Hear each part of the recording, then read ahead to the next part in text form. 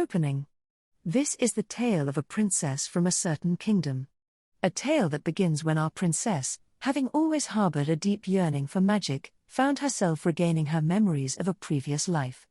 At times she wielded her influence and at other times her charm, and she was always in pursuit of the alluring power of magic. This is how her tale begins. I've always loved the word magic. It has a way of making people happy, of putting a smile on their faces. I adore magic because it's always out of reach. It's not possible in reality. If I could have any wish come true, it would be to wield magic myself. I wanted nothing more than that. Then, by some sudden twist of fate, I remembered the details of a past life. My name is Anisphia Palatia, and I am the first princess of the kingdom of Palatia. It happened when I was 5 years old, staring up at the sky in a daydream. If only I had magic, I would be able to fly, I had thought, and that was the moment it happened. I don't know exactly why. Why had that thought crossed my mind? I asked myself, just as memories of a past life came flowing back to me as easily as some small detail I had simply forgotten.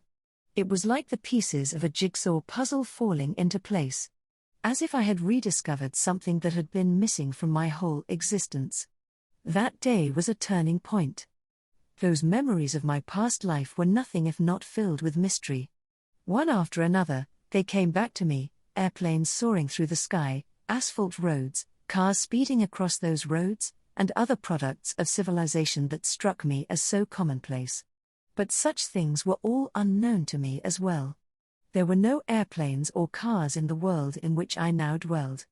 The only things soaring through the sky here were birds and monsters. The roads weren't made of asphalt, and they were traversed by horse-drawn carriages, not cars. In my past life, aristocrats and nobles had been no more than characters in stories, but here I was, a royal princess myself.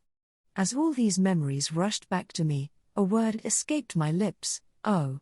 I was at such a loss that I began to fret. I mean, ever since those memories of my past life first came back to me, I was finding their influence on my thoughts, beliefs, and values overtaking my upbringing as Princess Anisphia. I was aware of my obligations as a member of the royal family, of the dignity and poise expected of me as an aristocrat. I was always conscious of that.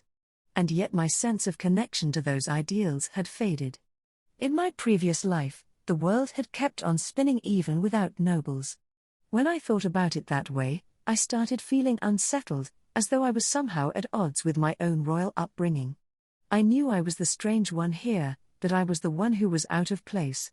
And yet it was because I was aware of all this that I didn't want to change what seemed to me the appropriate way of things. Nothing good would come from reviving these memories now.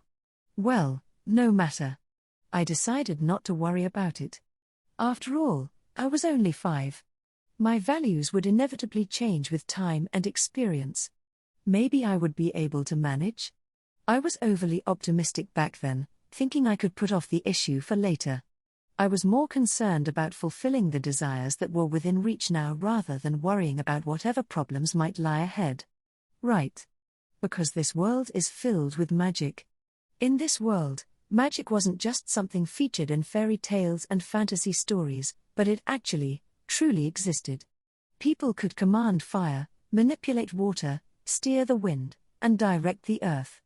I couldn't comment on what theory or logic lay behind those abilities, but just bearing witness to it all made my heart do cartwheels. If I could wield magic, maybe I would be able to fly, because magic did exist. I just couldn't stop thinking about it. My imagination was soaring, my heart was racing. There's no time like the present, right? With renewed determination, I clenched my fists and dashed out from my room as fast as my feet could carry me. As I charged through the corridors of the royal palace and turned a corner, I suddenly brushed past a young lady, a maid in the service of the palace. I ducked my head slightly and tried to sneak past her, when, "Why, Your Highness? You mustn't run in the corridors." She grabbed a hold of me from behind, unwilling to let me escape. I struggled a little, but she had caught me easily. After all, I was just a child. She was putting all her strength into holding me, which meant I would have no chance of getting away. I surrendered myself, letting my muscles relax. When I glanced up, I realized that hers was a familiar face. "Oh, Euphyllia. I'm sorry. I'm in a bit of a hurry." "Even so, you mustn't run through the castle like that." "Ugh, so cruel." Escape seemed impossible, so I resigned myself to my fate. Seeing my resistance fade, Euphyllia lowered me back down to my feet, before crouching down to meet me at eye level. "Why are you in such a hurry, princess?" "I need to make a petition to my father." A petition? "Yes. I want him to let me learn magic." "Ah, I see. Magic." I had answered her without hesitation, but for some reason, a look of consternation passed over her face. "Euphyllia. I want to learn magic. It is good to have ambitions. But where has this come from all of a sudden? Why are you so interested in magic again?" "Because I want to fly." "Huh? I want to fly. With magic?" "Yes. I want to fly." Judging by her expression, Euphyllia had no idea what I was talking about. That was understandable. As far as I was aware, the notion of using magic as a means of flight was unheard of. That's just one of the things I want to do. I could do so much good with magic. I could use it to scare off villains and help people. I see. That is a noble dream, isn't it? But His Majesty is very busy. So how about I relate your request later, while you go back to your room for now? NGH. I suppose so. I'll allow you to ask him in my stead, then, Euphyllia. "Thank you, Your Highness." Euphyllia gave her chest a slight thump, as if to say it would be no trouble at all. She had a full bosom, and a beautiful face, too. Was it because she was so attractive that she had been employed to serve here in the castle? Well, there was nothing else I could do, so I allowed her to escort me back to my room. I tried to focus on my memories as Anisphia, but today's lessons were over. That being the case, I instead occupied myself by poking around my room, but that only ended up amplifying my sense of anticipation. Looking back now, that moment was the beginning of what would become my new life. "I'll do it," I told myself. "I'll become a magic user one day." After the young girl's awakening, time passed. The kingdom of Palatia was a great nation whose development was fueled by magic. In this country, the government ran an academy for nobles and members of the royal family, the Royal Aristocratic Academy of Palatia. The academy, welcoming exchange students even from far-flung lands, was considered a microcosm of high society at large. Of course, the academy was supposed to be a place of learning.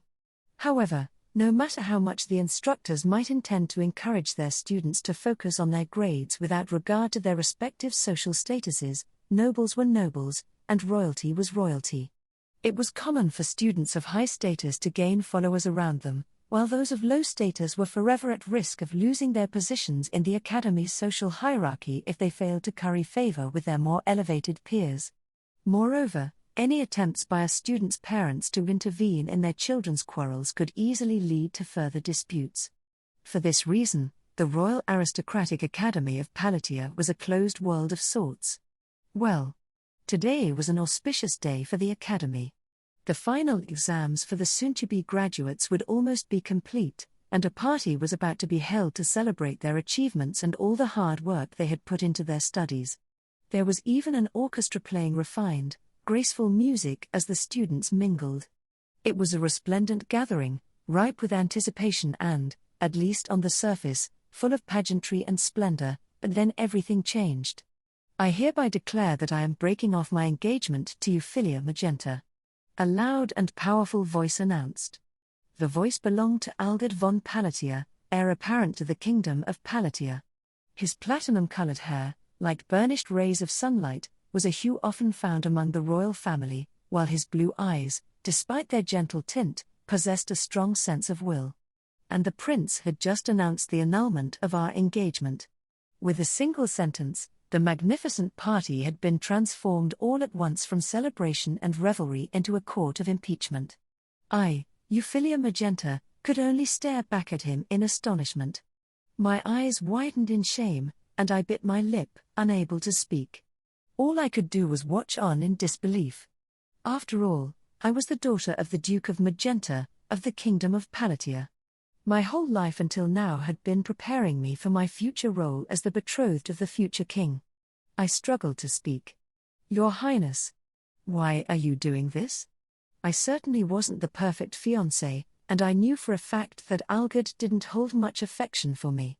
But even so, our betrothal had been ordained by the king himself. Our engagement was necessary for the sake of the country.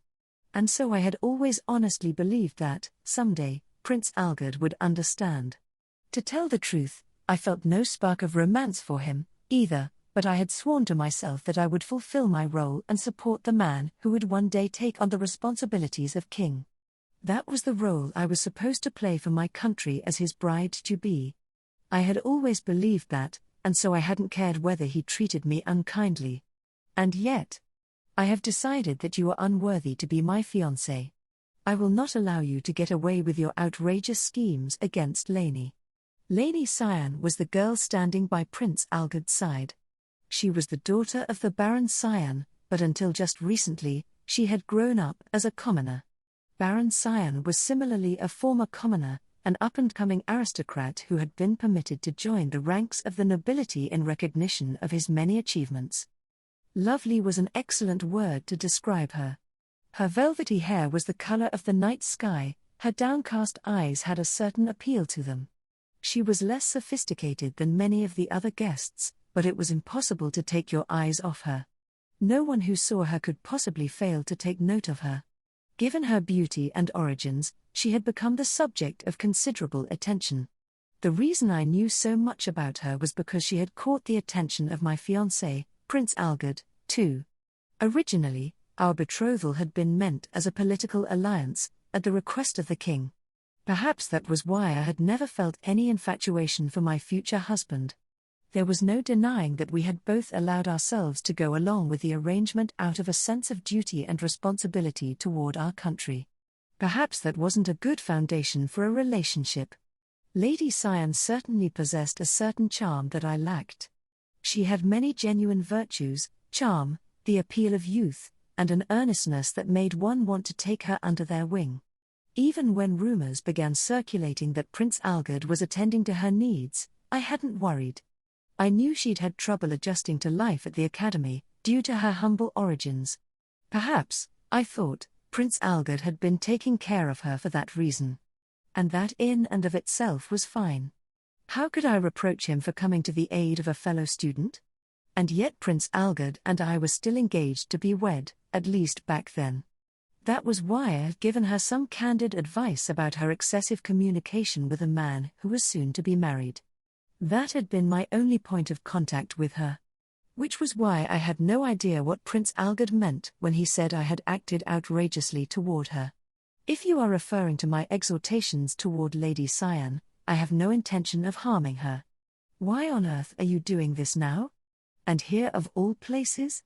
Rather, I felt as though I was the victim of Prince Algid's short temper. Our engagement had been decided by the state. It couldn't be overturned by the will of any single individual.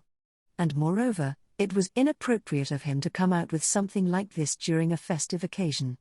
After all, the nobles who would one day become his vassals were here at this evening party, too. I couldn't understand why he had acted this way, as he surely must have realized all this for himself. Prince Algid. If you don't mind me asking, has His Majesty approved of this? I'll have him approve it later. Why do you want to call off a marriage arranged by your own parents? Do you understand what you're doing? I won't allow my father to interfere, or my mother. I will decide my own path, by myself. He snarled. My breath caught, and I shook my head. I could hardly comprehend what he must have been thinking. But there are rules that must be upheld. Please, Prince Algid, think about what you're doing. When did you become so clueless? I'm clueless? If anyone is clueless, it's you, Euphyllia. You're obsessed with your ambition to become queen. You aren't worthy. I don't know what you're talking about. I tried to muster my strength to explain myself, but Prince Algid was being utterly hostile toward me.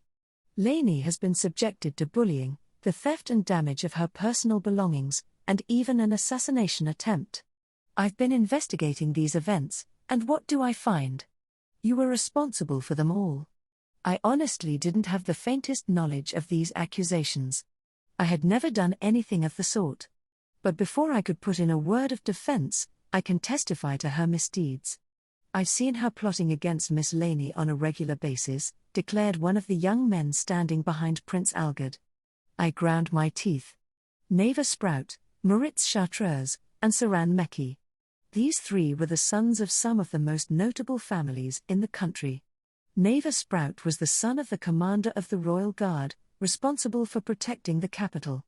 He had dark green hair that looked black in lower light and sharp honey-colored eyes that were now narrowed and glaring my way. Beside him was the nervous-looking Moritz Chartreuse, with his silvery hair and bewitching purple eyes. He was the son of the Count presently presiding over the Ministry of the Arcane. Slightly behind these two was Saran Meki, so beautiful that his appearance alone could often prompt a sigh from unsuspecting onlookers. He wasn't a noble, but rather the son of an influential merchant family, and he had been enrolled at the academy as a special student. I caught my breath. Each of these three individuals was particularly popular here at the academy. I stared back at them, almost biting my lips. I knew they were Prince Algard's followers, and I had often seen them interacting with Miss Cyan. But only now did I realize they had framed me for tormenting her.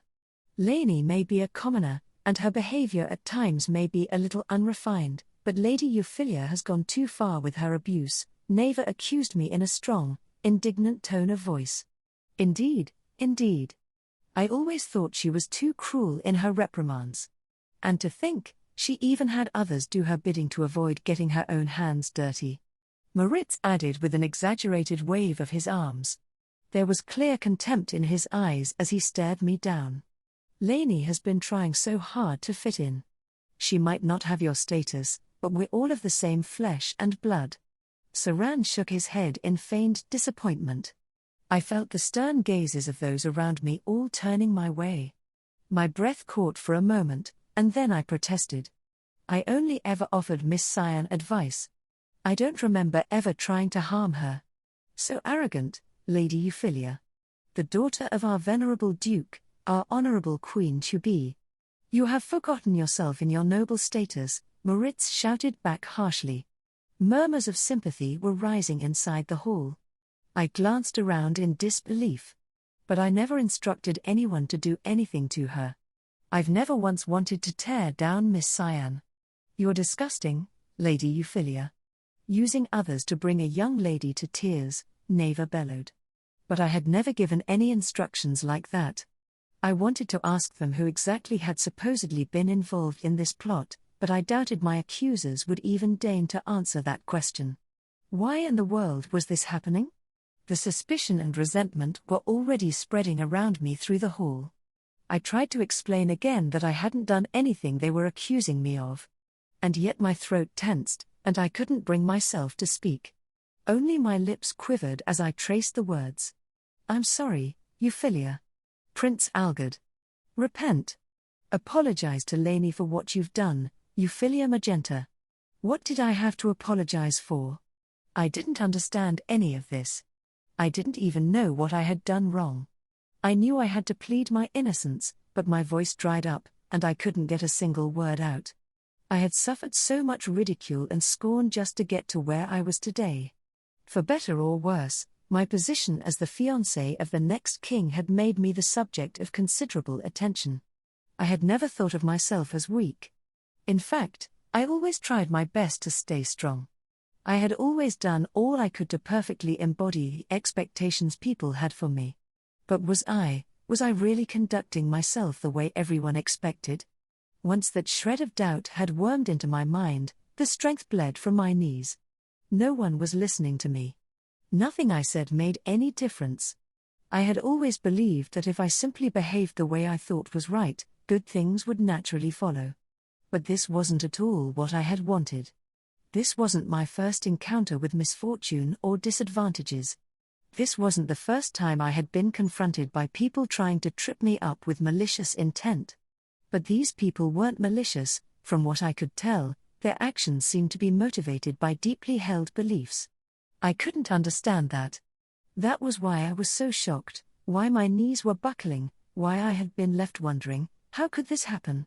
I felt as if my legs were about to give way as reality sank in. That was when the air in the hall began to change ever so slightly. Huh? I wasn't the only one who noticed it. Prince Algard glanced suspiciously toward the window from which the sound had emanated. How should I describe it? It was like something was tearing through the air with great force, and screaming. Ah ah ah. It was screaming. And the next moment, something came smashing through the window. Huh? I stood there petrified, all but forgetting I had been about to lose my strength. Something had come crashing through the window with such momentum that it rolled across the floor until it came to a stop between Prince Algard and me. The tension in the air had been completely obliterated. Everyone in the room, including those who had dived out of the path of whatever had just joined us, was watching on in dumbfounded fascination. Oh. Lost control there. I guess I still need to do more research. A beautiful girl stood up before us, brushing away the shards of glass sticking to her clothes with one hand. She was wearing a jacket and trousers for ease of movement, attire that wasn't at all suitable for this social setting. And yet she positively emanated charm. Her childish face was stained with soot, but her sense of grace remained unmarred. Or would it be more accurate to say her appeal came from that energy and vitality? I could only gaze at her, utterly captivated. She picked up a device lying at her feet, broom-shaped but not quite a broom. Her eyes were a pale green, reminiscent of fresh verdure, although there was also a silly winsomeness about her. And the color of her hair took everyone's breath away. It was platinum in color, just like Prince Algard's, proof of royal blood, and as she shook it, it struck me as even softer, even sunnier than his. You. Prince Algard's voice was trembling. His expression had changed from one of astonishment to one of indignant rage. In response, the girl who had become the center of all this commotion raised a hand in casual greeting. Then she spoke, her voice so cheerful that her earlier nervousness might as well never have been. "Ah, Ali. Am I interrupting something?" Sister. Prince Algard cried. Princess Anisphia Win Palatia, the kingdom of Palatia's famed troublemaker, flashed her younger brother a refreshing smile. In the kingdom of Palatia, there dwelled a certain princess. She was the most powerful and troublesome girl in the history of the kingdom, its strangest and most eccentric denizen. She was the bane of the royal family and had earned herself a great many less than complimentary titles. Her name was Anisphia Win Palatia. Her peculiarities and outlandish deeds seemed to grow exponentially by the day until none were surprised by whatever fresh disturbance she was responsible for. It was said she could use the wind to carry herself into the sky and soar over the castle walls. It was said she had burned herself all over while trying to heat up water for a bath. It was said she had completely annihilated a monster that had been interfering with the construction of a new highway to the royal capital. And it was said that her eccentricity had broken the king's heart when she declared she had no intention of marrying. There were a great many anecdotes detailing Anisphia's strange deeds, so much so that if anything in the city seemed amiss, it was only a matter of time before it was discovered that she had some involvement in it. She truly was the Princess Peculiar, a self-centered eccentric, part fool, part genius. But people described her another way, too, as a genius who loved magic more than anyone, but whose love was unrequited. Anisphia Win Palatia, a princess who lacked the gift of magic, a gift that came as a matter of course to every other member of the royal and noble ranks. And unable to use magic, she had become the heretical progenitor of the field of magical science, or as she called it, magicology. This could be a little awkward. I, Anisphia Win Palatia, found myself standing before a group of well-dressed children, the sons and daughters of various noble families. I had just crashed a party, I was quite sure. The stares being directed my way were uncanny. To be honest, I felt ill at ease. Had I just made another major blunder? It had been so long since my last one, too. I had been conducting a nighttime test of my latest magical device, when I had thought it would be so lovely to reach up to the heavens to try to grab a star. That, however, had caused me to lose control and sent me crashing through a window. That mistake was going to get me in trouble, wasn't it? I checked my witch's broom, which helped me fly, for any damage. Luckily, it wasn't broken. I would have cried if it had been. At least it was only my reputation that had been injured. Everything was fine. Glancing around again, I laid eyes on my younger brother, Ali. I knew he didn't like me very much, so this interruption had probably left him utterly infuriated. Huh? I've never seen her before. Why is he hugging that girl so protectively? And everyone seemed to be sneering at the girl who was actually supposed to be engaged to him.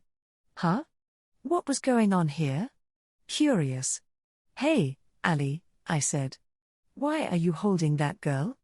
Miss Euphyllia is by herself over there. This is none of your business. He was angry, all right. I had expected as much, but he was glaring daggers at me. I mean, there was a lot of bad blood between us, but this struck me as something else. It was all well and good for me to be a failure when it came to being a member of the royal family, but for him, our future king, to be standing beside someone other than his betrothed, our future queen consort. Unsure what to make of this, I turned my gaze to Miss Euphyllia. Miss Euphyllia? What's going on? Is that girl going to be his concubine or something? Euphyllia was a daughter of the ducal Magenta family, and a particularly beautiful young lady. Her exquisite beauty had been the subject of admiration from many people. Her hair was a pale silver in color, as though it had absorbed the light of the moon, and so delicate that I'm sure it would be soft to the touch. Her skin was fair and smooth, and her pink eyes made me think of roses. With her sky blue dress, she stood out even amid everyone else at this flowery social gathering. Huh? Turning my attention away from my brother, I called out to Miss Euphyllia, who seemed to be in a daze. All at once, her expression paled, and she averted her eyes. Huh? What's wrong? No, it's just. Euphyllia, too? Her reaction was very unexpected. I had always seen her as someone unafraid of expressing her thoughts, even to adults, which was why I had often thought she would make such a good queen. Nonetheless, it looked like she was on the verge of breaking down in tears. Had my sudden entrance through the window scared her that much? No, there had to be some other explanation. Noticing where she was standing, and the way everyone was hovering around her, an idea sparked in my memory. At that moment, it all came together for me. I see. So my brother started making false accusations and broke off your engagement? Euphyllia lifted her gaze, as if to ask how I could have possibly known. Her eyes were darting around in shock, her expression, normally as firm as an iron mask, was undergoing a marked transformation. How about it? I remembered such stories from my past life, but to think that this sort of thing could actually happen. The world was a strange place. Although, I wasn't one to talk. Oh, the irony. From what I can see, Miss Euphyllia does look rather friendless, no? How? All right, that settles it. It wasn't good to bully a girl. I didn't know who was in the right here, but either way, it was time for some external arbitration. Someone needed to be Miss Euphyllia's champion, especially given that she had no other allies. I had no idea what the situation was or who was in the wrong, but even if it turned out later that Miss Euphyllia had been at fault, I doubted anything bad would come to me from defending her now. Well, Miss Euphyllia? Let's go. I'm kidnapping you. Huh? I'm kidnapping Miss Euphyllia, so you can't hold her responsible for any of this. Come on, let's go now. Huh? What? So that's that, Ali. I'm taking her home with me. We can have a family discussion later. I approached Miss Euphyllia, who still looked taken aback, and threw her over my shoulder. Sorry about this. In a real kidnapping, it would probably be best to take her in my arms, but at that moment, I wouldn't have been able to do anything if both my hands were occupied. She let out a faint gasp as I pulled her up. My brother was also beginning to get impatient. Well, I wasn't about to stay here any longer to hear what he had to say. Wait, sister, see ya, Ali. Flashing my brother a grin, I began to run with Miss Euphyllia over my shoulder, then I leapt into the air, out through the window from which I had entered. Gravity would soon pull me back down to the ground. Miss Euphyllia had a really good scream. WH? It's a no-rope bungee jump. Say hello to air travel, Miss Euphyllia. I grabbed the witch's broom and hooked my leg around it. At the same moment, I poured my magical energy into it, and so we began to gain altitude just before we could graze the ground. Miss Euphyllia was still screaming, but it was time to go see my father. In the kingdom of Palatia, there lived a princess unloved by magic, ridiculed and despised for her inability to make use of the powers freely available to other members of the noble and royal ranks. Nonetheless, this girl still adored magic, and so she took to constructing devices capable of recreating, and even transcending, ordinary magic. Thus began the first act of the journey of this legendary princess, whose feats and eccentricities would go on to leave an indelible mark on future history. Chapter 1. The Reincarnated Princess Can't Break Suddenly. That most certainly was a handful. I unclenched my stiff shoulders. In front of me was a mountain of completed papers. Thankfully, my tension seemed to dissipate somewhat now that I had reached my goal for the day. Yet a king's work was never done, it seemed, no matter how much effort he puts into it. Excellent work as always, Your Majesty. Come now, Grants. There's no need to be so formal. The voice that had called out to me belonged to none other than Grants Magenta, the head of the foremost house of the aristocracy, the ducal Magenta family, the chancellor of the realm of the kingdom of Palatia, and above all, my close personal friend. And the one to whom he had called was of course me, Orphans Eel Palatia, the present sovereign of the kingdom of Palatia. I had just completed my royal duties for the day. I could do with a cup of tea. Join me, Grants. As you wish, Your Majesty. Again, so formal. Address me not as your king, but as your friend, now. Very well, orphans. I nodded in satisfaction as his tone of voice relaxed. Grants might have been in his late 30s, but his youthful vigor had yet to show any sign of slowing. I, on the other hand, looked older than my years, my hair graying noticeably. It was probably my constant fatigue to blame for that. I wasn't oblivious to the difference between us. We were so close in age, yet he was able to maintain his youth.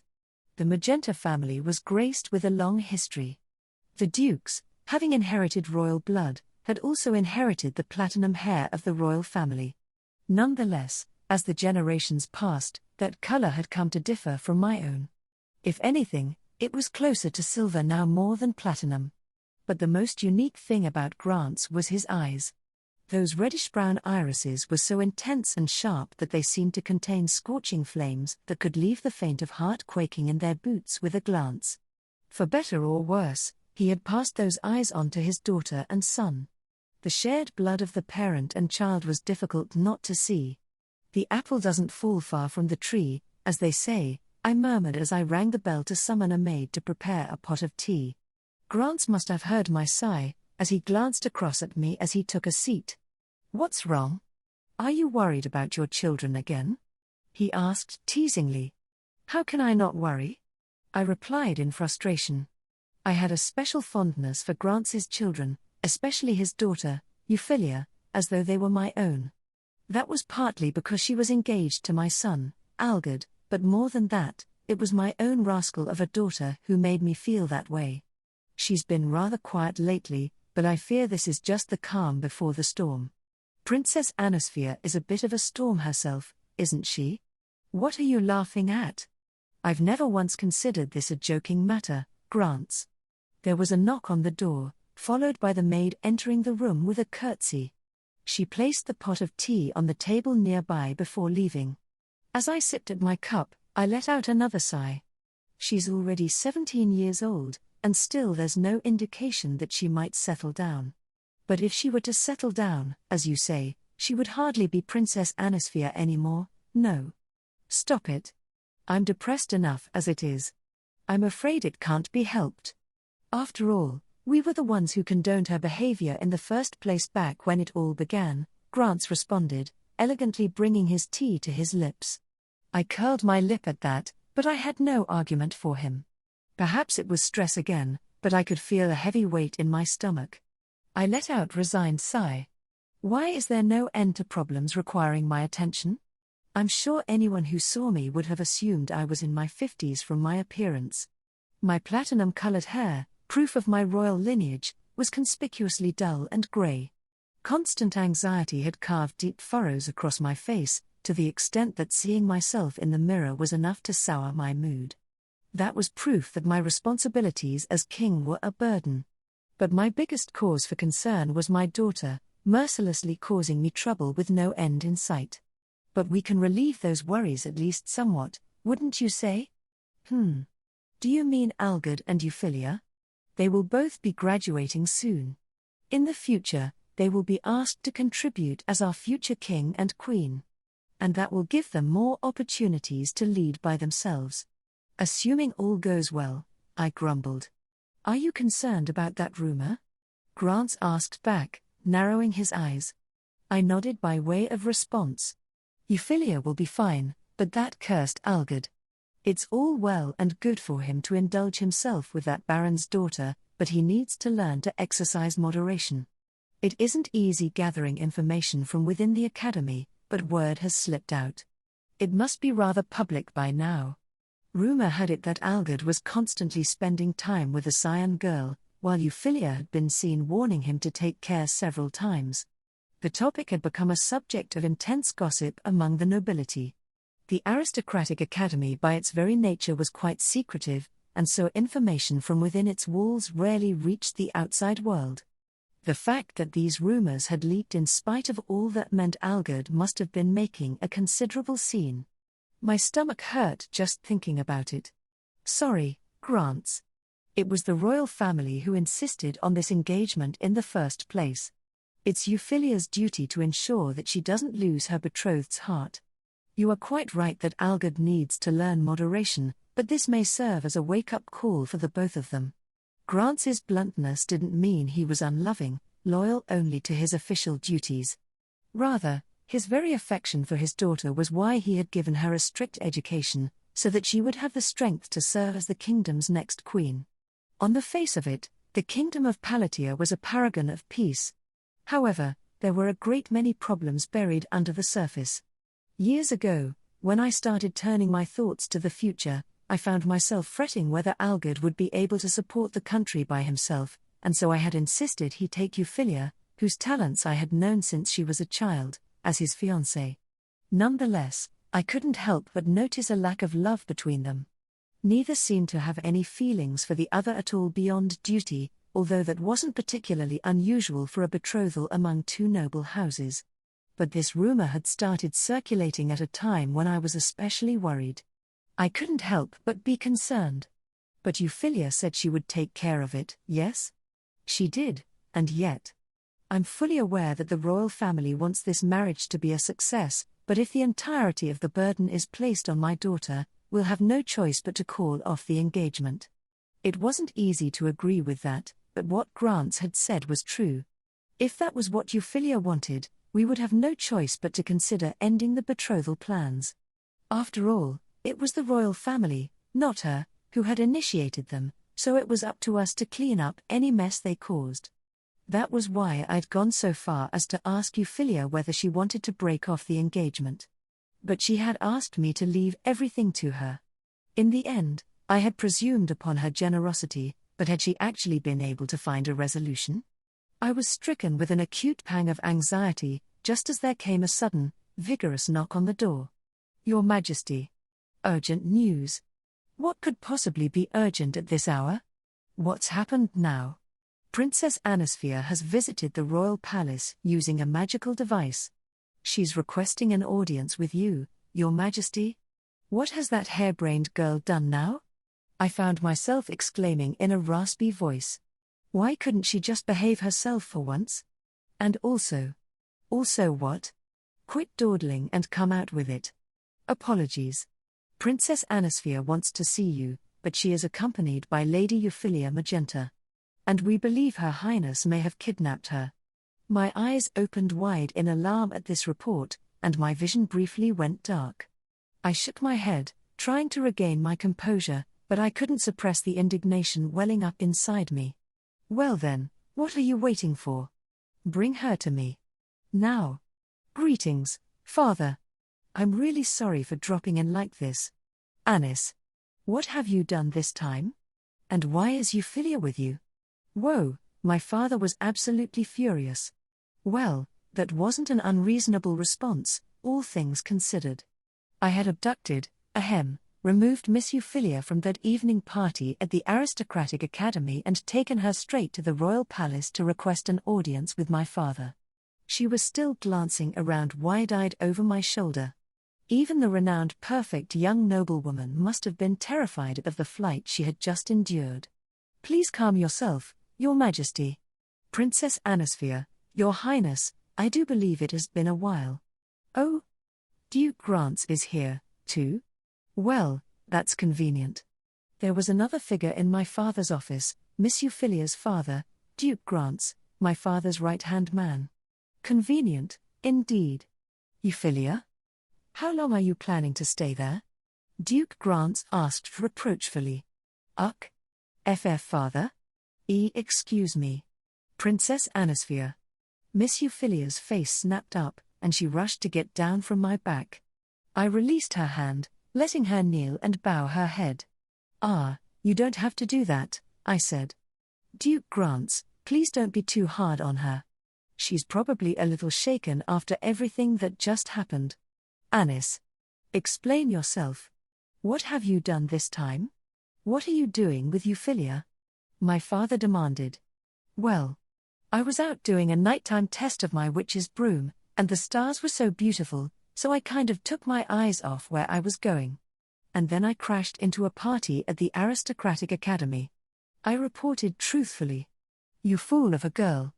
My father cried out, rising to his feet and bringing his fist down on my head. That strike was so painful it felt like stars were falling to the ground in front of my eyes. The back of my eyes grew warm, and I had to hold my head in my hands. That hurt, Father. You're awful. I've had enough of your cheek. Why, you. I know it was wrong, you think I don't? If you're really sorry, don't do it again. How many mistakes do you have to make before you learn?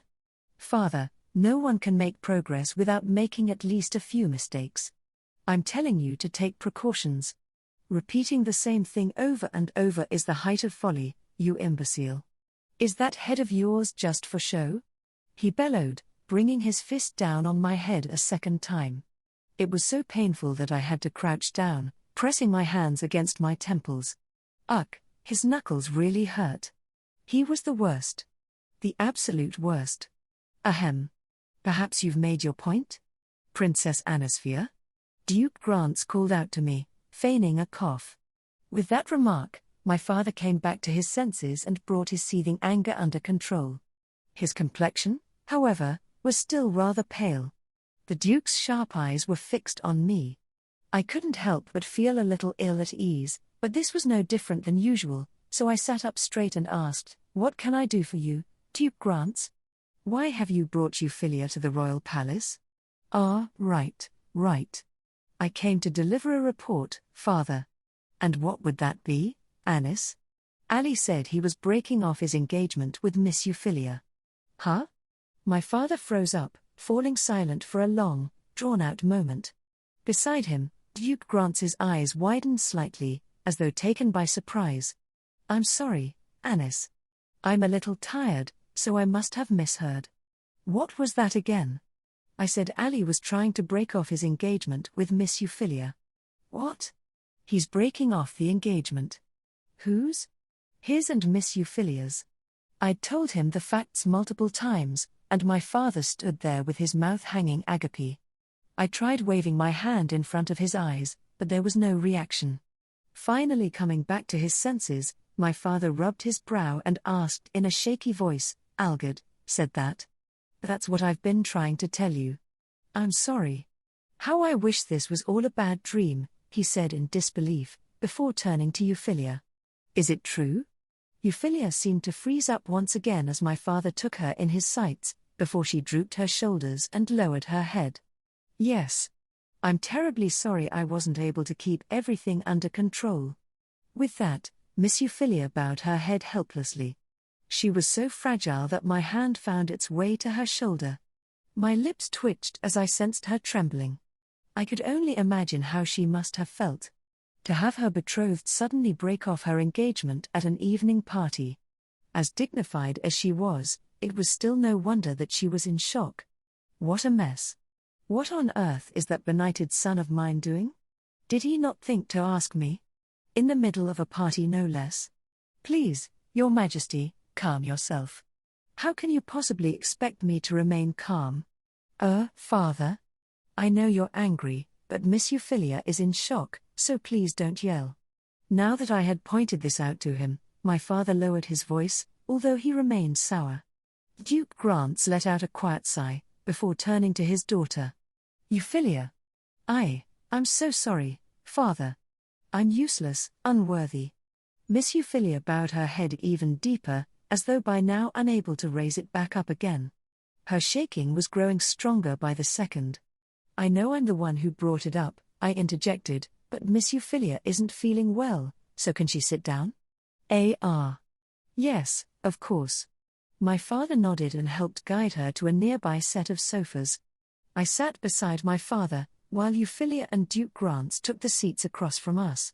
Once everyone had sat down and taken a few deep breaths, my father cleared his throat. The anguish on his face was obvious. Well, that wasn't much of a surprise, either. I'm sorry I got so upset just now. But I can't believe it. Well, it did happen, father. He held his head in his hands. I couldn't blame him. Ali and Miss Euphyllia's betrothal had meant they would be the future king and queen of Palatia. It was an incredibly important arrangement. That was why Miss Euphyllia, Duke Magenta's daughter, had been chosen as my brother's partner. And that was why their engagement wasn't something that could be annulled so easily. Then again, Ali's announcement was so bizarre that it wasn't entirely surprising that our father had no idea how to respond. Sorry, Grants. I was overly optimistic. Naive, even, my father murmured, his head lowered, pressing a hand against his gut as though burdened with a stomachache. Nonetheless, Duke Grants quietly shook his head. You shouldn't be so quick to apologize, Your Majesty, he said, before turning to his daughter. Euphyllia. Yes. I've heard that your relationship with Prince Algid hasn't been progressing. It is most unfortunate that this has happened. I'm terribly sorry. You don't need to apologize. What you need to think about now is how you will conduct yourself in the future. I'm willing to accept any punishment. Miss Euphyllia seemed to take her father's words to heart, awaiting his condemnation. Duke Grants's eyebrows twitched as he watched his daughter. I had to interrupt the tense conversation between the two. Ahem. Duke Grants, if I may. What is it, Princess Anisphia? Forgive me for saying this, and I don't believe your intention is to blame Miss Euphyllia for what happened. However, I think the shock has affected her judgment. Could you be a little gentler with her? And you too, Miss Euphyllia. I know you must be startled by how sudden that was, but can you try to relax a little? Everyone here, myself included, is on your side. Miss Euphyllia finally looked up with some confusion. She didn't have the faintest clue what I was talking about, did she? I tried smiling back at her.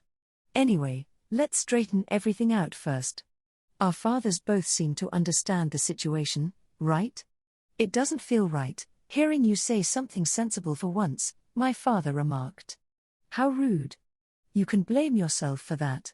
I didn't get it. Well, that was fine. I pursed my lips, when my father thanked me. Anis. I'm going to put the matter of your trespass at the aristocratic academy aside for now.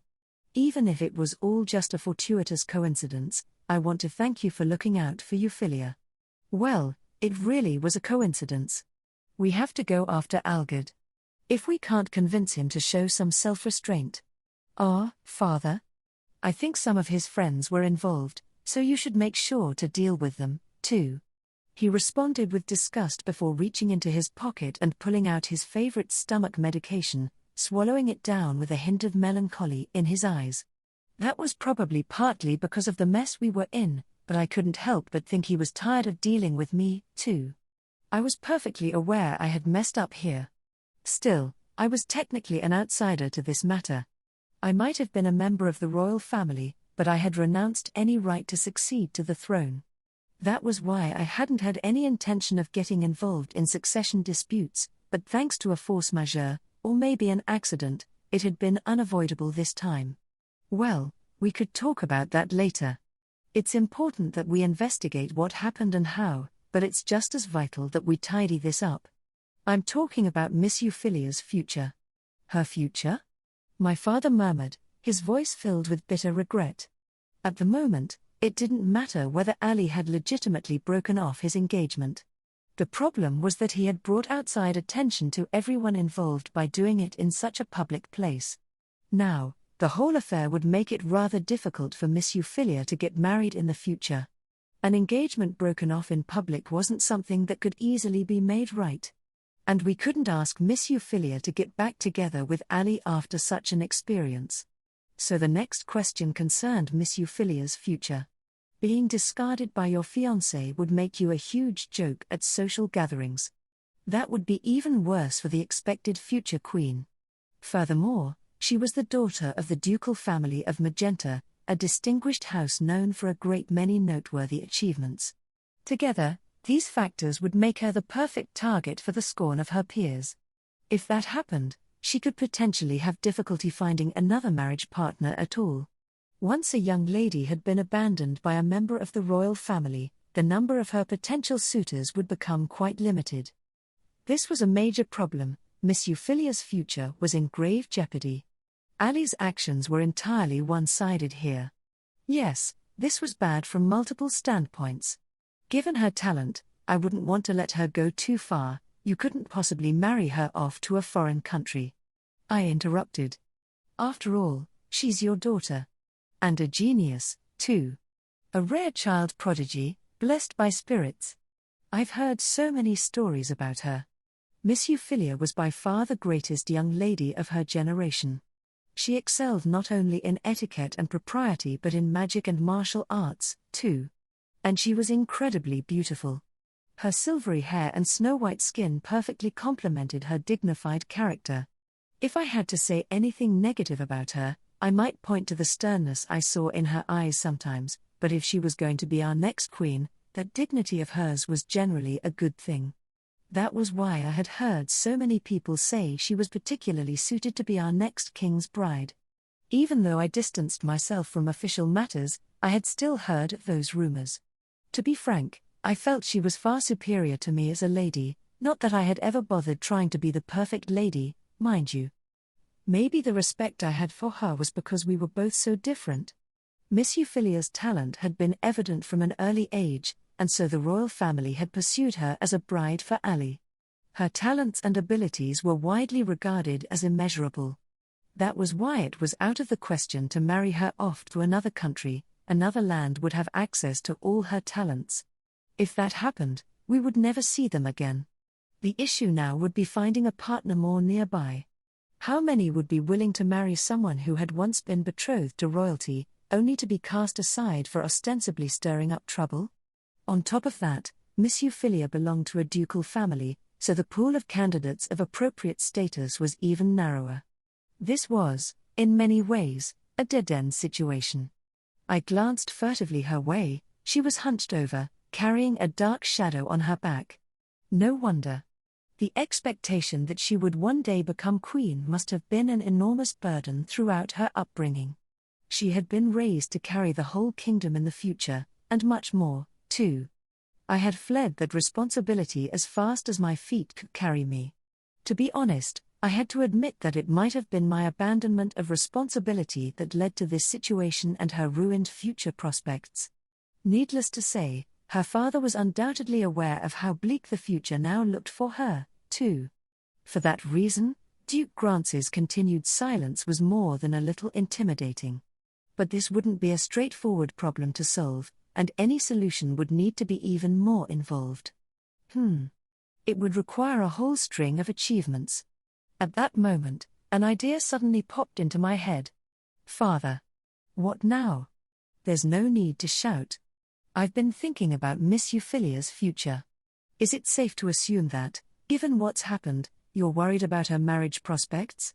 Yes, but what of it? Why do I have a bad feeling about this?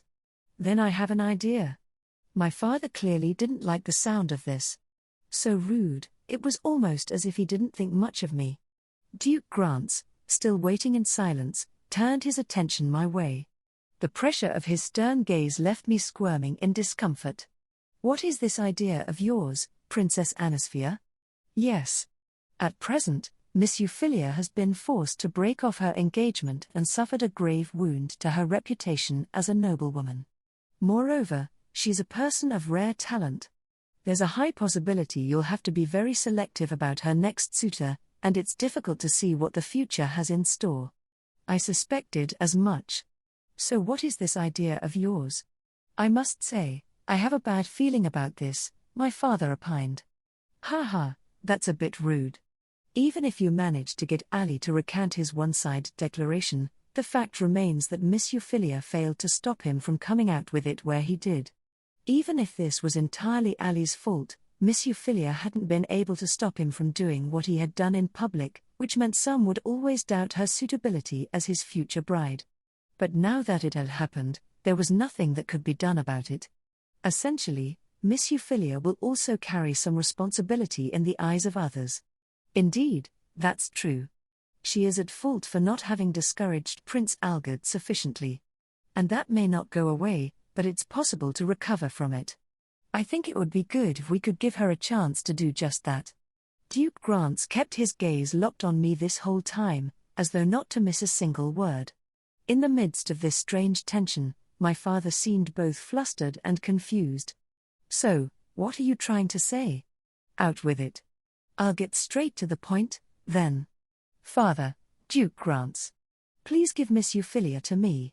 If I had to describe in one word the atmosphere that descended on the room then, I would say that it froze. My father's face twitched, while Duke Grants's eyes widened ever so slightly. And Miss Euphyllia, the person at the center of all this, raised her head, staring straight at me. I flashed her a smile, before turning back to my father and Duke Grants. I'll do everything I can to make her happy. Please give us your approval. Wait. What delusional nonsense are you blabbering about now? My father jumped to his feet, pale with fury. Delusional? I was being perfectly serious here. Princess Anisphia. You're asking me to give you my daughter? What exactly are your intentions? Duke Grants asked me, his tone returning to normal. I nodded. I would like to invite Miss Euphyllia to be my assistant. Your assistant? Miss Euphyllia was tilting her head to one side in confusion. Her mannerisms were so cute that I wanted to pet her. Perhaps having sensed my feelings, my father's gaze sharpened. I cleared my throat, trying to regain my composure. You must already know that I'm a proponent of magicology, but I would like Miss Euphyllia to assist me in my research and to help present it to the public. Do I understand you correctly, Princess Anisphia? Do you mean to have my daughter take credit for your magicology achievements? Yes. That's exactly it, Duke Grants. Magical science, or magicology for short, was the name I had given to my research and my attempts to recreate the fantastical sights I had glimpsed in my past life, and to use those ideas to solve the mysteries of magic. My witch's broom had been one such idea, an invention born from my desire to harness the power of magic to achieve manned flight. With my father's approval, I've been able to spread some of my magicology ideas, albeit on a very small scale. But given my personal circumstances, I've refrained from publicly announcing my major accomplishments. Magicology was born from a revolutionary idea. And your magical tools were in turn born from magicology. You're afraid that the repercussions for the kingdom of Palatia would be too immense, no? Yes. So I promised father I wouldn't make waves with the fruits of my research. The next king of Palatia may have some trouble if his elder sister was seen to shine too brightly. While Ali might have been my younger brother, being a male, he had priority in the line of succession to the throne. That said, I previously had a claim as a member of the royal family, emphasis there on the past tense. You see, I couldn't use magic. I was a princess, and yet I couldn't use magic, so in spite of all my magicology achievements, I couldn't be accepted as queen because of the way this country was run. To put it simply, the kingdom of Palatia had developed hand in hand with magic throughout its history. The first king had made a pact with spirits and founded the realm using the magical gifts they had granted him.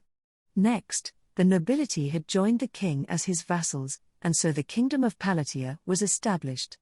That was why being able to use magic was essential for members of the royal family, yet I was unable to do so. My inability to use magic had been disconcerting for everyone. And so I decided that if I was unable to use magic myself, I would study a new kind of magic that I could use. That was why I had abandoned my claim to the throne, so I could instead pursue my research. After all, I had thought that trying to juggle the two would only introduce unnecessary conflict. My father had resisted at first, but I had been so insistent that he had resigned himself to my will. And so I became a princess in name only, not involved in political affairs, although still recognized as a member of the royal family. That being said, my father has been giving me a lot of work lately, and I think I'm getting to be kind of famous. Oh, that is rich. It's the other way around. I determined that, after your conspicuous escapades, I had better try to keep you occupied with something sensible, you unthinking, fool girl. Huh? Wasn't it rather dishonest of him to try to impose political troubles on me for such a selfish reason? I usually didn't like to complain, because it tied directly into my hobby, but I got sidetracked there. I had better get back to the matter at hand, I realized. I want to spread magicology, but I don't want to take center stage. So I thought, why not make my research a joint effort and let Miss Euphyllia take the credit? Indeed. That may well be enough to overshadow the annulment of her betrothal. You see? Oh, and there's one other thing. I can't use magic, so I need an assistant who can, and I can't think of anyone better than Miss Euphyllia. Really? Yes. You're a talented noblewoman, a martial artist, beloved by spirits, and said to have the highest aptitude for magic of anyone in all of history.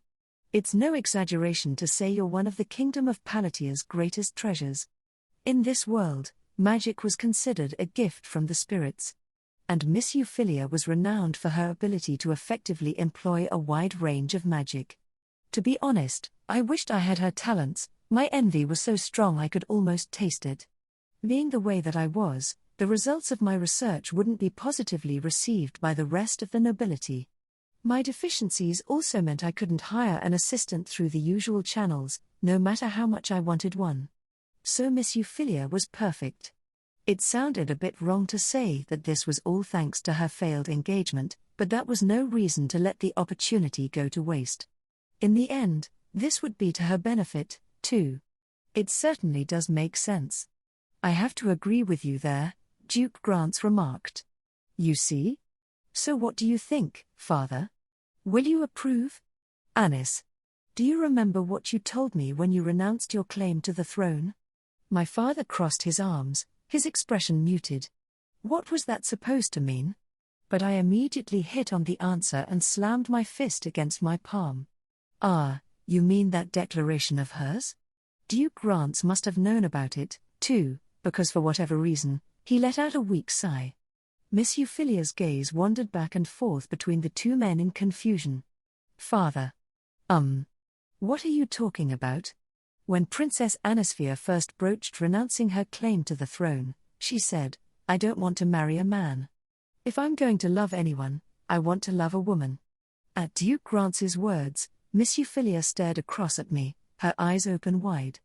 Her gaze felt a little distant. But it was true. I had been completely serious. I mean, I don't want to get married and have children. You fool girl, you. My father cried out, grabbing me in a claw hold. Ah. That hurts.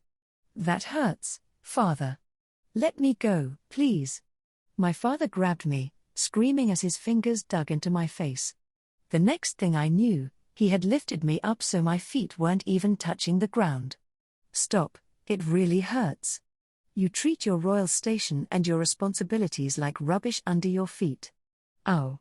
But if you let me inherit the throne. I mean, I can't even use magic. You've got your priorities backward. I'm not wrong. You're beyond wrong, you fool girl. Your magicology has value, I'll grant you that, but what makes you think you can never get married? You gave me your word. You said if I can produce results, I wouldn't have to. Ever. Oh. Father, look at your face. I can't even recognize you. It's 1,000,000 times better than the pain in the gut you gave me back then. Finally, my father released me, well, more like threw me. Damn, that hurt. I had thought he was going to crush me there. It was certainly true that, when I had made that declaration, I had faced a hellscape of screaming and shouting, and I did feel some regret in hindsight. But I meant what I said, so it would have inevitably come out sooner or later. In effect, all I did was nip it in the bud according to my own timing. Because of that, there were all kinds of rumors about me, namely that I was attracted to girls. I wasn't about to deny it. I did like girls. I had nothing against men, but when it came to topics like romance, engagement, or marriage, I just couldn't see myself in that picture. Princess Anisphia. May I ask you a question? Duke Grants? What is it? Do you mean that you only want Euphyllia as your assistant? The Duke fixed me in his sights, his unyielding gaze peering into my very mind. It's true that her noble status and abilities with magic will be a boon, but to be honest with you. Yes? Miss Euphyllia is just the kind of girl I like. Are you capable of holding your tongue for a single moment, Anis? No. You're making me angry again. This time, I ran behind the sofa that Duke Grants was sitting on so my father couldn't grab my face again. At that moment, my gaze met with Miss Euphyllia's perfectly, and she pulled back slightly. That came as a small shock. Well, maybe that was unavoidable. I mean, I hadn't denied the rumors. But if I was going to recruit her, this could be a problem. If you don't feel the same way, I won't come after you. And I'm not a philanderer, either, so you don't need to worry about that. There are plenty of reasons why I want to get along with Miss Euphyllia. With me? I mean, I've never even been able to invite you to tea, seeing as you're Ali's fiancé and all. The situation isn't good, honestly, but I welcome it. You must think it was a disaster, too, right? So why don't you come and study magicology with me? Because these circumstances are convenient for you? The corners of Miss Euphyllia's lips rose almost self-deprecatingly, and she averted her gaze. Of course, I could understand that she was depressed at the sudden end to her engagement. That's true, but there's more to it. You're free to join me for whatever reason you like, Miss Euphyllia. You're hurting, and I want to help you. You can take those words at face value, or you can believe me for any other reason. I don't mind. Miss Euphyllia's eyes widened. I reached out and gently touched her cheek, then turned her head toward me.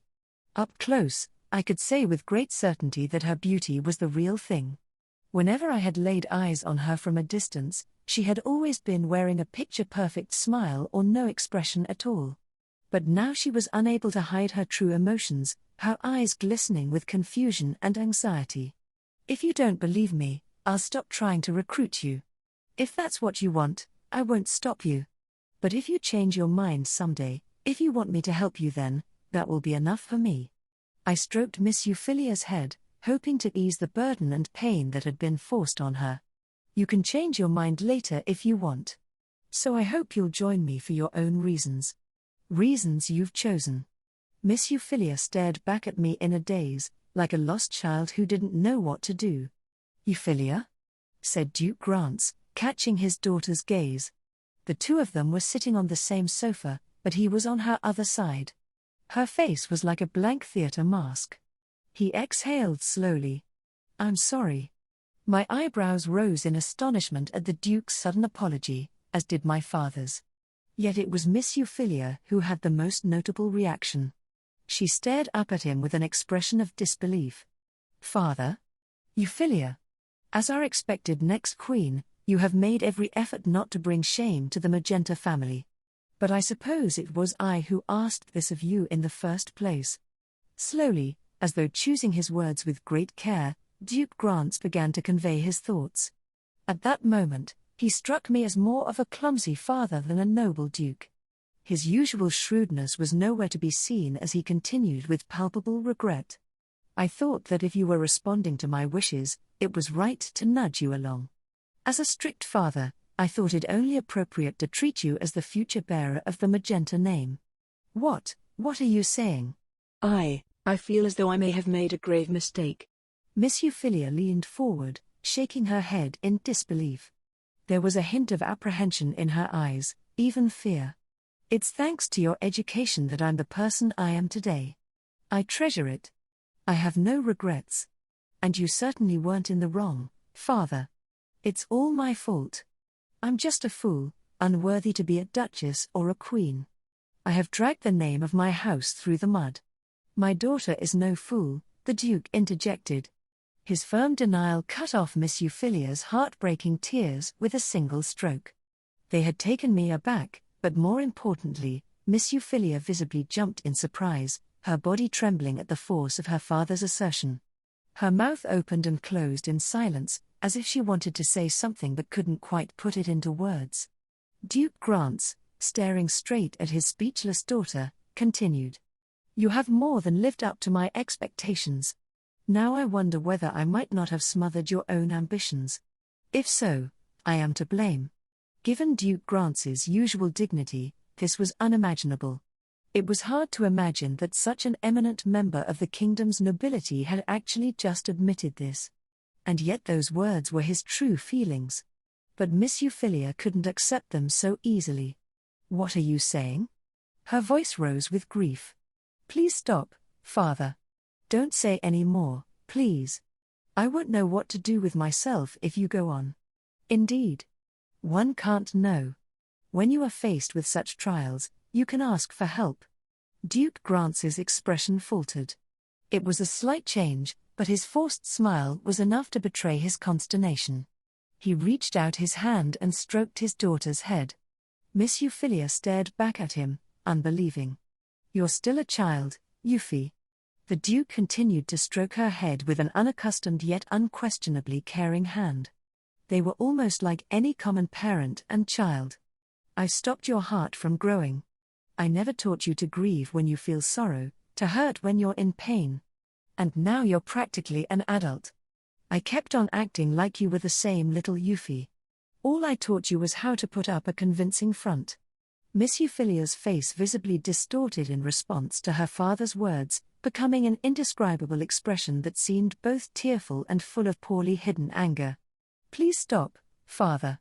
Don't disparage yourself for my sake. If anyone should be reproached, it's me. I'm the one who failed. Miss Euphyllia's pained cry was a testament to her love for her father as she insisted she alone was in the wrong. Yet her father's smile only deepened in response to her appeals. If you failed, then so did I, as a parent and as a man. I had high hopes for you, as the future leader of this country. But at the same time, I was too strict. I disciplined myself to dismiss your suffering, to ignore the hardships that lay ahead. I clothed you with armor, but I failed to strengthen the body inside. I'm ashamed. Father. Miss Euphyllia shook her head in denial, sending tears spilling down her cheeks as she brushed off her father's hand. Duke Grants moved to wipe away her tears anyway. It was a truly fragile sight. I forgive you. Even if the king himself desires this engagement to proceed, I'll help you to decline it if that is what you want. So tell me, Euphy, if you don't want to be queen. Miss Euphyllia bristled, biting down on her lip. But before she could draw blood, she slowly relaxed, as though the thread supporting her had finally broken. She covered her face in her hands. I'm sorry, father. I can't do this anymore. Her breath was ragged, her words broken and barely audible. She sounded as though she might start crying again. Duke Grants nodded in silence. I see, very well. Thank you for telling me. Yes. I should have relied on you more for support, father. I thought I had to be independent if I was to be the next queen. I couldn't rely on my parents. That's good to keep in mind, Euphy. But sometimes, A wise noble needs to know when to call on the people around them. Yes. Miss Euphyllia gave him a short nod. The Duke seemed relieved. He placed a hand on his daughter's shoulder before continuing. Euphy, I think you should let Princess Anisphia take you under her wing. But the choice is yours. Huh? You will undoubtedly face a great deal of scrutiny after what's happened. It isn't hard to imagine how that might turn out. As it was now, there would almost certainly be a commotion if Miss Euphyllia were to appear in public. At best, she would be the subject of questioning, at worst, of slander. This was a huge scandal, and the best option was to lie low. So why should I join Princess Anisphia? Miss Euphyllia asked, her face weary. Duke Grants pressed his lips together. He glanced my way for a second before continuing, You're probably aware that Princess Anisphia lives in a villa on the grounds of the royal palace. It's much less conspicuous than the main residence. Most of all, it's located within the palace confines. If something were to happen, I would be able to come to your aid at once, and it should serve as a suitable retreat. Then, of course, there is also the princess's proposal. I don't think it's such a bad idea. Father, you've worked hard and done your best. You need time to be not the daughter of a duke or future queen, but to be yourself. Princess Anisphia isn't looking for your title here. Well, I guess that's true. I wanted Miss Euphyllia because of her personal qualities. Duke Grants must have heard me muttering to myself, as he nodded for her. Right now, he was a father who only wanted what was best for his daughter. Take some time to think about what you want to do with your life, Euphy. But won't that cause issues for the family? I won't let something like this affect me or our family. Will you trust me? Asked Duke Grants, returning to his usual aristocratic countenance. Miss Euphyllia held her breath for a second before letting it out and nodding. Of course I do. In that case, what you do next depends on your own feelings. It would be wrong for me to ask you to decide here and now. Turning away from his daughter, the Duke leveled his gaze at me. In any event, we're going to have to get to the bottom of this. In the meantime, I don't want any unnecessary interference. So, Princess Anisphia, would you look after my daughter for a while? Euphy, you can spend this time thinking about whether to accept her offer. Of course. I'd be more than happy to. I replied, filled with so much joy that I leapt into the air. Huzzah! My father, on the other hand, seemed to have another headache. Anis, please don't do anything reckless. You really are rude, father. I protested. Not as rude as you, he murmured, drooping his shoulders in exhaustion. Why did he have to act this way? Miss Euphyllia wasn't about to reject her father's advice, but she was staring at me somewhat anxiously. I smiled back at her, holding out my hand. We might only have a short time together, Miss Euphyllia, but I'm pleased to have you. Yes, Princess Anisphia. Just call me Anis. And can I call you Euphy? Huh? I don't mind. Yay. Nice to meet you, Euphy. I shook her hand up and down, beaming with joy. Euphy let out a chuckle, too, though her eyes seemed somewhat bewildered. I hoped that one day I would see her smile for real, from the bottom of her heart. Are you sure about this, Grants? I asked, shortly after Anis and Euphyllia took their leave. Grants remained silent for a moment, staring at the door. It's for the best. After the annulment of her engagement, Euphy won't be able to appear in public for a while. Do you really think this is for the best? My Anis? Are you really sure about this? Is your daughter so unreliable? Yes, I almost said, before clamping my mouth shut. In fact, Anis's novel ideas were often a great help to me, too. In spite of her unconventional approach, in spite of her flaws, she did have her redeeming qualities. Given her usual behavior, however, I wasn't comfortable admitting that. I noticed the tension in my forehead and tried to relax, letting out a deep sigh as I rubbed my eyebrows. This is a good precaution, too, in the unlikely event that someone tries to attack Euphy. Grants. It's a possibility. So it makes sense to have her stay close to Princess Anisphia. What are you saying? For a moment, I stared back in alarm, unable to even gauge what he was hinting at. Grant stared back at me, our gazes meeting. Depending on what happens next, Prince Algard may have to step down. Surely not? I murmured. It wasn't difficult to imagine what my friend was thinking.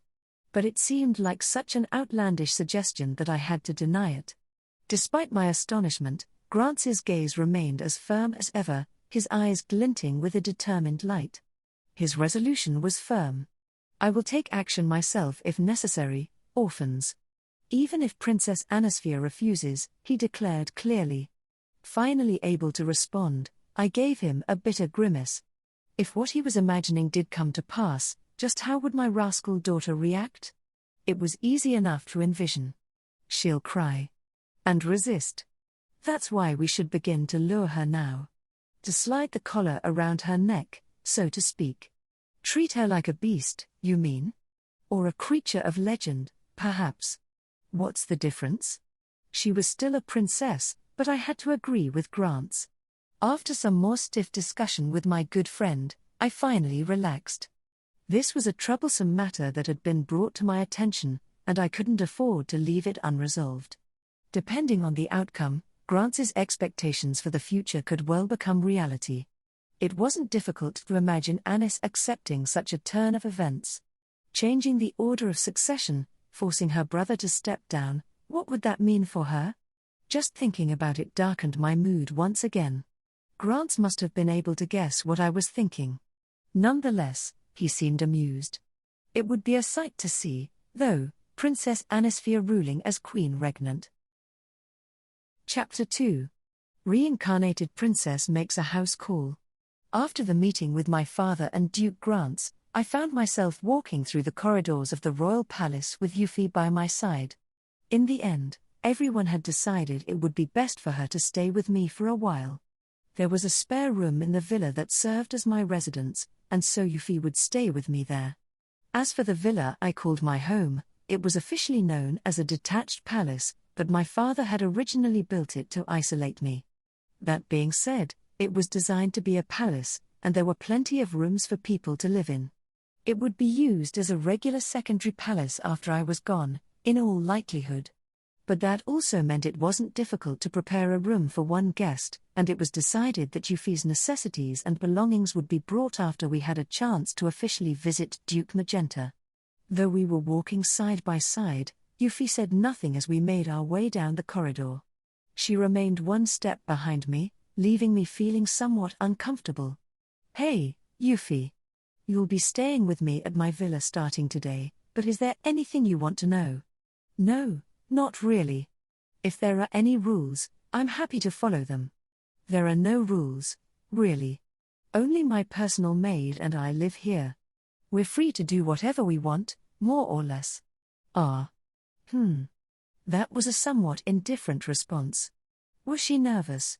Or maybe she had always been a woman of few words? Seeing as she had been my brother's fiancée, I had of course noticed her from a distance, and we had exchanged brief greetings on a few occasions, but this was my first time properly speaking to her. Plus, what with how unreceptive she was acting, I wasn't quite sure what to say next. I knew I shouldn't be acting so cheerful after her traumatic end to her engagement. But I couldn't afford to leave her, either. Which meant we would have to do this the hard way. "All right. Let's go to the detached palace. At times like this, you need a change of pace." "Huh?" Though she seemed taken aback, I quickly embraced her in a hug, swept her up into my arms, and took off as fast as I could run. Huh? Lady Anis? Why are you carrying me? Please put me down. It's fine. Come on. You know what they say, right? Good deeds should be done quickly. I can walk by myself. And besides, what if people? Don't worry about that. I ignored her protests, dashing through the corridors of the royal palace. She tried to resist at first but quickly grabbed a hold of my clothes while I was running. How can you run through the corridors carrying someone in your arms? This truly is most unheard of. Ha ha ha. You should have told me earlier. We sped past knights and maidservants in the employ of the royal palace, but they merely smiled back at me and pretended not to have seen us. It was always like this. Euphyllia was blushing slightly, curling up in my arms as though to shield her face. That made her easier to carry, so I said nothing. I sped onward as though to shake off the stares falling on me. Finally, we arrived at my villa on the outskirts of the palace grounds, and I set Euphyllia down once we reached the entrance. The second she was free, she hurried to distance herself from me. "This is my home, Euphyllia. I'm aware of that." She nodded, letting out a sigh. I watched her reaction as I reached for the door, only for it to swing open before I could even touch the handle. The person on the other side was a woman in a maidservant's uniform. Her reddish-brown hair was tied up in a bun, her blue eyes concealing all emotion. "I'm back. Euphyllia? Welcome home, princess," Euphyllia said softly after giving me a small bow. Euphyllia had been my exclusive maid for many years now, and the lack of warmth was business as usual for her. "Your Highness. May I ask you a question?" she asked. "What is it, Euphyllia? Why is Prince Algerd's fiancée, Lady Euphyllia, with you?" "Because she's staying with us for the foreseeable future." "I see. I must admit I don't quite follow, but shall I prepare a room for her?" Euphyllia murmured, relaxing her shoulders. Euphyllia observed our conversation as if it was some strange spectacle. I wanted to tell her that this was just how Euphyllia always was. It's late, so how about you stay in my room tonight?" "Euphyllia? Huh? Lady Anis? No. I don't mean in an improper way. But it is still improper. Euphyllia. Could you make us some tea?" I called out. "Very well," Euphyllia responded, showing us to the next room. Euphyllia looked like she still wanted to say something, but she followed my lead and entered. We made our way straight to the sitting room, which was set aside to welcome guests, and sat down to wait for the pot of tea. "Please take a seat, Lady Euphyllia," Euphyllia prompted. "Thank you." Euphyllia sat herself down on one of the sofas, a magnificent piece of furniture characteristic of the royal palace. I took a seat across from her while Euphyllia began to prepare the tea. As she set about her preparations, Euphyllia watched in interest. My guest probably wasn't familiar with these thermal pots that we used here. My thermal pot was a magical device designed to be placed atop a specially crafted base and served to keep water at a suitable temperature for tea, so it could be prepared instantly. "Is this hot water? But there's no fire. How does that pedestal work?" "It's a magical device that uses a firestone to keep the water warm. It's set to maintain a constant temperature, so there's hot water ready whenever you feel like a cup of tea or whatnot. With this, there was no need to boil fresh water each and every time. Using this system, the detached palace was designed so hot water could be accessed through taps and faucets, just like in my past life. It's a bit of a hassle to set the temperature, though," I explained. "But once you've got it calibrated, you can use it over and over so long as you have a firestone. It's good for more than just tea, too. We use them to warm up baths, for example. And thanks to this, I don't have to dip my hands in cold water when I wash the dishes," Euphyllia added. "I see." Euphyllia nodded in admiration. I swelled with pride. My thermal pot was another successful result of my magicology research as I attempted to recreate my memories of conveniences from my past life. My father enjoyed using some of the magical tools I had invented during the course of my research, too. The thermal pot was one of his favorites, and he used one to boil water and brew tea for himself whenever he was working late or didn't want to trouble one of the maids. "Here you go, Lady Euphyllia." "Thank you." Euphyllia sipped at the cup of tea Euphyllia had hastily prepared for her and let out a sigh of relief. Once my cup was ready, I took a drink, too. "Delightful. This thermal pot does appear very convenient," she remarked. "I can imagine quite a few other uses for it, too." "Indeed," I responded. "We're using them all throughout the detached palace here." "It certainly is convenient," Euphyllia added. "A little too convenient, or so I think at times." "Oh? How so?" Euphyllia tilted her head to one side in puzzlement. "I'm sure I don't have to explain that tools like this are unavailable outside the palace.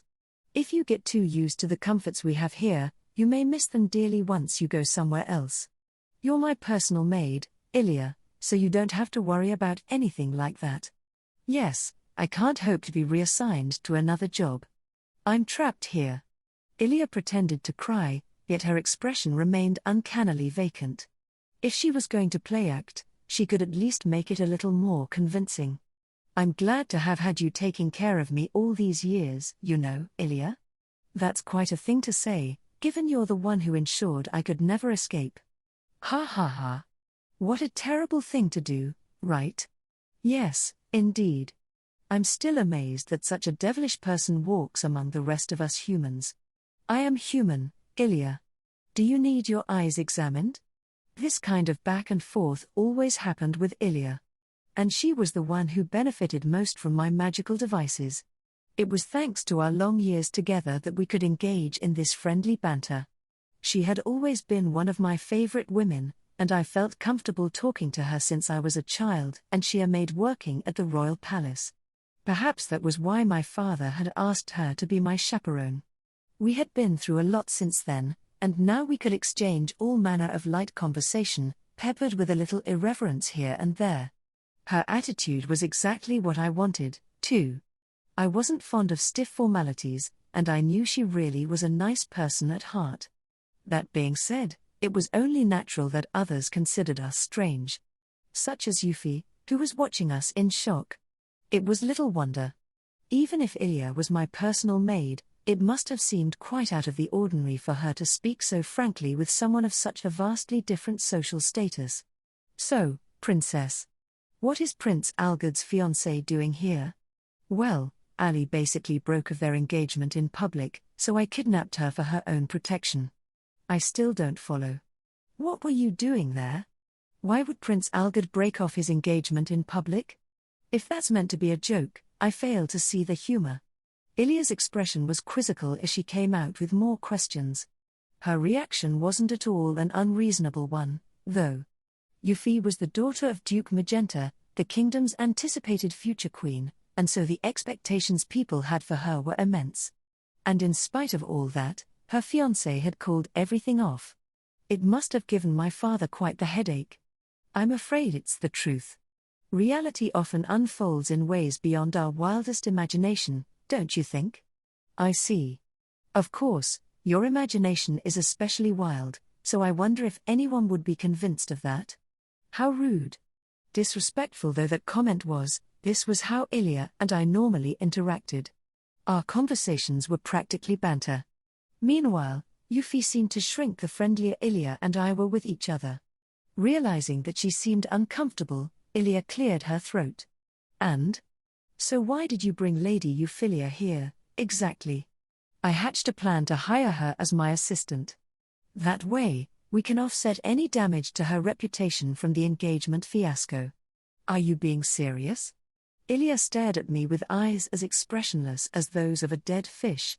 I nodded back at her. With that, Euphyllia turned her gaze to the forlorn girl sitting with us. It was as though she was staring at a cow about to be shipped off to the hinterlands. Euphyllia seemed quite bewildered by that stare. Euphyllia released a sigh and turned back to me with visible sympathy and disdain. You finally lost your mind. I'm very sorry, Your Highness. I always knew you had a penchant for unknowingly bringing misfortune down on those around you, but I never suspected you would purposefully try to drive others to ruin. Huh? But it's the other way around. Ah, so you do mean well. But the road to hell is paved with good intentions, you know. Lady Euphyllia, please allow me to express my deepest condolences. With that, Euphyllia bowed her head, truly remorseful. Euphyllia could only glance back and forth between Euphyllia and me in consternation. Euphyllia? I said, my lips twitching. You really are terrible, you know that? Ah. Are you sure, Your Highness? I know for a fact that I will never be able to escape this place, so I know more than anyone what this will mean for Lady Euphyllia. I speak only from experience. Her attitude, her tone of voice, the way her shoulders wilted, it was as though I was a child who wouldn't listen. Euphyllia cleared her throat before continuing. Have you finally gone mad, Your Highness? No, you've been this way since the beginning. I feel very sorry for you. It's your own remarks you should feel sorry about. I protested. Why do you think so little of me? Despite my complaints, Euphyllia turned away in disinterest. Truly, she had tremendous nerve. But then again, that was why I liked her so much. The next moment, Euphyllia turned her gaze devilishly toward Euphyllia. Lady Euphyllia, please don't be too hasty. Excuse me? Don't let this devil seduce you with her sweet words. Do you understand what I'm saying? Once you take her hand, it will all be over. She'll drag your soul down into the abyss, and there will be no coming back. What? Euphyllia, your perception of me seems a bit low. Can we discuss this later? I fixed her with a cold glare, but Euphyllia expressed nothing but heartfelt disappointment. I just couldn't decipher her. Is she really so dangerous? Euphyllia asked, glancing furtively and doubtfully my way. No, my reputation was in freefall. Euphyllia let out a deep sigh and pinched the bridge of her nose. In the end, yes. But there are quite a few complications. So you don't recommend I stay? Well, if it's what you truly want, Lady Euphyllia, and so long as you understand the risks, I have nothing more to say. On the other hand, can I assume that she didn't explain everything to you? Euphyllia said, motioning toward me. I averted my gaze. I didn't mean to leave anything out, you know? No, it's just, well, I was thinking about how to say it all properly. I mean, I can show her everything in person here in the palace. That's the easiest way to explain, right? Oh, you do give me a headache with your rash, thoughtless actions. But I did give it some thought. Yes, of course you did. In any event, Lady Euphyllia, do you understand how the princess can addle the senses? She's like a powerful drug. Yes. I can't deny it. So I was addictive, was I? Well, I wasn't about to deny that. After all, I realized that well enough myself, so I could understand Euphyllia's apprehensions. Lady Euphyllia. First and foremost, I can assure you that the princess's offer is in good faith. Her intentions may not be purely altruistic, but she is acting out of consideration for you. Yes, I realize that. But that is beside the point. The question is whether you understand just how potent a drug she is. What do you mean exactly? Euphyllia frowned. She didn't seem to fully comprehend what Euphyllia meant, yet her reaction served as proof that Euphyllia's fears had been well-founded. The princess's study of magicology and her inventions, too, are wonderful things. Even considering only her thermal pot here, I'm sure a great many potential uses spring to mind, yes? Yes, it does seem like a wonderful invention. Indeed. If it came into general use, it could greatly improve people's lives. But that's where the problem lies. Euphyllia was lost now. Well, Euphyllia did have a point there. As wonderful as my magical tools were in and of themselves, there was no denying how addictive they could be. Watching Euphyllia's reaction, Euphyllia breathed a gentle sigh and closed her eyes. Once you've used it, you'll never be able to forget that comfort. You won't be able to go back to how things were before. In other words, it's a one-way street. That's going a little too far, don't you think? I protested. It's like asking if you can take fire back from a civilization after teaching them how to use it, Euphyllia responded, completely ignoring me. Euphyllia fell deep into thought, cupping her chin in her hand. Finally, seemingly having made up her mind, she glanced back up. I see. Hence a one-way street. Experiencing these tools is a kind of point of no return to life as you knew it before. Yes, precisely. Magical tools are too convenient. The world that the princess envisions is difficult for us to comprehend, and once you arrive there, it's even more difficult to leave. By that time, you'll know for yourself just how wonderful it is. I could understand what Euphyllia was trying to say. My inventions, the products of my magicology research, were based on ideas and concepts that didn't exist in this world. But civilization had developed in a different way here due to the existence of that magic. It was also the reason the authority of the noble and royal houses would never decline. But at the same time, The existence of magic meant that other technologies hadn't developed as far as in my past life.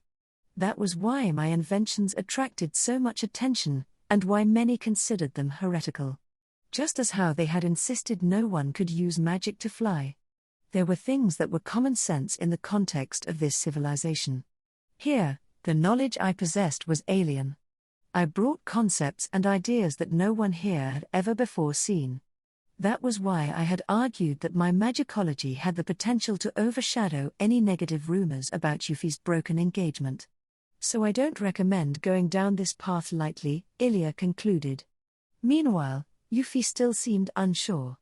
The mood was getting dark, so I clapped my hands together. Well, we can think about all that later.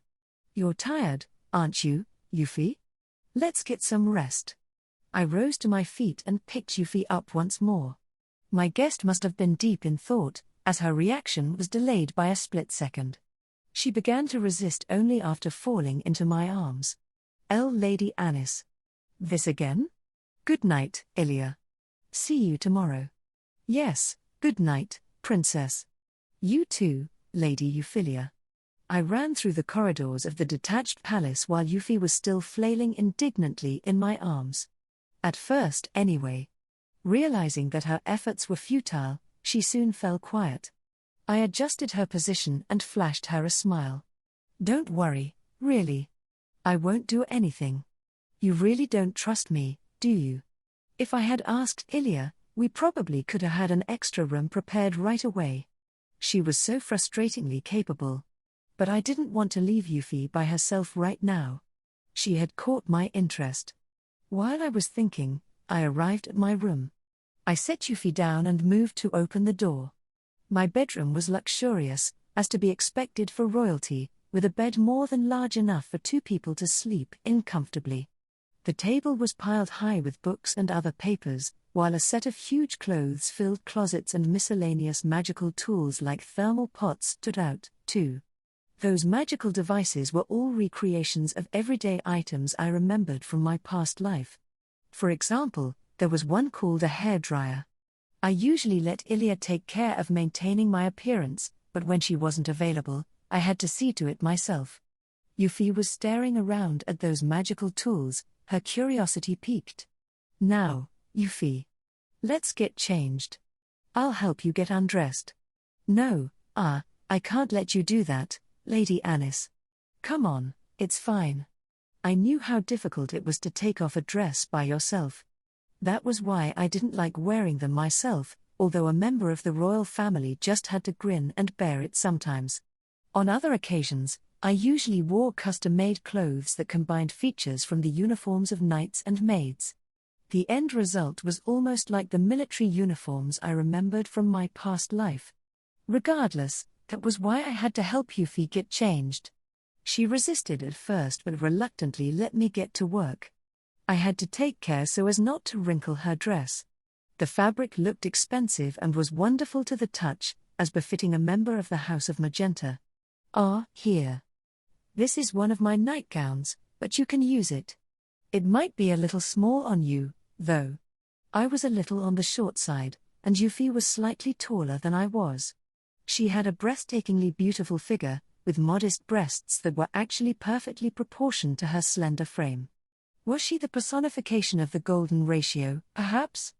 As for me, Euphyllia often teased me for being so short. Not that I cared, though. All right. I'll get changed, too. Why don't you get into bed? All right. Now that she was dressed for sleep, Euphyllia made herself comfortable. Maybe she was tired of resisting my suggestions. I quickly changed into a nightgown, too, a different color than the one I had lent Euphyllia, and turned off the lights. The room was plunged into darkness all at once, and I poured some magical energy into a device I had installed near the bed. Shortly afterward, a faint light illuminated the room. Once the light was working, I turned to Euphyllia, who was lying in bed and squinting at me warily. Flashing her a smile, I crept under the covers and beckoned her over. Come on, make yourself at home, Euphyllia. Excuse me. Euphyllia was lying down on the mattress at a distance. The dim light was enough to illuminate both of our faces. I studied her features once again. Her face was truly beautiful, the kind I could never grow tired of. Only then did I notice that she seemed uncomfortable under my gaze. Sorry. Bet it's hard to sleep with me staring at you like that. What? What are you? Euphyllia asked in a small voice. It was an abstract question, and I wasn't entirely sure how to answer. Her expression was tinged with anxiety and consternation. I forced a smile. I'm me. An eccentric princess and the kingdom's troublemaker. A crazy, outlandish, unsolvable mystery. There is much I could say, but I shan't. Is it really that strange? I mean, I've been shamelessly kind to you, don't you think? Perhaps I had been on the mark there, as Euphyllia fell silent. Nonetheless, she didn't lower her gaze, as though she were trying to peer through me. I felt like letting out an instinctive chuckle. I guess there's a lot of reasons why I'm doing this. I like you as a person, but I'm also pretty shrewd. I could string together all sorts of explanations, but none of them seem important to me right now. They don't? Euphyllia whispered back uncertainly. I nodded, before averting my gaze and staring at the ceiling. I think people are driven by emotion, mainly. We laugh, we get sad, we get angry. That's why I can't just leave you. Why not? Because you don't strike me as the kind of person who knows how to do any of those, I declared, turning back to her. I startled when I saw how shocked she was. Only then, seeing her reaction, could I bring myself to relax. I've been watching you from afar, more than you know. You have?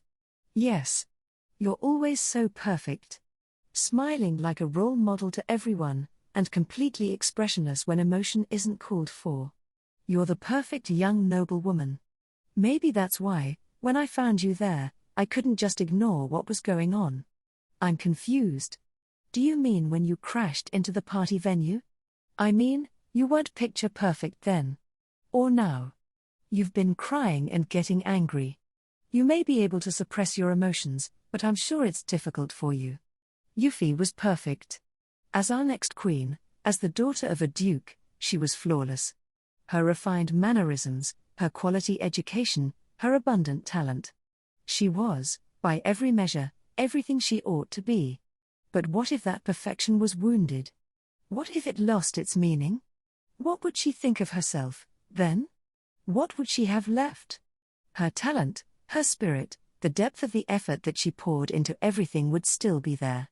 But if she was to lose sight of the goal she had worked so hard to achieve, what would she do next?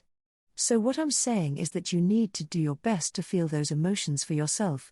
Do what you want. Because when I see you, it looks to me like you aren't able to do that. So I couldn't just ignore you. That's your reason? There's more to it, sure.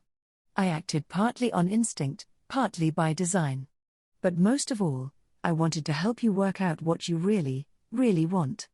That's the most important reason. I reached under the covers and touched Euphyllia's hand.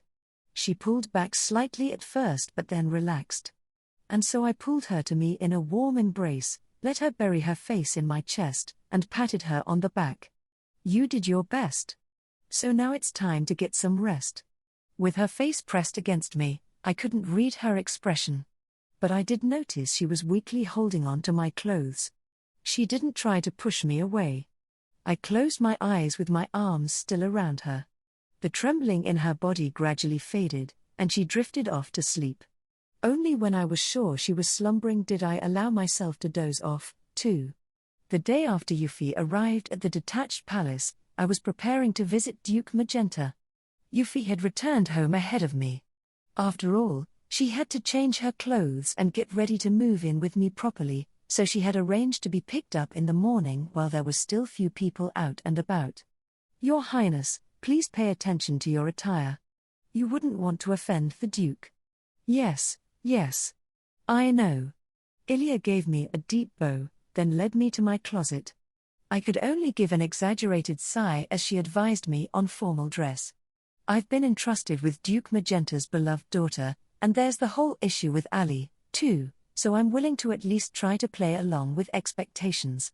I can hardly believe that our wild, uncontrollable Princess Anisphia is being so docile for once. I could die tomorrow fulfilled, Euphyllia exclaimed like an actress in an opera. You are so melodramatic. With that, she quickly returned to her usual stoic, expressionless demeanor. That being said, perhaps you should take a bath first? What was with those dramatic shifts in personality?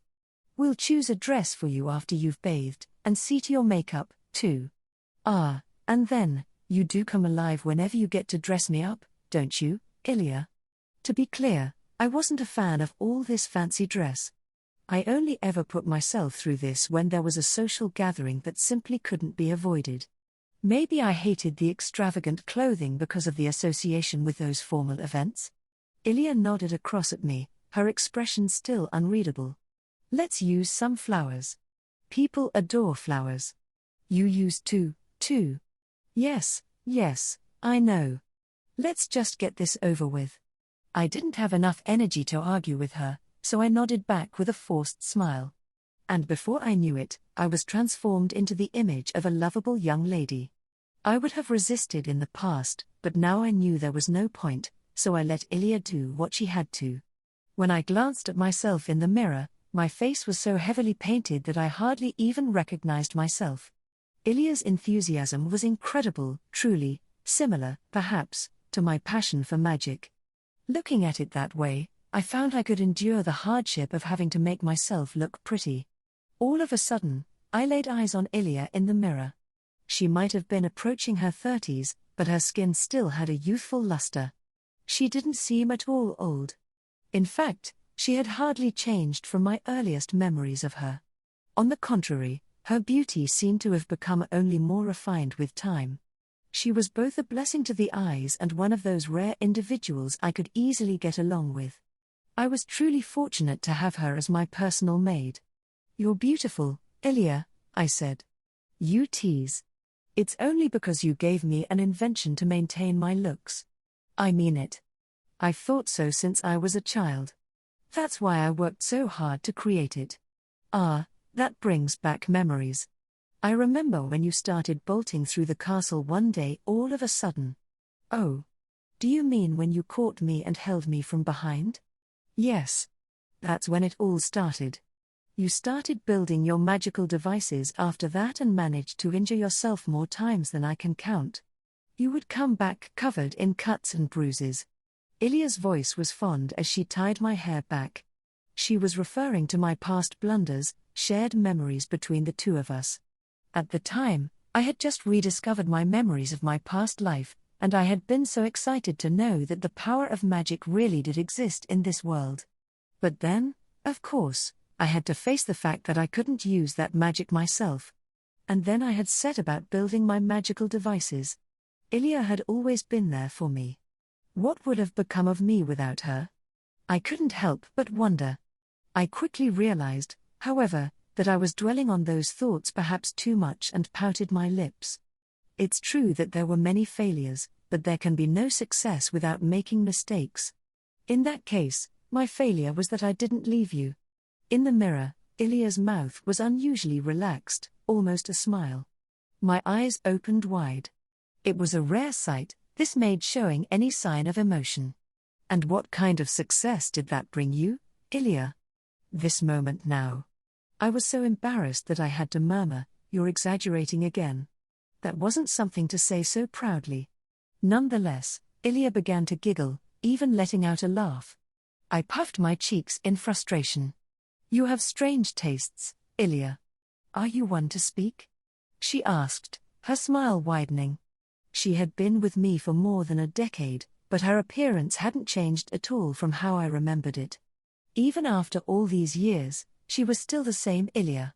I couldn't exactly say it aloud, but I was grateful to have her with me. I thought of her like an elder sister, though she would likely be overwhelmed if I told her that. Of course, she wasn't really my sister. Maybe more of a partner or a friend? While I was musing about our relationship, Euphyllia had stopped tying my hair and begun to curl it around her finger playfully. She would often play with my unruly hair like this. "What is it?" "Oh, I just thought how nice it is to be here. So marriage isn't the only path to happiness that a woman can choose." Ah. Right, about that. I was at a temporary loss for words. Euphyllia continued to stroke my head, letting my hair fall from her fingers. Don't fret. My family name carries little weight, and I was also a pawn in a political marriage. It's no exaggeration to say that I am now, in a sense, married to you, Your Highness. Thanks to you, I have a good life, she said proudly, as though fully satisfied. I, on the other hand, found my expression turning sour as I recalled her family. Euphyllia was the daughter of a viscount. Her parents were particularly power-hungry and had sought a marriage for her that could increase their social standing. Sending her to work as an attendant at the royal palace had been part of those plans. No doubt they had hoped she might catch the eye of an heir to a house of means, if possible, an influential member of the nobility. And those shallow intentions had led her here. That was when I first met her. Her parents had been frustrated that she had yet to find a partner, so when I heard they were trying to force her into an unwanted engagement, I went to great lengths to keep her with me. And so, after many twists and turns, we arrived at where we were now. I had taken advantage of the situation to involve her in my magicology research, though I couldn't say whether that had been for the best. At first, Euphyllia's family had welcomed my offer to take her into my employ. But after I relinquished my claim to the throne, they withdrew their good graces. I wasn't particularly fond of them, so as far as I was concerned, that wasn't a great loss. Looking back on it all made me feel rather awkward.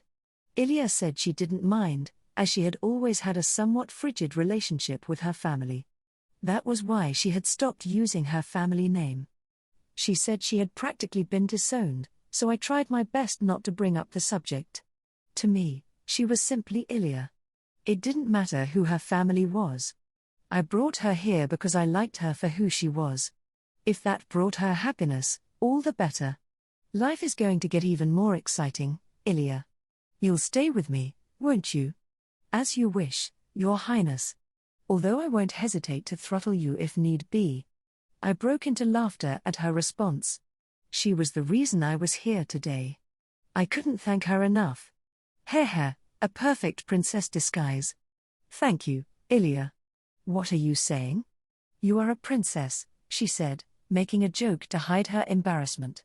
We engaged in some more light conversation as I completed my preparations, before boarding a carriage to take us to Duke Magenta's residence in true princess style. Euphyllia sat across from me as my escort. It was difficult to relax, I missed my usual knight-inspired clothes. The dukes of the House of Magenta belonged to an ancient lineage. They had a long history of a direct relationship to the royal family, although diluted by the ages. The Dukes of Magenta were among the most venerated members of the nobility and had served the kings of Palatia as loyal vassals for generations. I had heard that Duke Grants was a childhood friend of my father's, and the two had spent much time together during their youth. Through this connection, I had even gone to play at the Magenta estate several times as a child. This had all been before Ali and I had become estranged. Ever since our social positions had become more firmly established, we had grown somewhat distant from the Magentas. To be honest, I was a little reluctant to return there. I might have been dressed like royalty, but I wanted to tear all the finery off of me. Yet that wasn't an option where we were headed. I steeled my nerves, trying to convince myself that this was my first official visit. That was when the gates to the Magenta estate came into view. Here we go, Euphyllia. Indeed, Your Highness. As I stepped down from the carriage with Euphyllia attending to me, a line of maids led by an old butler bowed their heads in unison, each with perfect elegance and refinement. Welcome, Princess Anisphia. Thank you. I'm impressed. The Magentas are certainly worthy of their reputation. Your presence is a great honor, Your Highness. The Duke is waiting for you inside. This way, please. I was visiting as a princess today, so I reminded myself to behave appropriately. I could already feel my smile freezing somewhat, but as my visit was partly supposed to serve as an apology from the royal family, I would have to put up with it. I was a princess today, a princess. With the greetings out of the way, the butler led me into the Duke's mansion. As we passed through door after door, I was taken by the building's grandeur. It was certainly worthy of a family with such a long and distinguished history. We were led into a drawing room, where we found Euphyllia, Duke Grants, and a peaceful-looking woman waiting for us. The woman was Duchess Nershel Magenta, the wife of Duke Grants and Euphyllia's mother. Her silver-colored hair was done up in a large bun. Undone, it would probably spill all the way down her back. Duchess Nershel exuded the sort of beauty that comes with age. Her eyes were pale green, reflecting a strong core. The strength of her gaze was one of her most renowned characteristics. Euphyllia took after her father, yet I had to recognize that she had the inner strength of both parents. Incidentally, Euphyllia was supposed to have a younger brother. Did he resemble his mother, perhaps? It had been a long time since I had last seen Duchess Nershel, so I found myself staring at her. At that moment, our eyes met. I would have to greet her so as not to be rude. "Good morning, Miss Euphyllia, Duke Grants. It's been a long time, Duchess Nershel." "It's a great pleasure to see you again," I said with a bow. "Not at all," Duke Grant said, stepping forward to welcome me in turn. "It's an honor to have you visit us, Princess Anisphia." I glanced up, shaking my head. "I'm the one asking for Miss Euphyllia to join me. If anything, I should be offering my thanks. Above all, I want to apologize for my brother. This is an official apology on behalf of the royal family, but on a personal level, I also want to express my own regrets." I bowed my head again to give my condolences.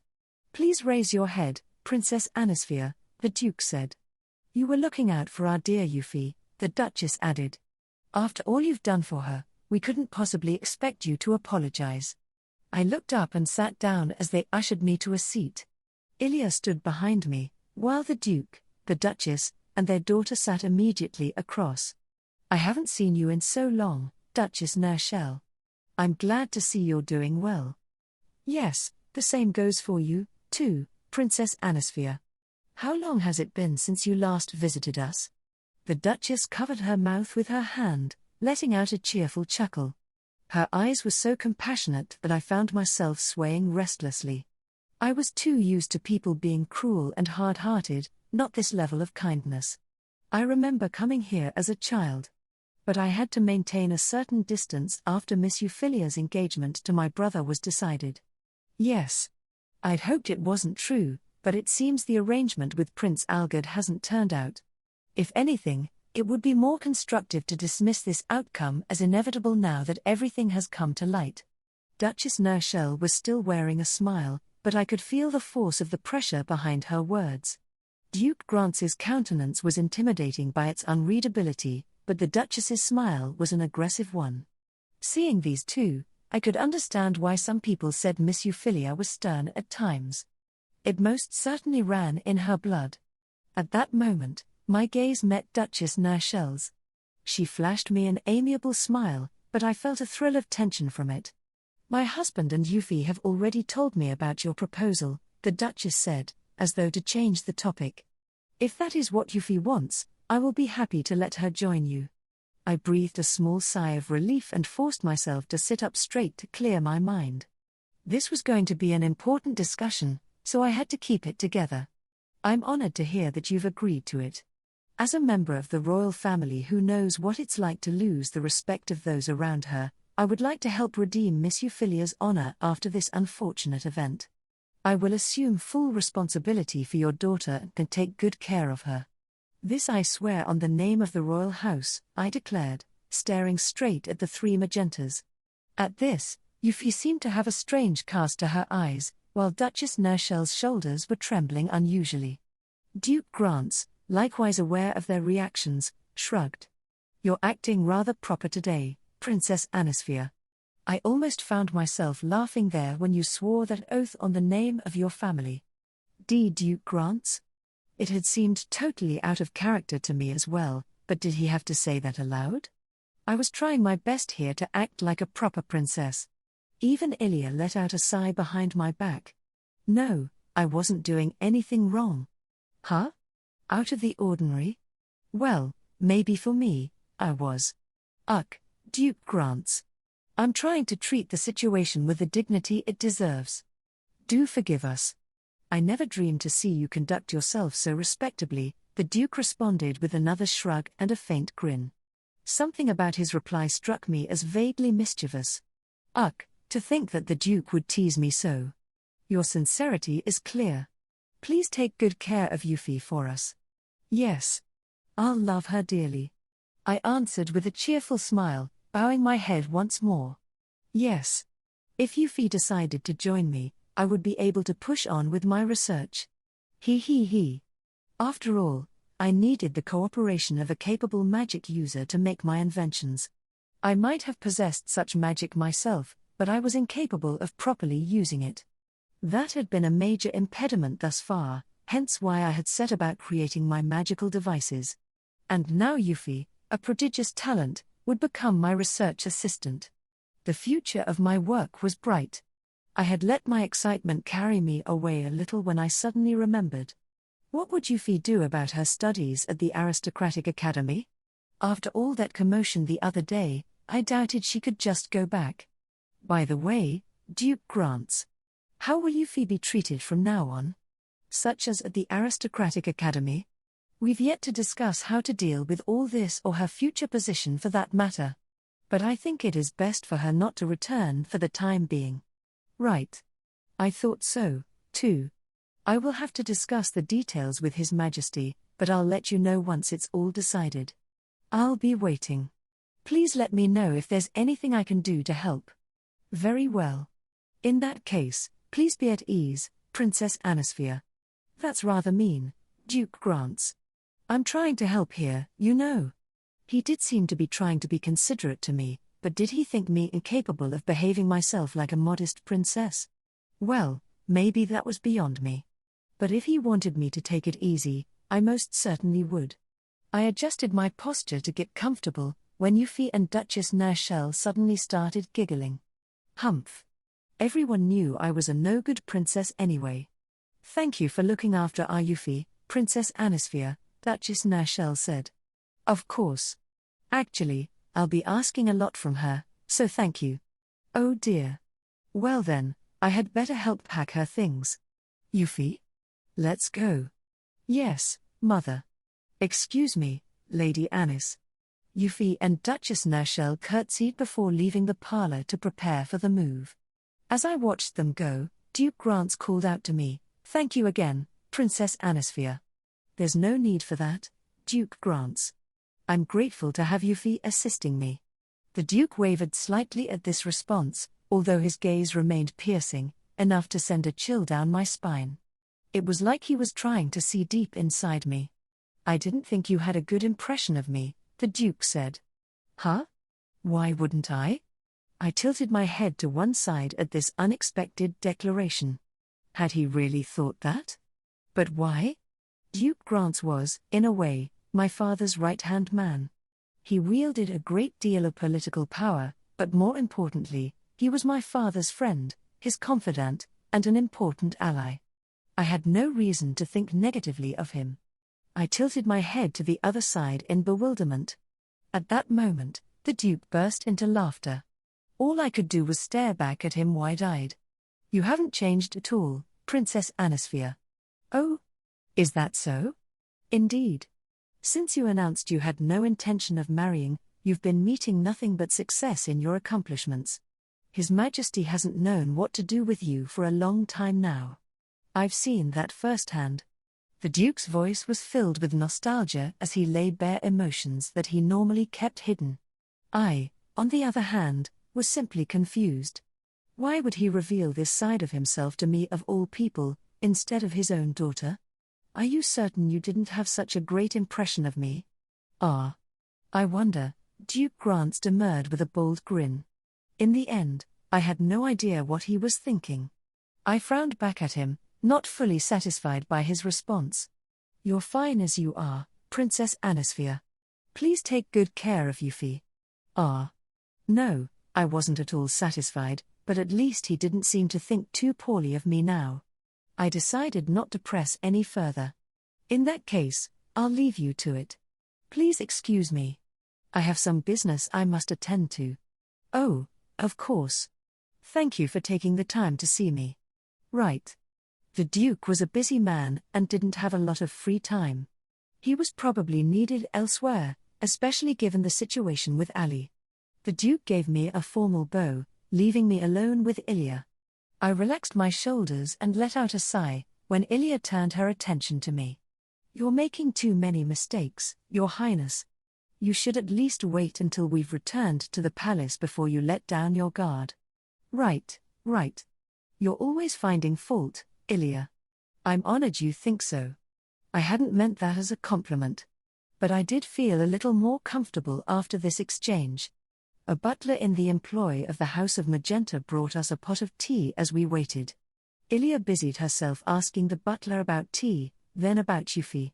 Given that she was the only attendant at my palace, she would be responsible for taking care of Euphyllia, so she no doubt had many things she wanted to confirm.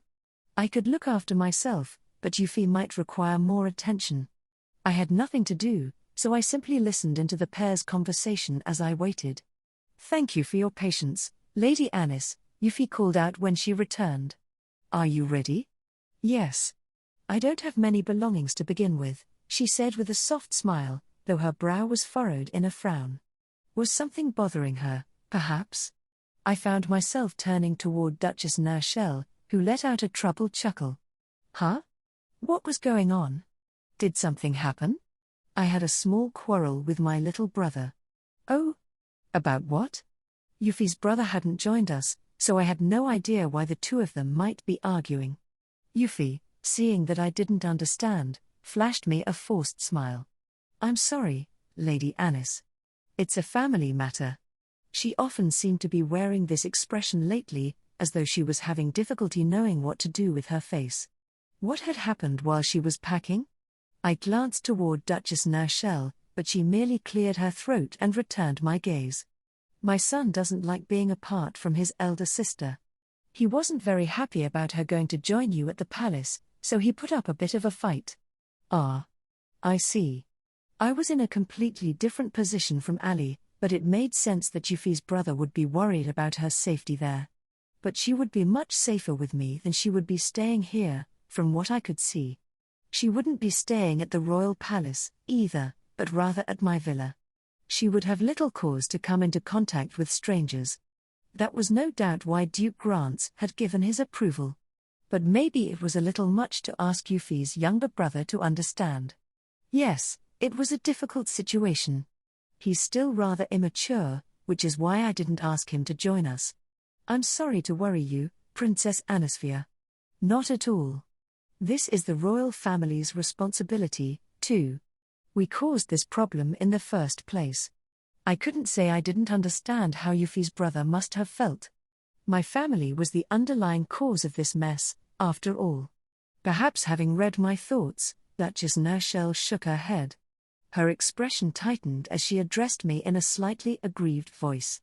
"This is a good opportunity for my son, too, so he can learn to spend time apart from his sister. I'm sorry if this seems somewhat feckless, but I'm truly grateful to you for taking her in." "It's fine. Please raise your head, Duchess Nershell. Don't worry, please. This benefits me, too, really."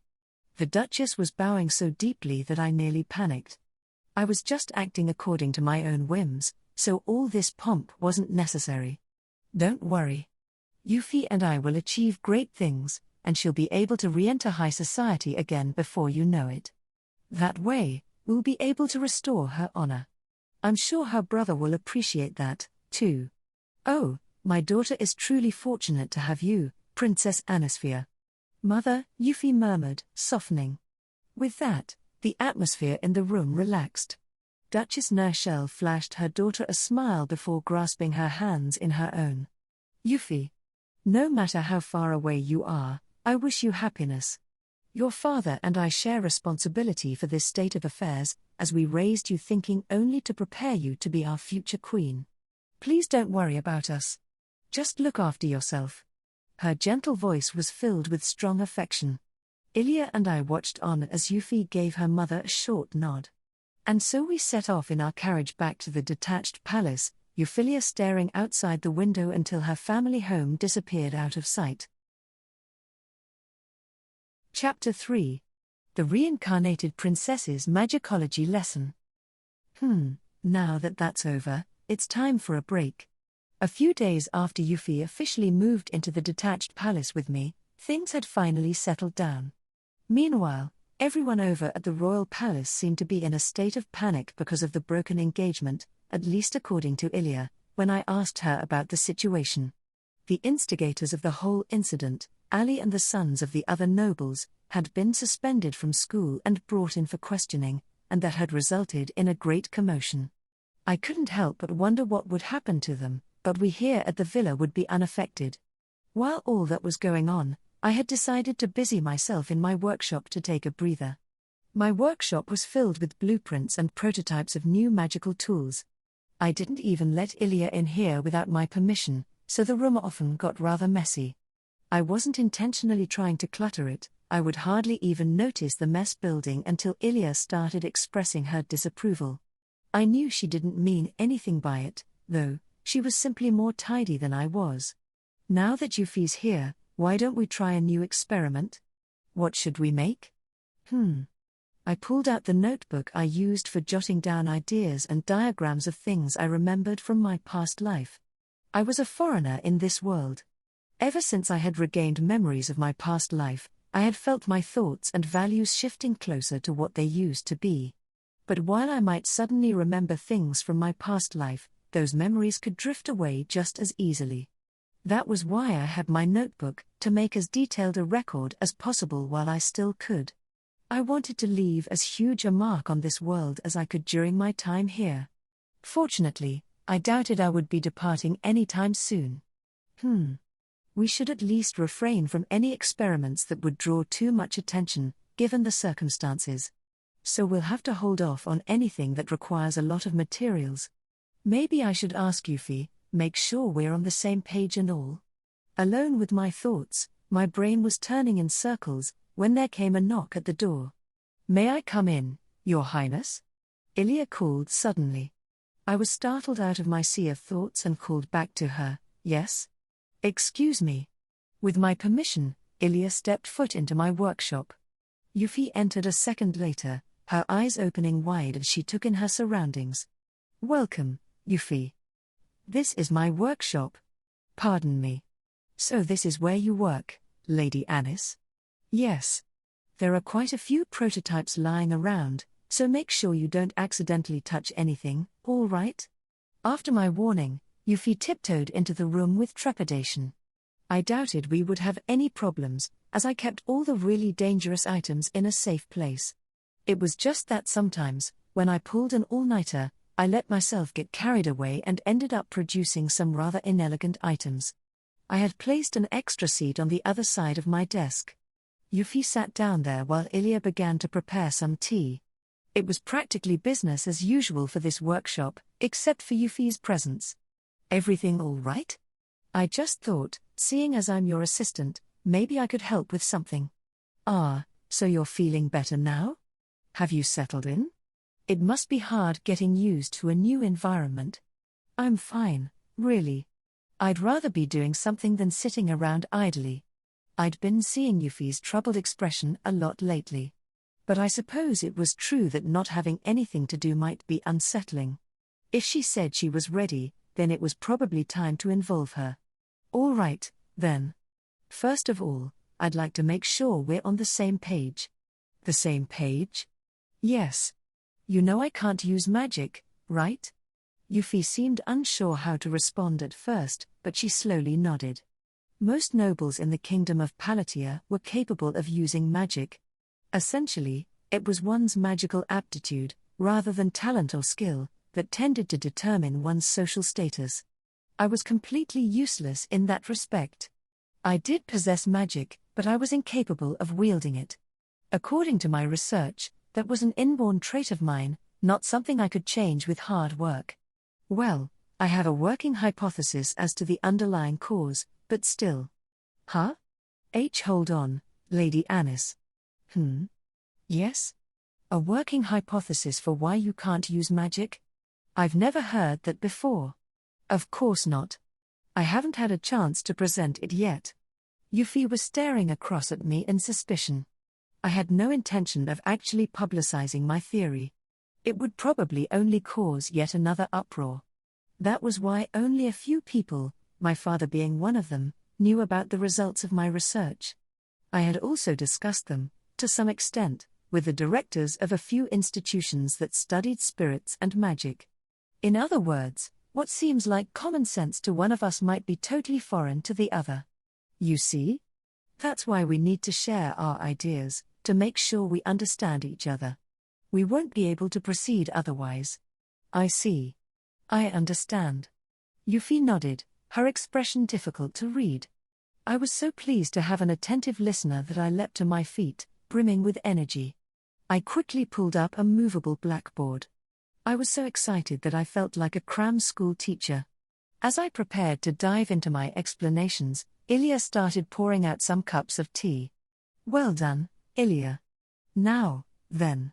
Let's start with the basic premises behind magic. Magic is performed with the help of spirits.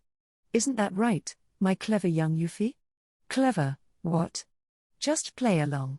At first, Euphyllia seemed puzzled by the ease with which I had adopted the mannerisms of a professor, but she soon regained her composure. Magic works through intermediary spirits that exist all throughout the world. It's essentially a trade. You give your magical energy, and they produce a magical effect. I was taught that everyone has different levels of affinity with different spirits, and that determines one's overall aptitude for using magic. Indeed. That part is common knowledge. An exemplary response, as expected of a renowned genius. She must have been an enthusiastic student at the academy, I thought with a pang of sadness. She was such a good person at heart. Right, back to the matter at hand. Euphyllia was correct in her explanation of how magic functioned. In this world, magic was conducted through spirits, and there was a rich diversity of different spirits. First, there were the primordial spirits, the spirits of light and darkness that were said to have been in existence since the creation of the world. Next came the four great spirits of fire, water, earth, and wind, which were said to have been born when the creator gods forged the world. After that came various other types of spirits that were generally described as subtypes of the aforementioned four. These innumerable spirits were what gave the nobles of the kingdom of Palatia their status and power. By magical aptitude, I said, you mean one's compatibility with those spirits, yes. In other words, that's the criterion that decides one's skill at wielding magic. Yes. That's what we learned at the academy. Excellent. But here's the thing. I've delved into the topic a step further. What do you mean?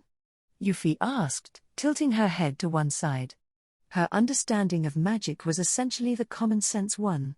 But I was a more unconventional scholar when it came to magicology. With a nod, I raised a finger into the air for emphasis. Let's get to the heart of the problem, Euphyllia. Do you know what precisely determines one's affinities with spirits? I don't know. Wouldn't that be one's physical and mental constitution? Or their bloodline? Sorry. That was a mean question. She was right, one's overall affinity was unique to them. In some cases, people did inherit their abilities from their parents, but that wasn't guaranteed. As such, no one had a clear answer when it came to explaining precisely what determined one's spiritual affinities. But why can't I use magic? I had to investigate and find the underlying reason.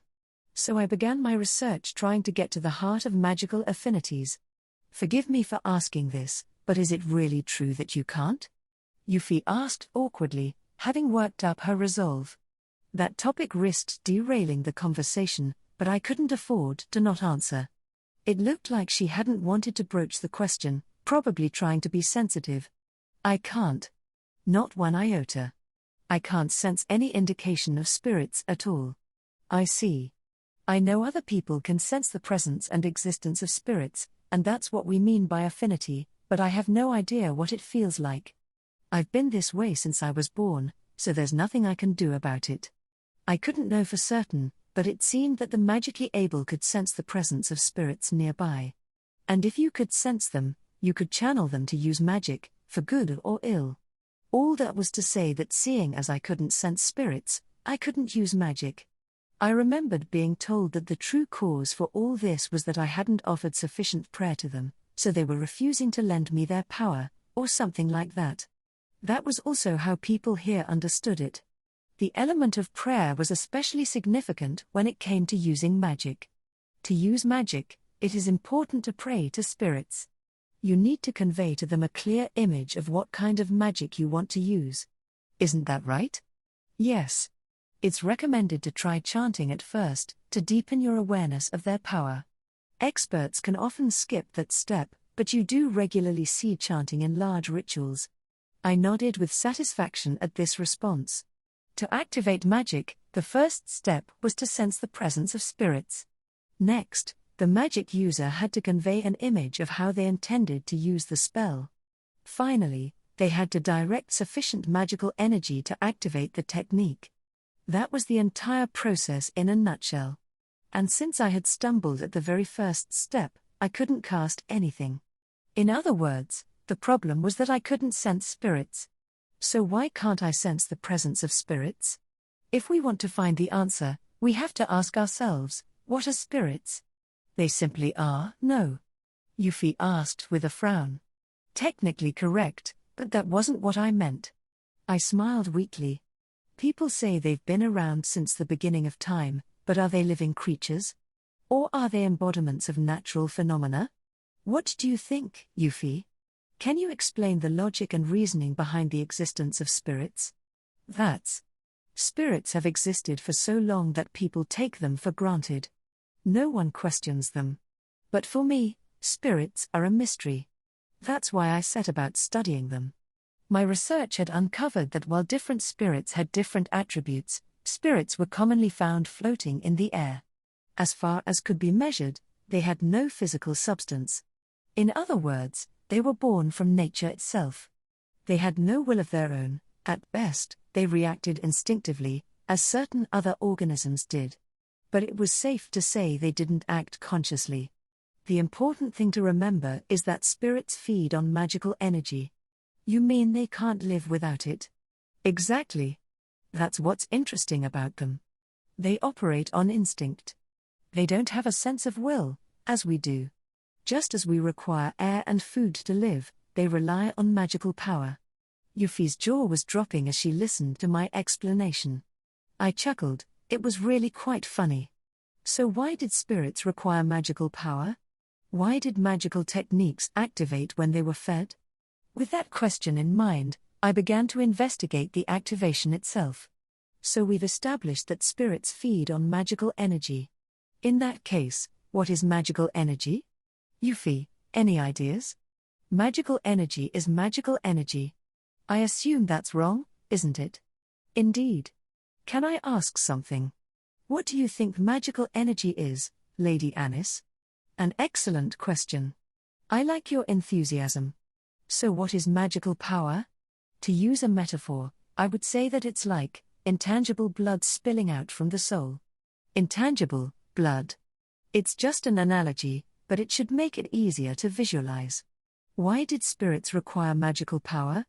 The conclusion I had reached was that it was their source of sustenance. The next question to come to mind pertained to the nature of magical energy. I regarded it as an intangible blood of sorts. How did you come up with that idea? Euphyllia asked with wonder. Yes, well, I'd had a hint. Or rather, it was precisely because of who I was that I had come to this conclusion. I mean, I had been reincarnated. This body of mine was a product of this world, but its contents weren't. That was the secret behind my research here. Perhaps it was precisely because I had been reincarnated that I couldn't use magic? That had been my initial working hypothesis. I felt a little nostalgic thinking back to it all. Each person has different affinities. Sometimes they are inherited, sometimes they aren't. So if each person has an individual form of magical power, where does it come from? There were no rules when it came to one's affinity with spirits. Yes, blood played a role, but that wasn't the whole story. In that case, there had to be a more fundamental reason. If the reason was that I was effectively alien to this world, that led to only one answer. We can say, then, that the deciding factor for spiritual affinity lies in the soul. Euphyllia listened to my theory, her expression serious. I drew a simple diagram on the blackboard to explain. This was turning more and more into a lecture, and I was perhaps letting myself get carried away by the moment. Magical energy is an invisible spiritual force emanating from the soul. And spirits are incorporeal beings that exist out in the world. If we assume that spirits feed on magical energy, we can hypothesize that mental images and prayer are important to invoke magic. Is this your theory of exercising magic? It is. Why does magic work as magic? Perhaps spirits are converted by magical energy? Or so I started wondering. Converted into techniques, you mean? Yes. In other words, we can define magic as giving shape to an incorporeal spirit. I wrote this down as a heading on the blackboard, then turned back to Euphyllia with a grin. For her part, Euphyllia was astonished, as though she had just had a first-hand encounter with something she'd never seen before in her life. In fact, this probably was all completely new to her. I had only been able to explain this theory to a very select number of individuals, and they had received it all with equal wonder. So spirits are converted into magic? You're saying that magic isn't the result of spirits manifesting our prayers? That's the general belief. But I think my theory is more likely. Spirits don't have free will, they simply float through the world. Feeding them energy makes them transform, and that's what we call magic. But then, what happens to the spirits after they become magic? They turn back to normal, I guess. Spirits are supposed to disappear after you cast anyway, right? Spirits had incorporeal bodies, so even once they lost the magical form given to them, there would be no problem. They never had any real physical substance to begin with. That makes sense, but still, Euphyllia murmured, sinking deep into her own thoughts. Well, it was about time we took a break. I needed a drink, and the tea Ilya had brewed would be getting cold. Incidentally, I had already made a hypothesis about how much magical energy was required to produce an effect. Magical energy was like the blood of the soul and was necessarily modeled after the soul. By my definition, magical energy was a form of power that spilled out from a vessel that we called the soul. There had to be a source of that power inside the soul. And if we thought of the soul as a vessel, then the purpose of magical power had to be to ensure that the soul didn't become depleted. The soul never emitted more energy than it required, but any excess power could be expelled from the body. This surplus was what people recognized as magical energy. One's aptitudes and affinities were determined by the kinds of spirits that preferred that type of magical power, and that in turn determined how much energy was required to produce the desired effect. This is still just a hypothesis, but since spirits lack consciousness, they're instinctively drawn to magical energy. That's also why they submit to the will of the entity providing them with that power. So basically, according to my theory, spirits don't consciously respond to one's will or anything like that. Euphyllia was more subdued now. But I had expected this kind of reaction and smiled. The kingdom of Palatia had a long history of belief in our friendship with spirits. That was where the people's belief system had been born, their faith that spirits were our neighbors and that we owed them our reverence. My ideas were heretical to such believers, so I seldom shared them with others. Because there were a great many people who believed, at one level or another, in the basic principles of spiritualism in this country. And yet if Euphyllia was going to help collaborate on my research, this was something she needed to know. I always considered magical energy and spirits to be facts of nature. I've never really given them much thought before. I only kept investigating out of necessity, but that's how I came up with this theory. If I could figure out how magic works, I could try to come up with a hypothesis as to why I can't use it. To put it simply, my conclusion was that spirits didn't like my specific type of magical energy. There was no doubt that I did possess magical energy, but I couldn't use it. Which brought me to my hypothesis: spirits require magical energy as a form of sustenance. They unconsciously seek out energy compatible with their own constitutions. This was what people understood as aptitude.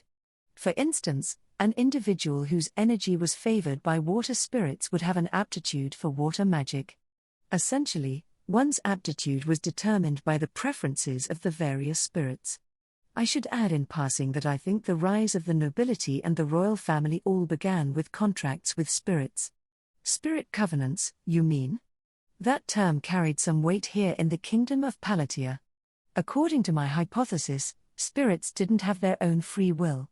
That said, there were exceptions to that rule: elementals, great spirits that were born from accumulations of countless smaller ones. There were those who called such existences gods. There were many stories of those who had entered into such pacts with great spirits and had been granted tremendous power in return. The noble and royal families who had founded the kingdom of Palatia were said to have done precisely that, as was the first great king. Lore and legends from various regions seem to contain similar descriptions of elementals conversing with people and acting according to their own free will. This, naturally, was inconsistent with the results of my research into the nature of spirits. That was why I came up with this additional hypothesis. Elementals weren't simply a higher level of spirit, their existence had become so definite that they had developed their own will. Of course, I would have liked to confirm all this with solid evidence, but those who entered into spirit covenants generally had extremely unusual values and a tendency to seclude themselves in remote parts of the world. I once asked my father to introduce me to one, but he turned me down. They received the protection of the state, but they wanted to be left alone except in emergencies. Those who enter into spirit covenants with elementals supposedly possess powers beyond those of ordinary magic. That's why all countries have taken in such individuals. It is said that the kingdom of Palatia was founded by nobles with such connections, too. The fact that our nobles can use magic is a remnant of the spirit covenants their ancestors entered into. But that had all happened a long time ago, so there was no way to uncover the truth for certain, short of digging up some ancient records. Uncovering long-forgotten history was the dream of some, but my dreams lay elsewhere. Given the kingdom's origins, the ability to use magic was incredibly highly valued, which was stifling to someone like me, who couldn't. I'm not sure if it's the bloodline of the ancients who entered into those covenants or the affinities of their magical energy that they're attuned to, though. But maybe we'll leave it at that for now. Shall we get back to the topic at hand? We did get sidetracked, didn't we? Yes, please continue. I'm the one who went off topic. Well, spirits don't like my magical energy, and because of that, I can't call on them. Is that why you developed your magical tools? Now that we had returned to the main topic, Euphyllia's expression reverted to its prior tense state. I took another sip of the tea before continuing. I do have magical energy, so I have to find a way to make effective use of it. And I've always wanted to use magic. I don't mind if that means doing it in a non-traditional way. As an aside, the reason commoners couldn't use magic was that they possessed no vestiges of ancient spirit covenants. In the rare event that a commoner was born with the ability, the most likely explanation was simply that they were the illegitimate child of a nobleman. On top of that, the kingdom of Palatia had a long history. There were accounts of aristocrats choosing to abandon their noble status, and of others who had eloped to live with commoners. Considering all that, some exceptions were bound to occur. Those factors could pose a bit of a problem, but that was a matter for another time. I don't have much natural talent, so I had to work hard to discover everything I have and get to the point where I am now. And that's how you developed your magical tools? Exactly. I started by looking for ways to use magic that didn't have to involve spirits. Excess magical energy ultimately dissipated upon being released from the body. If it wasn't consumed by spirits, it was essentially wasted. So I decided to research whether I could put it to any other use. I started by focusing on spirit stones. Of course, you already know about them, right? Yes. Spirit stones are crystals of concentrated spirit power, found in places with lots of spirits or granted by a great spirit. Right. So I decided to try to figure out what they really are. Huh? Are they not what they seem? I mean, they aren't just regular old stones, right? You can't understand them without knowing how they were created or the basic principles behind them. I see.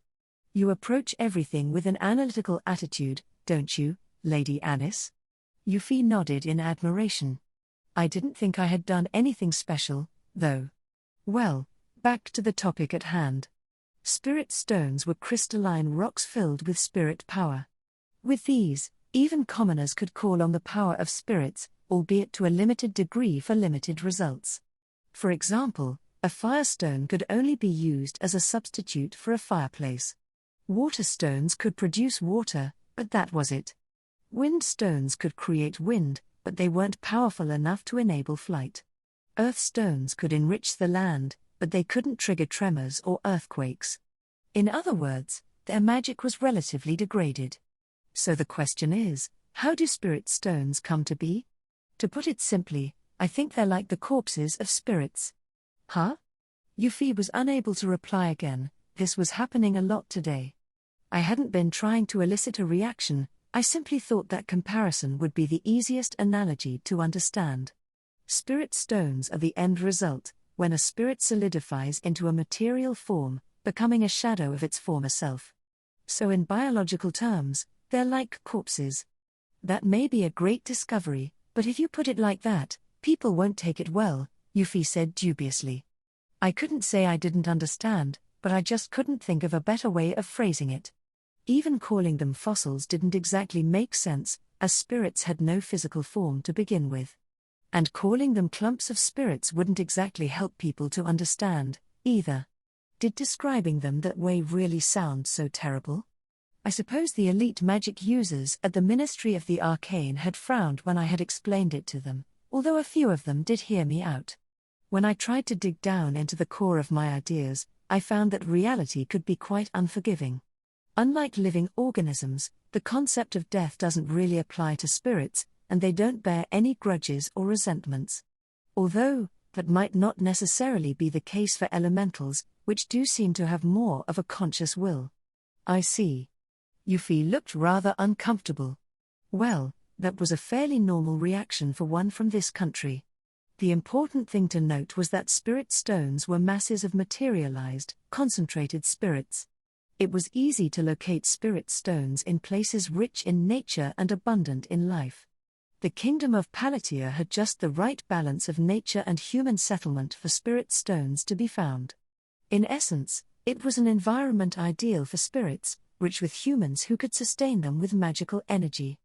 There were high-purity, high-quality spirit stones to be found in abundance in the countryside, but even without going out that far, you could easily mine enough to improve people's daily lives just outside regular villages and towns. That was why they were indispensable for the kingdom of Palatia, both as everyday tools and a primary export. People were immensely grateful to have them. Ah, how nostalgic. I remember when you used a huge pile of wind stones and crashed straight into the castle wall, Euphyllia murmured all of a sudden as she prepared a fresh pot of tea. I frowned at this. There was no need to say that, Euphyllia. Now Euphyllia seems scandalized, too. You crashed into it? She asked. I thought my whole body would fall apart, I replied. It makes for an amusing story now, but it really did cause quite a stir, Euphyllia added. Yet that mistake had helped me learn once and for all that I had zero aptitude for magic, and it cleared up my doubts about spirit stones. So in the end, everything turned out fine. I had figured out how spirit stones worked, and I would need a great many to freely use the kind of magic I wanted. So that's where my quest of trial and error began. It took me nearly a decade, but I finally reached the point where I am today. Is that why people started calling you Princess Peculiar? Indeed. I really wanted to use magic. Even now, I'm still not satisfied. I can use some of the energy being released by my body through my magical tools, but I still need to develop more of them. I see. So why did you want me to become your assistant? Euphyllia tilted her head to one side quizzically. You could probably say that Euphyllia and I were complete opposites. The spirits had turned their back on me, yet they adored her. She truly had a high level of aptitude for magic in every sense. To see various kinds of magic in use. Also, because you seem to have a knack for every kind of magic there is without any impediment to your physical abilities. It's an unfair advantage. It's like you've broken the rules. You're a mystery. Broken the rules? Am I that strange? I mean, there's something really strange about the fact that you even exist. In fact, my research results showed that possessing too much magical energy could cause all kinds of harm, like diseases that were unique to this world. Those diseases were all related in one way or another to one's magical energy. For example, there were cases where the sufferer's body couldn't release excess power, which placed a tremendous strain on their mental and physical health. Magical energy could affect the body or mind in a wide range of ways, such as abnormal transformations when the balance was broken. When I told this to Euphy, her face turned deathly pale. She had a ridiculous number of aptitudes and tremendous magical energy reserves, too. Such maladies occurred because magical power emanated from the soul, so if the balance between body and soul became unstable, either or both could suffer considerable damage. From what I could tell, there seemed to be some similarity to what had been called mental illness in my past life. In this world, humans were more prone to these difficulties, which I assumed was the result of coexisting with spirits. That was why a great many nobles here seemed to suffer from mental illness or physical ailments, because they were unable to properly release the magical energy building up inside their bodies. And when such power wasn't able to escape, it could cause symptoms almost like root rot in plants. When that happened, the soul could no longer withstand being saturated in magical energy. And of course, when that warped the soul, it brought about mental instability, while also putting excessive strain on the body. This was a monumental discovery. However, I had yet to widely publicize it, nor had it taken off on its own. I couldn't afford to take it for granted without further evidence, and I wasn't a doctor. I was afraid that if I tried to pull back the curtain too soon, the rumors might get out of hand. As such, this was one of those matters I had left in my father's hands. In fact, I had heard that my father had ordered further research be carried out to confirm whether my hypothesis was correct, and I was being credited for the initiative. But aren't you worried, if spirits are drawn to my magical energy? Couldn't I pose a danger? The opposite is true, too. Those spirits could end up consuming too much of your magical energy, depleting what you need to stay healthy. That could end up causing illness or disability. You must be adored by the gods, because you've achieved a miraculous balance, Euphy. You could be the kind of genius who appears only once in 100, no, in 1,000 years. I'm more surprised to hear that magical energy can cause illness than to be called a genius, Euphy murmured, her complexion pale as she hugged her trembling body. I was truly grateful to Duke Grants and Duchess Nershell for bringing up such a healthy young lady. In summary, it's best to have a good balance when it comes to magical energy. I'm sure you've heard they've started to examine your magical energy levels during routine health checkups, to see how much you have and how skilled you are at using it. So that's why they introduced those measures in magic classes at the academy. It was possible to prevent certain outcomes even without revealing the intent behind those measures. A few years after I had devised this theory, I heard that the academy had begun to measure each student's total level of magical energy and their skill level, too, to collect data and start measuring any abnormalities. Of course, magical energy wasn't the only thing that could break someone's mind. If you went around blaming magic for everyone's ills, you would only invite persecution from those who possessed magical abilities in abundance. As such, my father was proceeding with this matter using great delicacy, I had heard. There have been cases where even wild, out-of-control children have become calmer and more stable after learning magic and increasing their skill level. But that doesn't solve every problem, and they still tend to take out their anger on others when things don't go well. So magical energy is just one contributing factor there. But it must be a big step forward to discover the cause. Euphy nodded in admiration. I was genuinely happy to see that reaction.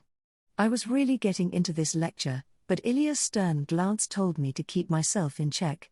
So is this magicology? Investigating things like that? No. This is just a byproduct. I'm not a specialist, either, so most of what I do is conjecture. We'll need an expert to confirm it. After all, I may study magic, but I'm not a magic user or a doctor. Ultimately, magicology was a discipline I had created to try to find a way to use magic, seeing as I had no other way of doing it. I drew knowledge from my past life to try to reproduce that science through my magical tools. At least, that had been my original goal, but it had led to a lot of secondary outcomes. For me, magicology is just another way of thinking about the world. There were other researchers of magic, but their approaches were more like theology or religion, quite different from my own. Still, the findings I had announced had been well received by practicing magic researchers. In fact, they had seemed rather impressed. My theory about imbalances between the body and one's innate magical energy was an eye-opener for them. I had even received personal thanks for my positive influence on other studies and the education of future researchers. Thanks, I guess. Was I supposed to feel grateful for the praise of regular magic users? All that time, they had treated me like a troublemaker, like an idiot. Just looking back on it made me so angry. They had mocked my magical tools relentlessly before. It was infuriating. I was still mad about it, really. I would never forgive those fools at the Ministry of the Arcane. I knew that not everyone there was like that, but honestly, I just hated those highbrow elites. I didn't want to have anything to do with them. Lady Anis? Euphyllia called out, sounding worried and pulling me back from the pool of dark emotion. Whoops, that was close. I had to maintain a sense of normalcy. The Ministry of the Arcane was a major political faction in the kingdom and had a powerful voice. That said, I really didn't like them. They regarded magic as a privilege of the nobility and looked down on commoners and everyone else who couldn't use it. I really hated the idea of a chosen few individuals possessing special powers. I understood that being able to use magic was a symbol of status, but there had to be more to life than that. That might sound strange coming from someone who had always adored magic and dedicated herself to making tools with it, but in the end, what I did was also partially a hobby. Did we get off topic again? What was I saying? I asked. You were talking about reconciling our understanding of magicology, Euphyllia responded. About how we need to start with a clear understanding of the subject. Right. Somewhere along the line, we started talking about spirits and magical energy rather than magicology as such. Well, it is all kind of intertwined, though. The outside world might have heard the word magicology, but they don't know anything about what it really involves, right? But I've heard that you often go out to construction sites. Sewers, roads, highways, and the like. Well, that's kind of my father's fault.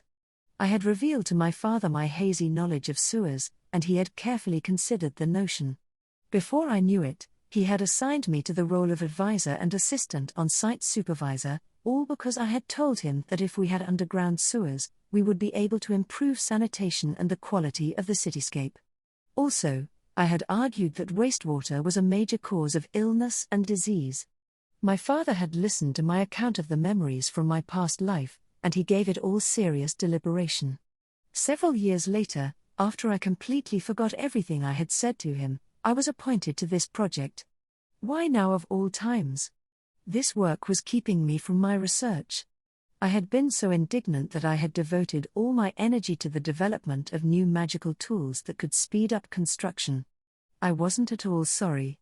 The underground sewer system came as a complete surprise to me, too. I suggested the highway project because that's where I can find monsters, though. Well, materials from monsters, to be precise. So I've been hunting monsters under the pretense of surveying. Our princess has been doing all that. Euphyllia exclaimed in amazement. She was staring at me in consternation, and it was quite intense. I couldn't hold her gaze, even though I knew it would seem suspicious. No, I mean, the thing is, it's more like I wanted to be allowed to survey the area. I suppose? There's a world of difference between that excuse and your true intentions. Her Highness has run off countless times, leaving behind nothing but a farewell letter, Euphyllia remarked. In the end, I said to her that if she was going to go exploring, she should at least do something constructive at the same time, which is how this highway business all started. That brought back fond memories. I had been so much freer in the past. Indeed, I had settled down in recent years, all because my research was taking shape. My main concern at the moment was to verify my theories and make any corrections. Any attempt to leave the royal palace now would result in a heated chase from the knights of the royal guard and the newly formed corps of warrior maidens. From what I could tell, the royal guard treated me as target practice in their exercises. Well, that went longer than I anticipated. Let's call it a day for our first lesson. Make sure you don't forget anything. Yes, I understand, Euphyllia responded with a soft chuckle. Only when I stared back at her did she seem to realize she had just laughed, quickly covering her mouth and returning to her usual expressionless countenance. That gesture was so amusing that I barely suppressed a laugh myself. Euphyllia glared back at me, but that only made me chuckle even harder. If she was slowly getting used to life here, I could hardly ask for anything more. Chapter 4. Like picturing a rainbow. A few days had passed since we had started to share ideas through our makeshift lessons. By now, we had firmly established the format of these magicology lessons. I was the teacher, and Euphyllia was my assistant. I was actually enjoying this. So today we're going to build a working magical tool. Oh, are they really that easy to make? I've brought a simple one. See, one of those thermal pots you've been using so much. Ta-da! With a dramatic flourish, I placed the unassembled parts in front of Euphyllia, who stared down at them with great interest. It isn't all that difficult to put together, I said, taking the parts in my hands. But it does require a certain level of technique. Technique? Indeed. I've got a question for you now. What do you need to do to make a detailed mental image whenever you use magic? Chanting? Correct. Or more precisely, conveying to the spirit what you want it to do. That was something Euphyllia herself had described in one of our previous classes. Of course, she was fully aware of the necessity of creating mental images. This part of the magical tool is extremely important. This is where your crafting technique comes in. It isn't as easy as I hoped, is it? It's all about the process. It isn't all that difficult to assemble, and the basic principles are fairly simple. Why don't we give it a go? I showed Euphyllia the base, which would provide the thermal pot's core function of generating heat, and urged her to pay attention as I pointed to the base. By placing a fire stone here, we'll be able to make it generate heat. This is where the chanting technique comes in. A chanting technique? Euphyllia echoed, tilting her head to one side in curiosity. The magical tool isn't going to speak or anything like that, I said with a smirk. See? Take a look inside the base. Is that an engraving? Ah, that's the incantation? Something like that. So how exactly does a thermal pot work? How do you get it to do what you want? This is basically a circuit to provide that core function, I said, tracing the engraved letters on the base while Euphyllia watched on in admiration. In the world of my past life, this might have been considered a program of sorts that served to activate the magical tool. If you pass fire-type magical energy through these letters, you can activate it even without the fire stone. But not everyone has an aptitude for fire magic, so it's better to use the spirit stone. You can do all that just by carving the words into it. That's why I said it requires specific techniques. For example, applying a special paint containing ground-up spirit stones to the engraved letters. Also, the base itself is an alloy with spirit stones in it, too. You know the spirit stones with no attributes? They're only really used for decoration, right? They are? Well, I suppose they don't have many practical applications, but since spirit stones do have such a long history, aren't they used in ceremonies and the like? That's what I mean. Decoration. Euphyllia breathed a deep sigh. No, I understood where she was coming from. People in our society held immense gratitude and reverence for spirit stones. That applied even to those stones that possessed no functional attributes. However, since such spirit stones contained only raw magical energy, there was some doubt about how to make use of them. They were often ground up and sprinkled through the air in a powdery form in ceremonies and festivals and the like. They were used occasionally in medicine, too. If you poured magical power into such a stone and processed it into powder, The end result was a restorative medicine capable of replenishing magical energy. That said, the taste alone was practically lethal. I had tried such a concoction once myself, and I had no intention of ever doing so again. Aside from that, non-elemental spirit stones were still largely a mystery. Were they the remains of spirits that had crystallized before they could develop notable attributes? Or had they lost their original attributes due to overuse? That was an enticing question for future research, but I had put off investigating it in depth, as my priority was to make magical tools I could actually use. Perhaps I would have time to look into it properly one day. Back to the topic at hand, it appears to take a lot of time to process, Euphyllia commented. It certainly does. But anyone who possesses magical energy can make these tools work. This could lead to new opportunities for craftsmen, new employment, and new ways to make a living. The kingdom of Palatia had been blessed with an era of peace and stability. I'd heard the country had been going through a rough patch before my father took the throne, but he had managed to right the ship.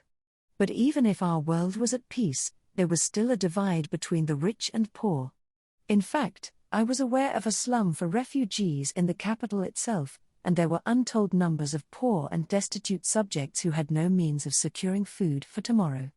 I might not be able to save all of them, but if demand for my magical tools was to increase, the kingdom would need more manpower to satisfy it. I would have liked for my father to help promote the development of magical tools with the power of the state, but there was only so much I could do in my present position.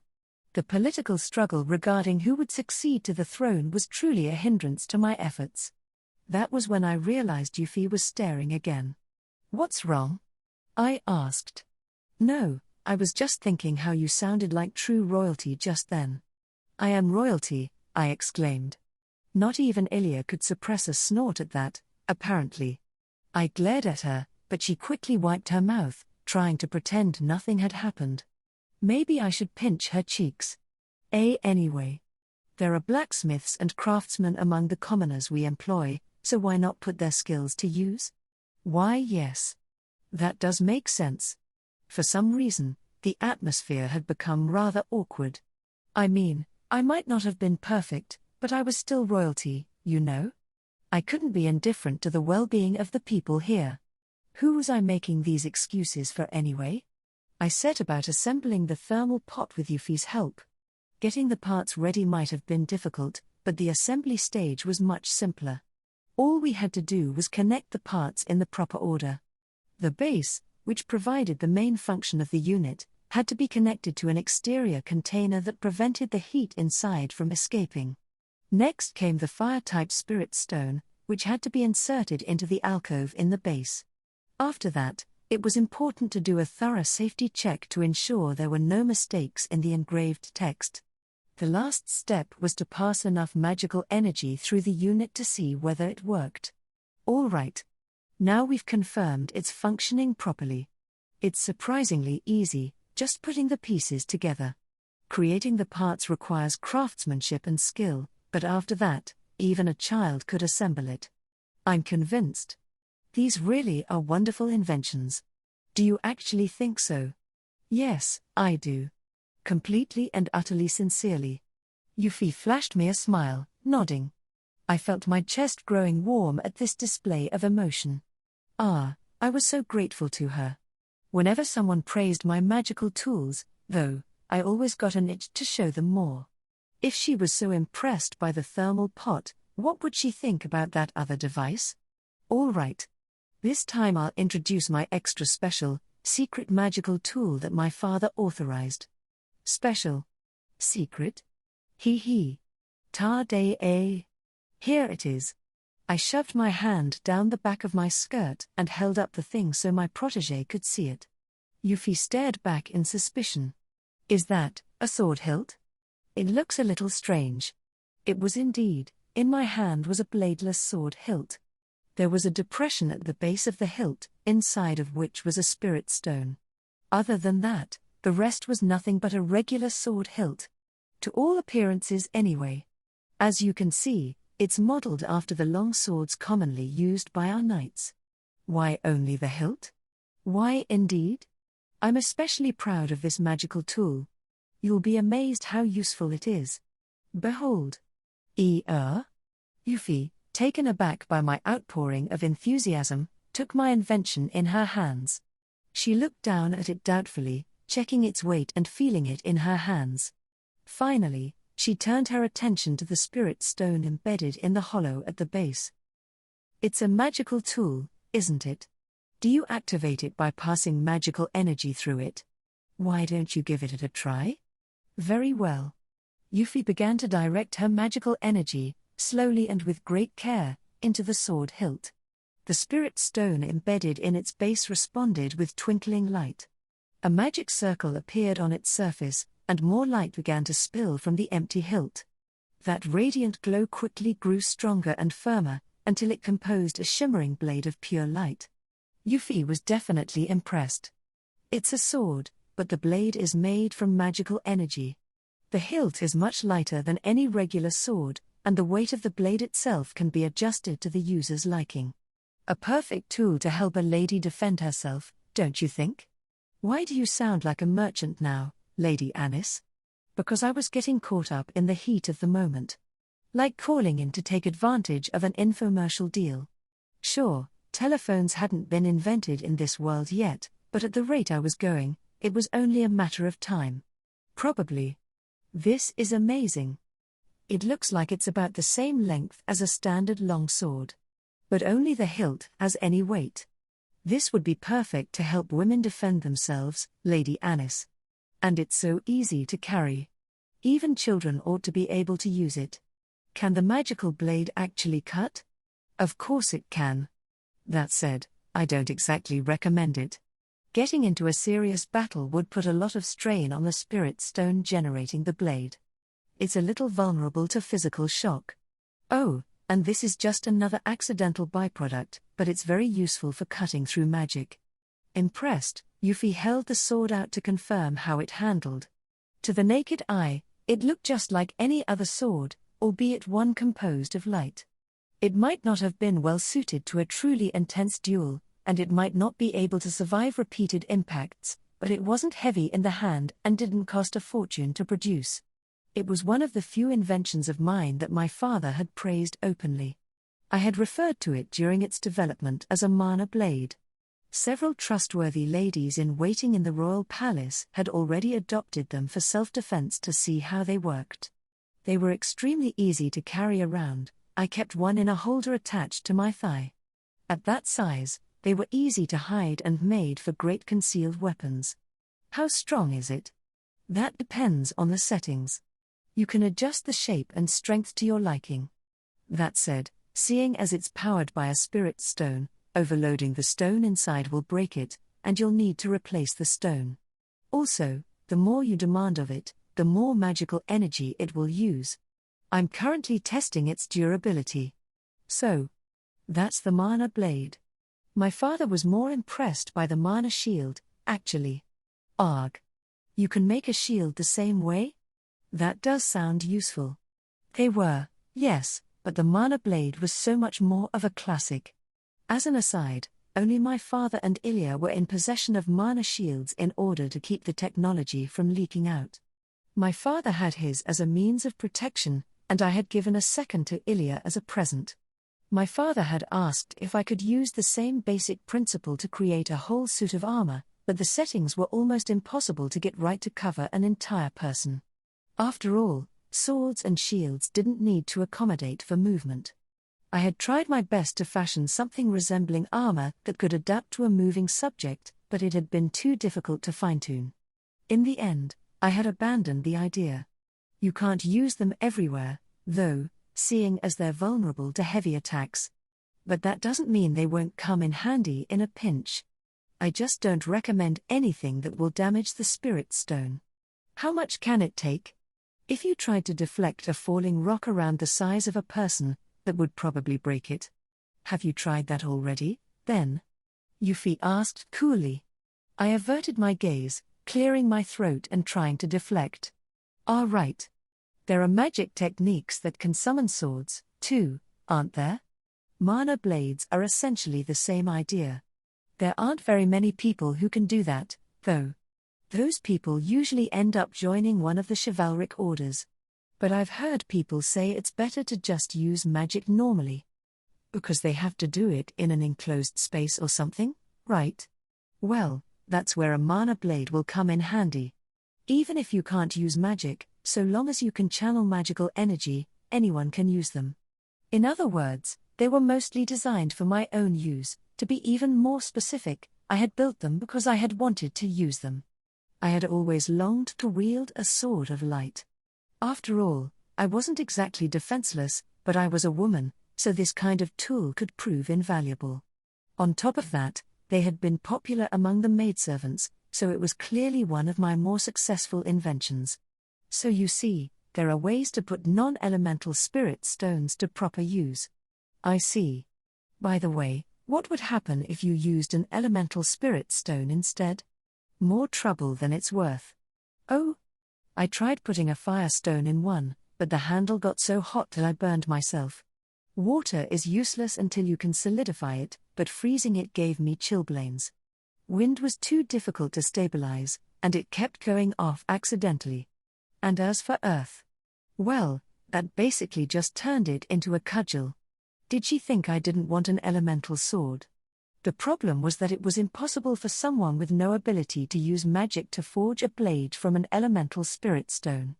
After all, as painful as it was to admit, I had no sense for those spells. The issue was finding the proper configuration and working out how to add elemental properties while maintaining the core function of a sword. Solving those problems had proven to be such a hassle that I had ended up putting off the project. But maybe you can do it, Euphyllia? You can add elemental properties through your own magic, rather than relying on spirit stones. I see. So I've decided to have a new mana blade made specially for you. For me? Euphyllia stared back wide-eyed. I flashed her a smile. Think of it like a welcome gift to celebrate your new job as my assistant. If you have a taste for swords, I'm sure it will come in handy sometime. Especially if you ever have to deal with a surprise attack. Are you sure? It will be custom-made, so you can modify it any way you like. Making these things is basically a hobby of mine, so feel free to get creative, I exclaimed, taking her hands in my own. Euphyllia looked rather flummoxed, but she did respond with an embarrassed nod. I'll accept your offer, then. And I do have a request. After a moment of troubled thought, she suddenly pulled her hands away from mine and whispered her request into my ear. My eyes widened in surprise, and I almost burst out cackling like a madwoman. Eventually, I found my self-control and flashed her a grin. That sounds wonderful, Euphyllia. I knew you were the right person for the job. But is it really possible? She asked nervously. I've got a personal rule, nothing is impossible until I've tried it, I said to reassure her. Caught up in the moment, Euphyllia gave me a broad smile. Now came the fun part, trial and error. This would be a blast. Mwahaha. When I opened my eyes, I found myself staring up at an unfamiliar ceiling. For a brief moment, I wondered where exactly I was. Then I woke up properly and remembered I had moved into a villa on the grounds of the royal palace. I shook my head to dispel my lingering drowsiness and let out a deep sigh. I was doing that a lot recently, probably because I hadn't been getting enough sleep over the past few days. Good morning, Lady Euphyllia. May I come inside? All of a sudden, a voice sounded from outside my door, Euphyllia, Lady Anis's personal maidservant. She had been attending to me quite a bit lately to help me get used to life here. I was grateful for her attentiveness, but a sinking sort of ennui had settled in my heart as well. It was like I was somehow gradually losing my bearings. I couldn't afford to let my exhaustion show, so I took a deep breath to calm my nerves before calling out in response, I'm here, Euphyllia. Thank you for waking me. You can come in. With my permission, Euphyllia stepped inside and gave me a polite bow. As usual, she helped me get dressed before we went to eat breakfast. Ever since I had arrived here, I had taken to wearing the dresses Lady Anis provided. Her clothes seemed to incorporate elements of a knight's uniform, unlike the clothes I had brought. Apparently, Lady Anis had designed them herself, seeing as she hated having to wear regular dresses in everyday life. I probably looked a little strange in it, but it wasn't anything to worry about. It was a generous gift, and Lady Anis had even asked Euphyllia to tailor them for me. Unlike her, I couldn't bring myself to expose my legs, however, so I'd had the knee-length skirt underneath replaced with a longer one. Suddenly, I realized I had let my mind wander. When I came back to my senses, I found that I was fully dressed. I rubbed my temples, trying to pull myself together. The next thing I knew, my mind turned to the absent Lady Anis. Is Lady Anis about, Euphyllia? She leapt out a moment ago. Incognito, as she puts it. That's a strange way to describe it, leaping out, incognito. She does this all the time, Euphyllia replied in her usual matter-of-fact voice, right. I hadn't seen Lady Anis much at all lately. She was apparently hard at work on the mana blade she was making for me, and she wanted to keep the project secret until it was finished. While I was happy that Lady Anis was being so thoughtful, I had been left with nothing at all to do. I ate my meals at the appointed times, but apart from that, the remaining hours of the day were free. Given how I had always lived, this was all but unthinkable.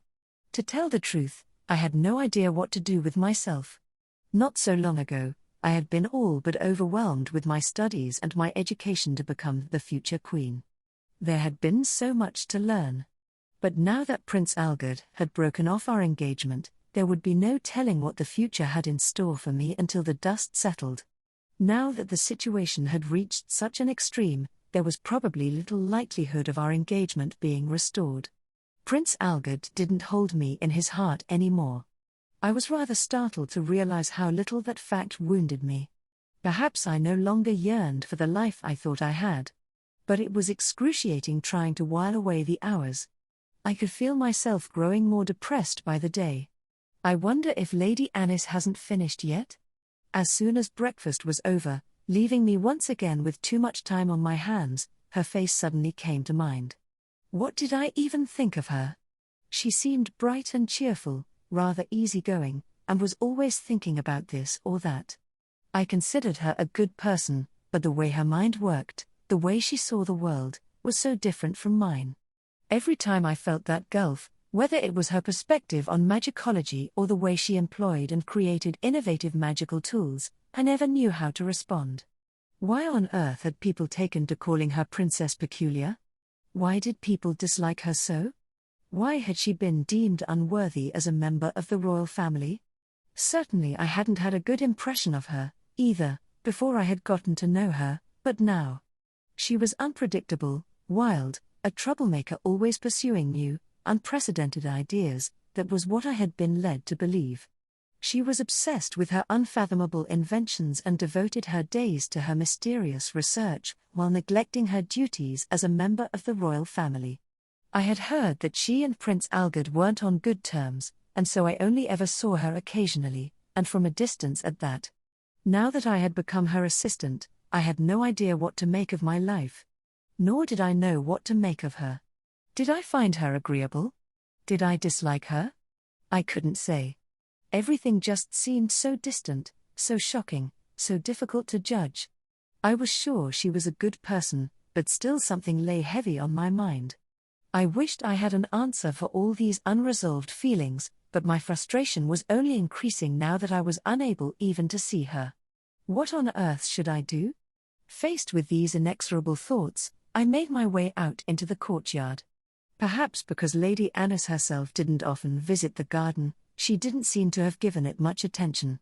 It was a rather bleak sight. The garden had received only the bare minimum of maintenance, and the deserted scenery tugged at my heart. Somehow, I felt as though I was falling, or as if I had dropped something important. My feet could have given way directly beneath me. I let out a long sigh. No, I had nothing at all to do. No drive, no obligations. Was this loneliness that I felt or idleness? I didn't know. I just didn't know. I repeated those words to myself, like a broken toy. It felt as if there were an unfilled hole inside my heart. This couldn't go on. I clapped my cheeks with my hands, but that didn't make me feel any better. I was about to let out another sigh of annoyance when it happened. Ah. Here you are. I've been looking all over for you, Euphyllia. Lady Anis was calling out to me, and I was taken aback when I saw her face. There were dark circles under her eyes, and she was clearly short of sleep. Her hair was done in the usual way, tied cutely at either side, but even her hair and clothes seemed to droop. It was obvious she had been busy working until this very minute. And yet her smile was as dazzling as ever. Only then did I notice that she was holding a sword in her hand, shaped like a common rapier. What was unique about the item was its hilt. The curved guard to protect the back of the hand was finely crafted, and I could see that it was inlaid with 6 colored spirit stones. This must have been what had consumed all her time and energy. Lady Anis, is that? He. Sorry to keep you waiting. Your very own mana blade is finally complete, Euphyllia, she said proudly, puffing out her chest. With another hearty laugh, she passed me the sword by its hilt. It's made from an alloy of spirit stones, making it a perfect conductor of magical energy.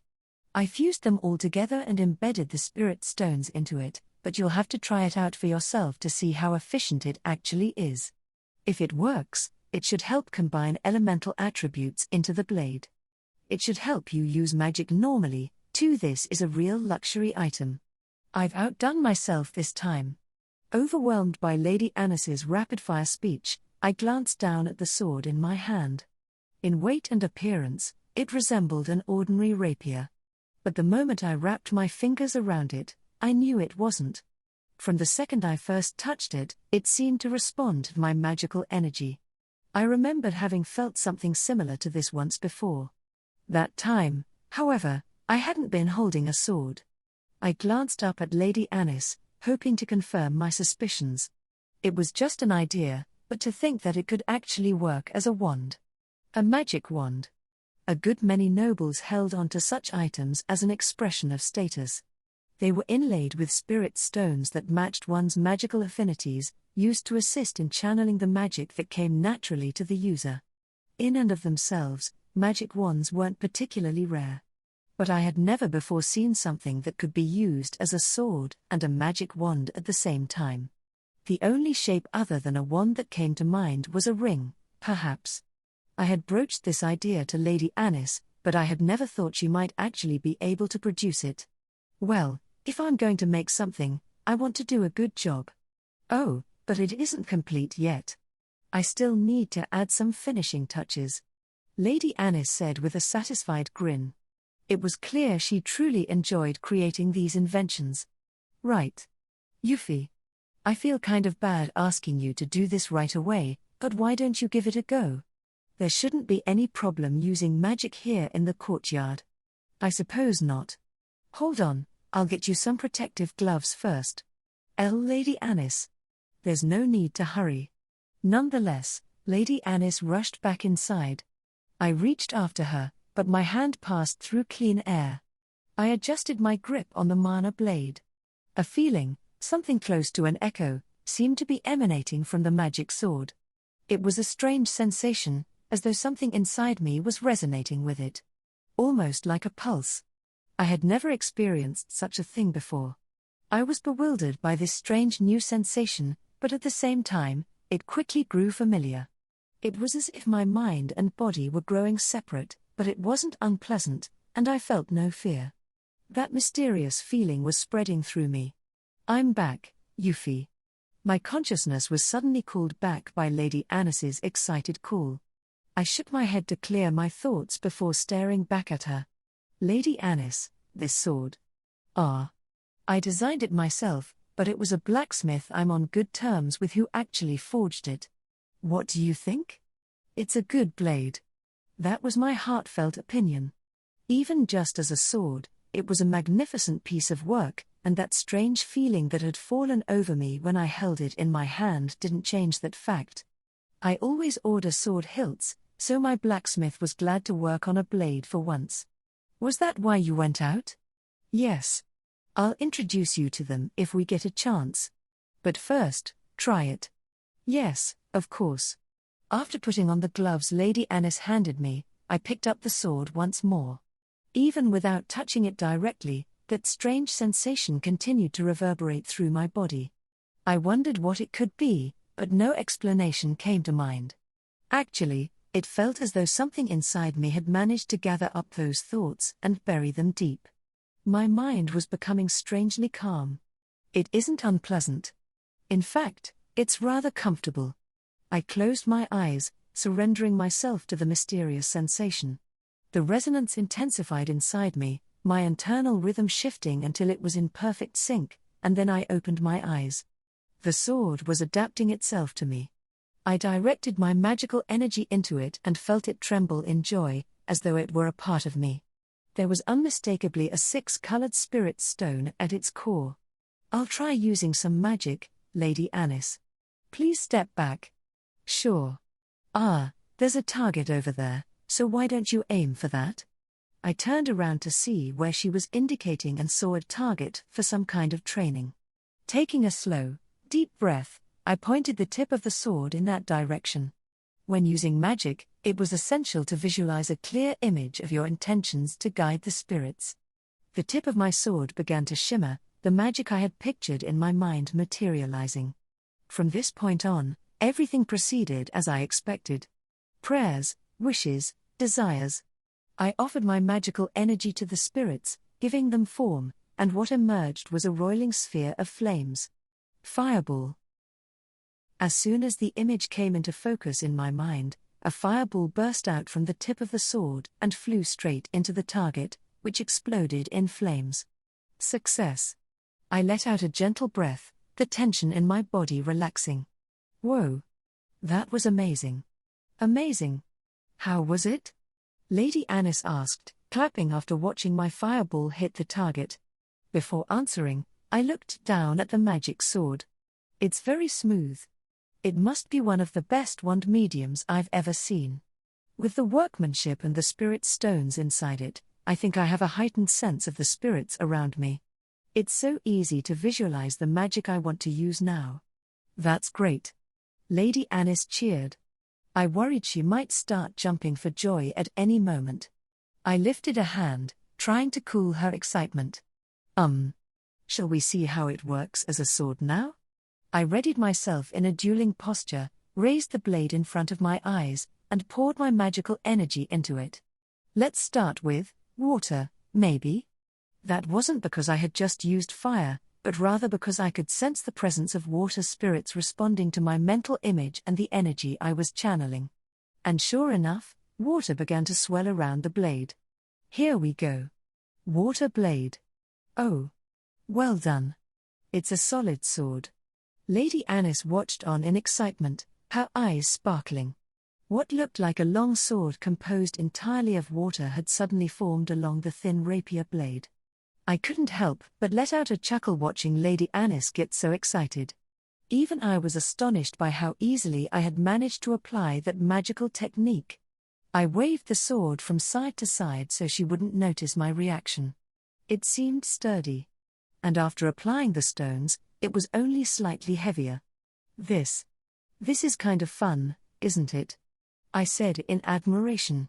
You're amazing, Euphy. I've never been able to do that. Lady Anis exclaimed, rushing forward. Lady Anis. I yelped, quickly diverting my sword. Don't leap forward all of a sudden. It's dangerous.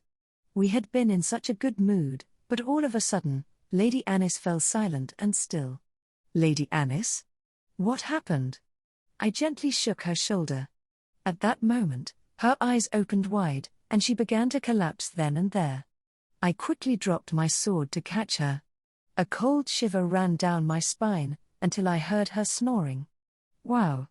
I was completely taken aback.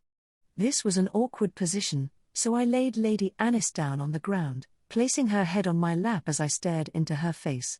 She was beaming with joy and relief, too. She's so dedicated, so ingenuous. Like a child. She was older than me, yet most would think she was younger. I could understand, as unpleasant as they were, the many nicknames people had given to her. Even this magical sword she had produced with such ease was a testament to her extraordinary nature. I've never let anyone rest their head on my lap, not even Prince Algard. What was I doing? I had been betrothed to Prince Algard for so long, and yet I had never once thought of doing anything like this with him. I had simply steeled myself to become queen and left my humanity behind in the process. Perhaps that was why Prince Algard and the others all gave up on me. It was one thing to be betrothed to the future king, but another thing entirely if I couldn't establish a proper relationship with him. I had made a terrible mistake. But that very failure had brought me here now. I let out a shallow, self-deprecating chuckle. The fact of my failure would never go away, but this feeling of joy was wonderfully, ticklishly warm. I didn't want to pull away, but when I thought about trying to accept it, I could hardly breathe. My eyes began to grow hot. I envy you, Lady Anis. And I meant it, truly. Now that I had come to that realization, there could be no escape. Ah! Her brilliance was too warm and comforting, too dazzling. Plop! A wet drop landed on her face, only then did I realize I was crying. I traced my finger across her cheek. I didn't want to wake her. I didn't want to do anything to cloud her radiance and warmth. I didn't want her to see me looking so pitiable when she woke up. I was still unable to grasp the depths of this feeling. All I knew for certain was that I envied her. Ah, how I wished I could be like her, even if only in some small way. Ah, I guess my exhaustion caught up to me now that everything's safely wrapped up. Sorry. After a short while, Lady Anis awoke and apologized with a cheerful laugh. I shook my head to show I wasn't bothered. No, I don't mind. Actually, I should be thanking you for this wonderful sword. I had a lot of fun making it, too. Thank you.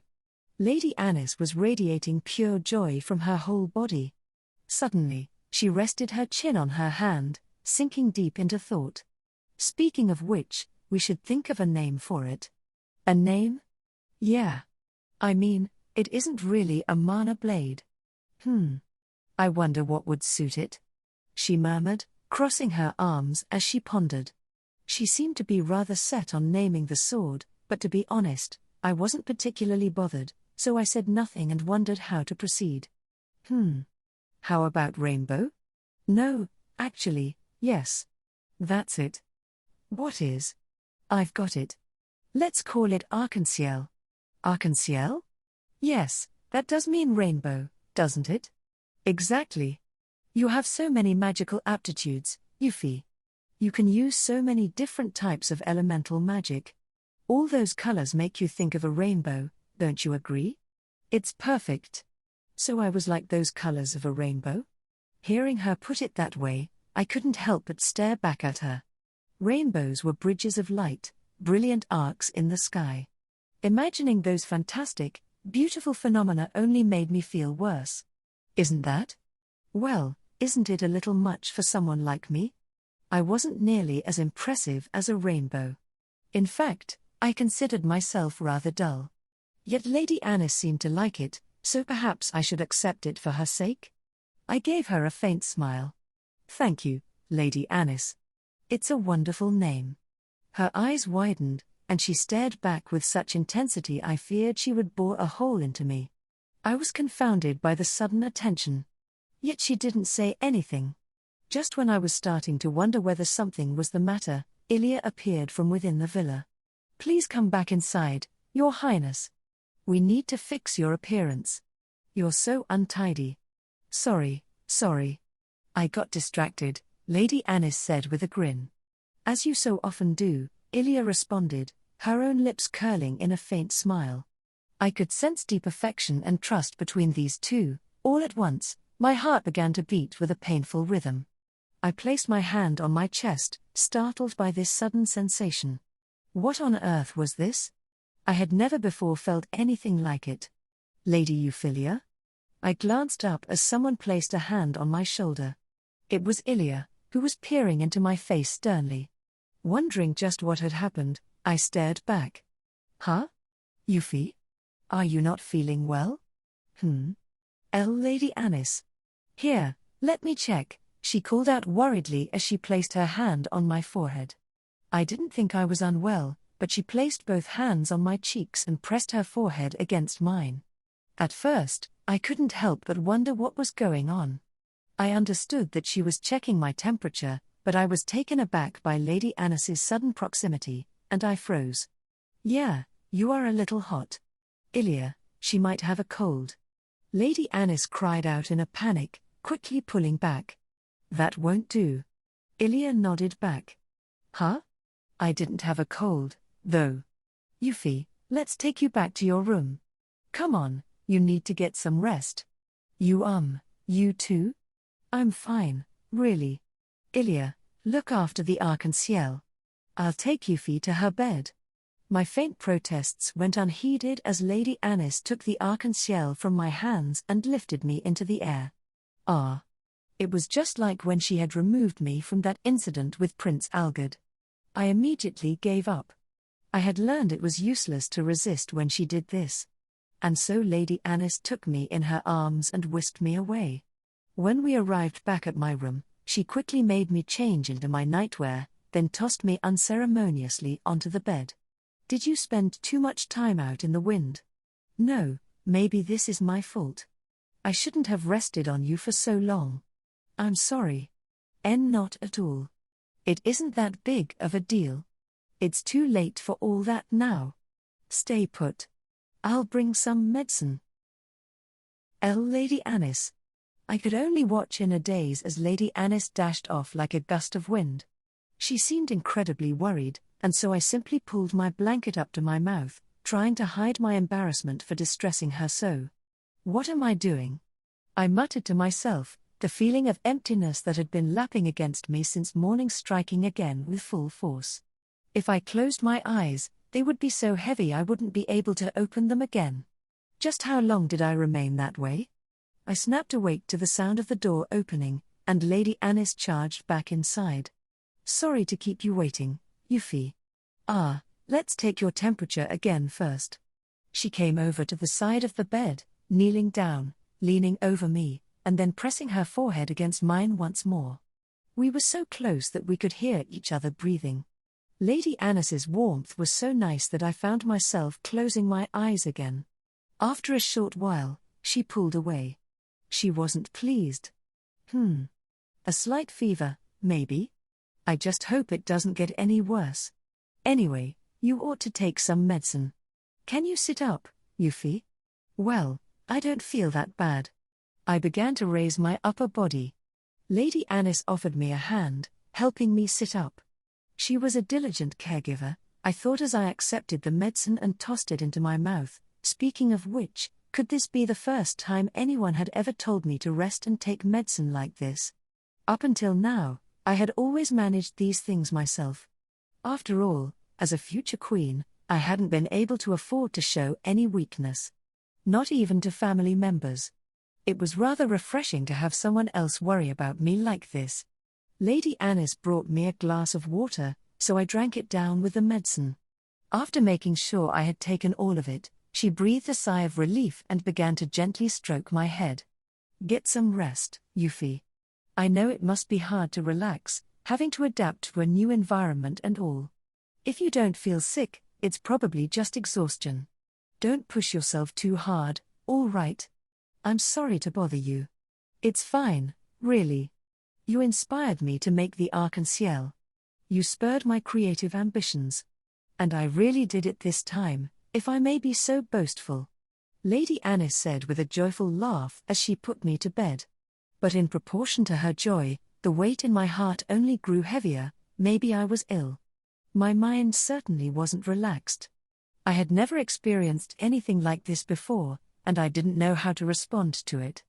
Euphy. As I sank deeper into my thoughts, Lady Anis said my name and placed her hand softly over mine. Now that I could feel her warmth directly, I realized that my body temperature was lower than hers. Just a touch of that warmth made me feel as if I could melt away into that sense of comfort. It was like I was out of balance, unstable, wavering from side to side, but there was nothing I could do to bring my feelings under control. I'm pathetic, I murmured in shame. Not too long ago, I would never have allowed myself to act so ungracefully in front of others. Lady Anis gave me a sharp glare and flicked me on the forehead with her finger. I blinked reflexively at the sudden jolt. That's enough. You aren't pathetic, I wasn't as attentive as I should have been. I should have paid more attention to you. But I've made you worry so. Even if you were fine, I would still worry about you. Those words were like a warm touch. The shock of hearing them was enough for me to lose all sense of who I was. I closed my eyes, turning away to try to keep her from seeing the extent of my confusion. You are so clumsy, Euphy. But I am good with my hands. A knowledge of embroidery is a must to be a proper lady. That's not what I mean. You're clumsy as a person. Ugh. Before I knew it, she'd poked me on the cheek. It's fine, really, to let someone treat you to a little kindness, she said, her voice filled with tenderness. Those words rang painfully in my heart. I felt a sudden tightness inside me and raised my hand to my chest. That pain wasn't unpleasant, but it still hurt. Inescapably so. What had come over me? Whatever it was, if I got close enough to touch it, I would want to disappear. Even closing my eyes, trying to reject these feelings, they wouldn't go away. Lady Anis? I don't understand myself. What should I do? Well, whatever you want, I suppose. But what if I don't know what I want? Lady Anis still held my hand as the disconnected conversation went back and forth. She had told me to do as I pleased, yet I had no idea what I truly wanted anymore. It would be so much easier if someone could tell me what they wanted, if someone could give me a role to carry out. Please, it hardly mattered who. She was a royal princess, couldn't she instruct me? Nonetheless, Lady Anis said my name again in a gentle voice. Euphy. If you don't know what you want or what you want to do, then let's take our time and find the answers to those questions together. You can stay here and have fun with me until you figure out the next step. Just keep me company while I indulge myself. Until that day comes, you're free. Those weren't the words I had been hoping to hear. Rather, they only added to the almost choking sense of pressure building up inside me. I couldn't hope to deny them, nor could I let go of this warmth that had filled me with such distress. Her hands were warm to the touch and so comfortable. And yet I felt like I was melting away. She shone too brightly for someone like me. She knew so much that I had yet to learn. Does she really understand what I am looking for? But in the end, I couldn't voice my question. Before I knew it, I had simply closed my eyes, bathing in her warmth. When I returned to my senses, I was lying down in a darkened room. It was night, with the sun long since set. The only light was the faint glow from a magical tool. As my eyes adapted to the dark, I felt my drowsiness subside. I must have fallen asleep. I remembered holding Lady Anis's hand before nodding off, but she was nowhere to be found now. Nonetheless, her warmth seemed to linger in my hands. I clenched my fists to hold onto it as long as I could. I'm thirsty. My throat was so dry, I definitely needed water. I grabbed a cup from beside my bed and called on the water spirits to summon a drink for me. After gulping it all down, I stopped to catch my breath. I was still in a daze, still unable to focus on anything.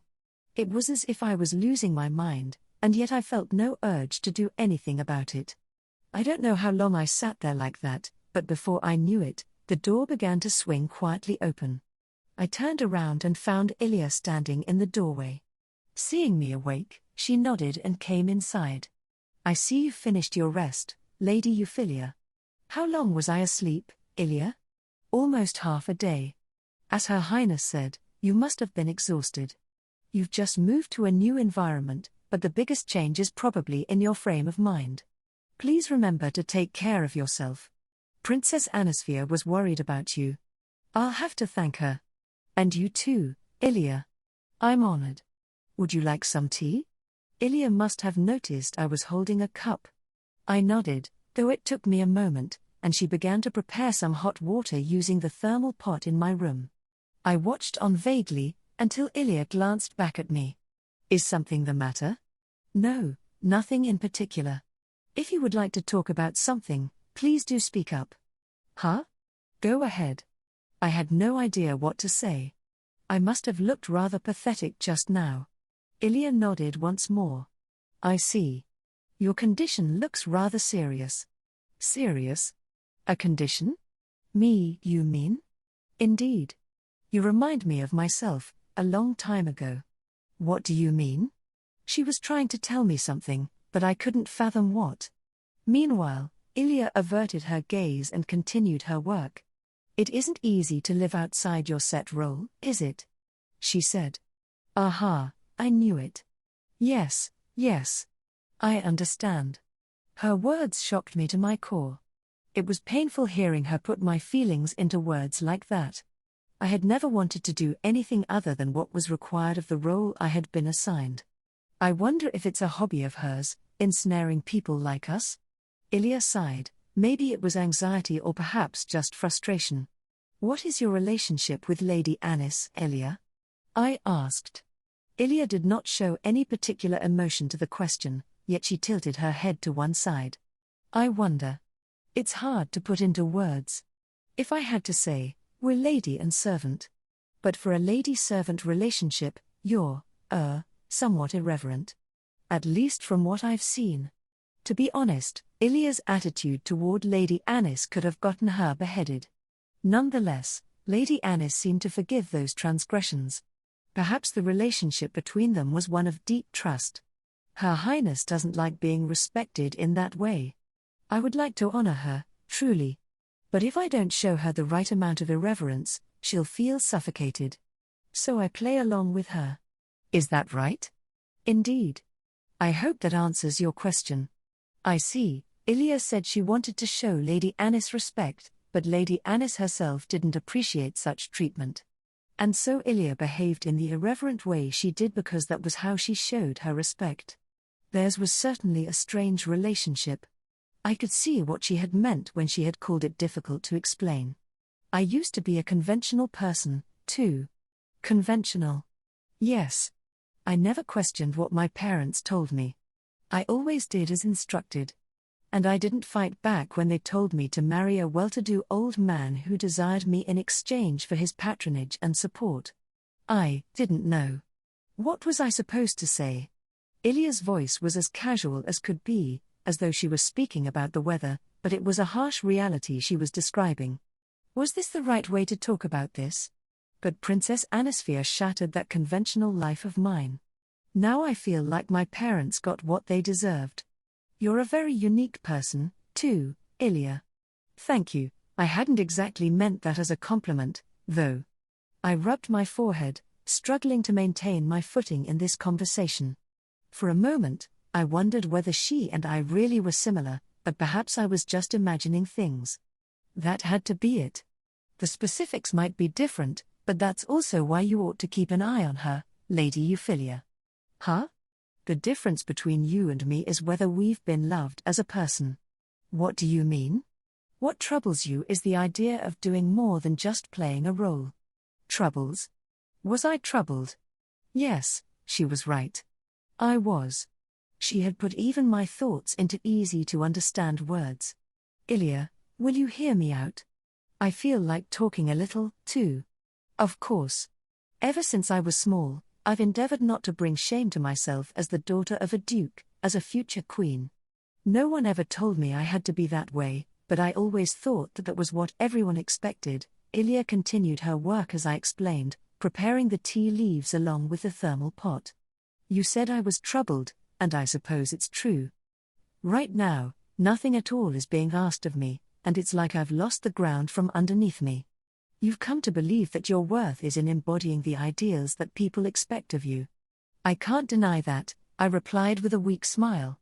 At that moment, Euphyllia finished preparing the tea. The comforting aroma tickled my nose, and so I accepted the saucer and took a sip. I kept pushing on, but maybe I had grown anxious along the way. And now no one expects me to be a future queen or noble daughter or anyone. I don't know what to do, I whispered. Euphyllia said nothing in response. She merely waited in silence. I took another sip of my tea.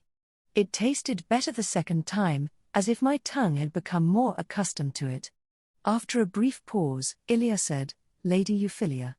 You're a very discerning person. I am?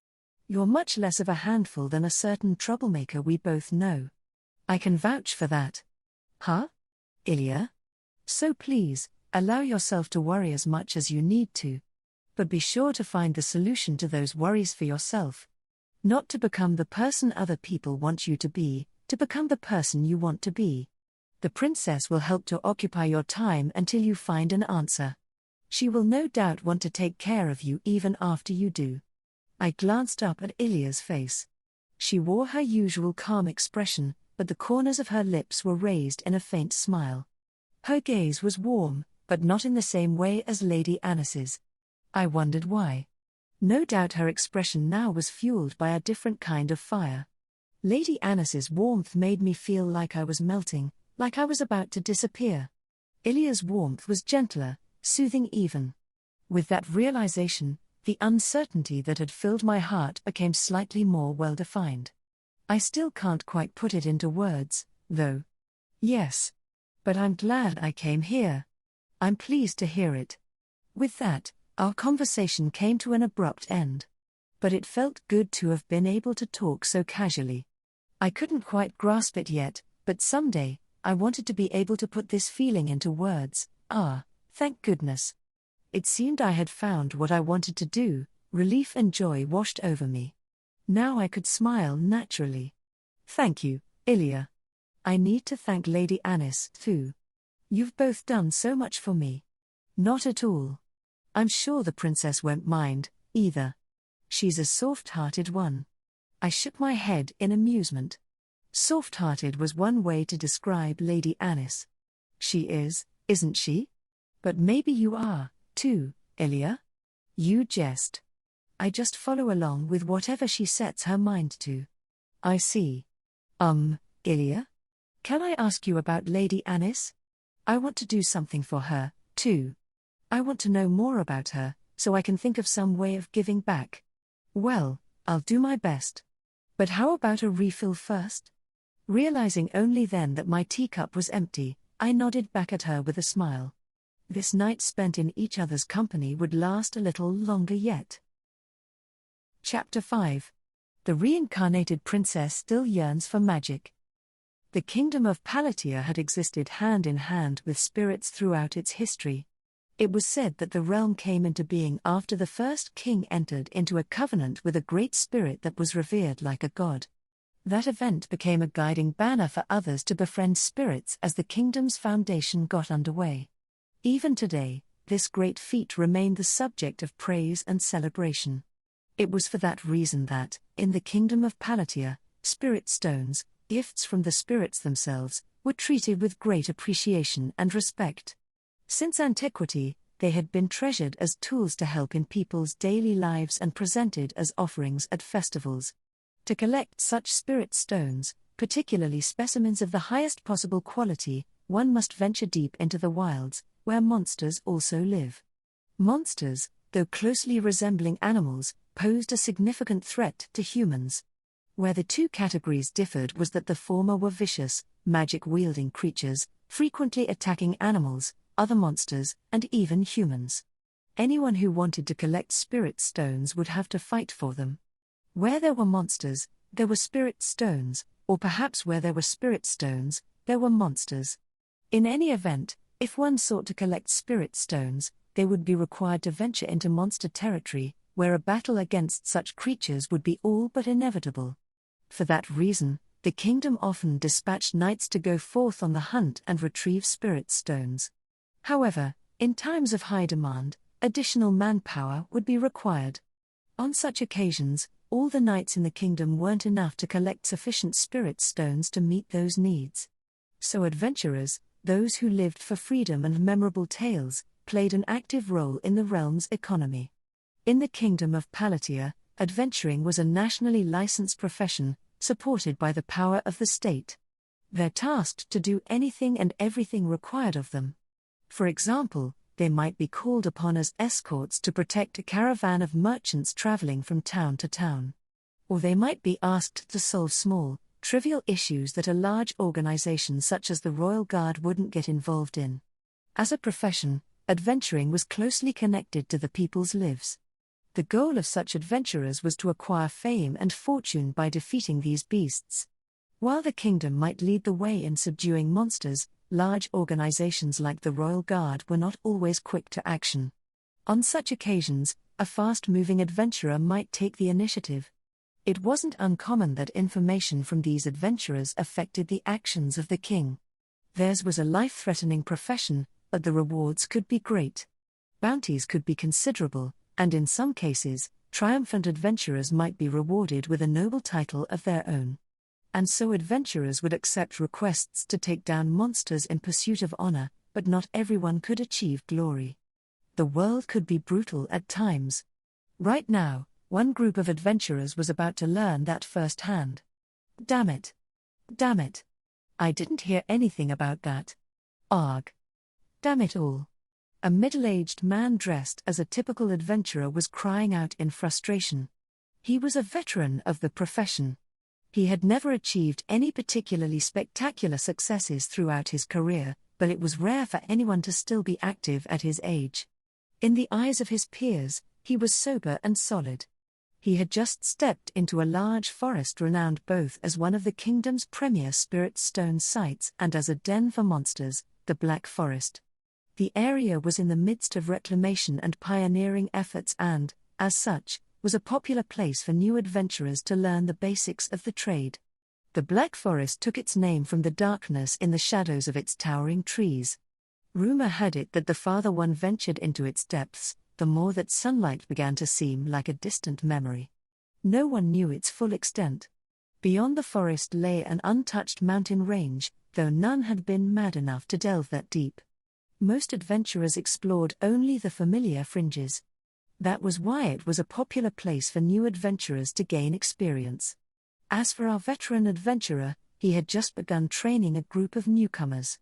He was the leader of the band, their educator and supervisor. His task was to take budding adventurers into the Black Forest to teach them the rules of the profession. It should have been a simple job. At least that was what he had thought, and what his young trainees had assumed, too. But now they were dashing through the dense foliage as fast as their feet could carry them. Yes, they were being pursued. Their faces were wrought with fear and despair as they pushed farther in. Leader. What should we do about that? Cried a shaken novice adventurer, too scared to stop running. There's nothing we can do. Let's just get out of this forest and report back to the guild and the knights. The veteran adventurer yelled back at the top of the lungs, trying to hide the tremor in his own voice. But surely not even the knights will be able to handle it. The new adventurer was too terrified to even call the thing by name. There was no disguising the dread in his voice. With enough fighters, they'll be able to do something at least. But they can't afford to let that thing run wild. Forget about remote villages, it could destroy a whole city. The veteran adventurer bellowed to his young apprentice. But not even he was without fear. Still, his courage, tempered by long years of experience, and his sense of duty to these novices overcame his dread. He had given his orders and instructed everyone to escape. But that was all he could do. Grinding his teeth in frustration, the veteran cried out the name of their dreaded pursuer, the name of the looming threat hanging over the kingdom of Palatia. You've got to be kidding me. Not a goddamned dragon. A few days had passed since I had completed the arc-en-ciel for Euphyllia. Now that I was back to my usual daily routine, I was busying myself with a little exercise. After allowing my body to relax in the courtyard of the detached palace, I pulled out a mana blade and began practicing my swordsmanship, evaluating my movements, and trying to make my mental image of the ideal forms a reality. One by one, I carefully attempted each of the techniques I had practiced so many times. I had an unfortunate habit of neglecting this training when I got caught up in my research, which was why I tried to make it part of my daily routine. Indeed, I had put it off over the past few days due to my preoccupation with Euphylia's arc-en-ciel, so I would have to be careful. While I was practicing, Euphyllia suddenly appeared in the courtyard. When I spotted the arc-en-ciel strapped to her waist, my chest filled with pride. "Good morning, Lady Anis." "Ah, Euphyllia. Morning. Are you practicing combat moves?" "I make this part of my schedule when I'm not busy with my research. I would go mad if I just sat at my desk all day." I see. I think it's wonderful. Euphyllia nodded in agreement, before suddenly tilting her head to one side. I don't mean to sound rude, but those are somewhat irregular fighting moves, aren't they? Ah, you mean my swordplay? I asked. Euphyllia nodded again. I suppose they are. I learned the basics from the Royal Guard, but that was all. I'm mostly self-taught. I was wondering whether you had learned from someone else, too, other than the Royal Guard, maybe? Euphyllia asked, her head still tilted quizzically to one side. At that moment, Euphyllia stepped up behind me, carrying a towel and a drink in either hand. As she reached me, she began to wipe down my face. Her Highness learned the basic forms from the Royal Guard, she said, but the rest is the result of real-life battle experience. Real-life experience? Ah, you mean while supervising the highway construction project? Euphyllia seemed to find that explanation satisfactory. Euphyllia, however, shrugged, letting out a sigh. It's more than just that, though, she murmured. Euphyllia stared back uncertainly. She opened her mouth for a moment as though to ask Euphyllia what exactly she meant there, but she was interrupted by the unexpected appearance of a carrier pigeon. I recognized the pigeon, and I was surprised to see it. The next thing I knew, it flew right up to me, perching on my arm. There was a letter tied to its leg. Oh dear, what timing! Just what could this be, I wonder? Who sent it, Lady Anis? Hold on. Let me read what it says. They only send these in emergencies. Emergencies? Euphyllia echoed with a frown. I wanted to say something in response, but I had to check the contents of the letter first. The message was a concise one, but it was sufficient to convey what exactly had happened. Ah. Ha ha ha ha ha. Lady Anis? Reading the message, I couldn't help but grin. A chortle escaped me, prompting Euphyllia to glance back at me anxiously. But I couldn't afford to worry about her now. Ah, this is definitely an emergency. Euphyllia. I need to get ready to leave immediately. Lady Anis? Where are you going? Euphyllia demanded, holding me back before I could take off at a run. I almost lost my balance, what with her grabbing onto my arm like that. She flashed me an apologetic look, but her expression quickly turned stern. What on earth is happening? What kind of emergency are we talking about? The carrier pigeon is from the Adventurers Guild, Lady Euphyllia, Euphyllia answered for me. The Adventurers Guild? Hold on. Why is Lady Anis getting calls for assistance from the Adventurers Guild? Euphyllia demanded in a loud, disconcerted voice. Because I'm a registered adventurer, that's why. A high-ranking one at that. Euphyllia blinked mutely, so I pulled out my identification tag that I normally kept hidden under my clothes. The tag was decorated with an ornately engraved name, not my real one, of course, in an elaborate design. All adventurers had a rank that indicated their abilities and status. The guild managed all requests and commissions and delegated them to members depending on their rank. One's rank as an adventurer was represented by the same metals used in the currency of the Kingdom of Palatia: copper, silver, and gold. New adventurers started out with a copper ranking and matching name tag, before moving up to silver, while successful and high-ranking individuals were promoted all the way to gold. Euphyllia stared at me in disbelief when I pulled out the golden tag of a high-ranking adventurer. I could understand her confusion. She must have been wondering why a princess was in possession of such a thing. Why are you an adventurer, Your Highness? And a high-ranking one? Well, you see. It began when I started advising on the construction site. I needed monster materials. So I registered as an adventurer to raise the funds myself. And I must have been pretty good at it because I kept rising through the ranks, and before I knew it, I reached gold level. My father must have been at his wits' end when I showed him the letter of recognition, too. Of course. I can only imagine what he must have been thinking, Euphyllia cried in a voice so loud I almost wanted to block my ears. Euphyllia's reaction just now was so similar to my father's when he had found out. Ah, it was almost nostalgic. I'm sorry. I get why you're upset, Euphyllia. But this isn't the time or place to discuss it. The request came straight from the Adventurers Guild, delivered by carrier pigeon at that. The same letter had probably been sent to other high-ranking adventurers, as well, to all high-ranking adventurers. Which was to say that the contents were extremely urgent. The situation must be serious. My father will probably receive a report on it before long. But what on earth has happened? There's a stampede coming. It sounds like a big one, too. It will be a huge commotion. A stampede? Euphyllia cried out in alarm. There wasn't a person alive in the kingdom of Palatia who didn't recognize the significance of that word. Stampedes happened when hordes of monsters would attack en masse for one reason or another.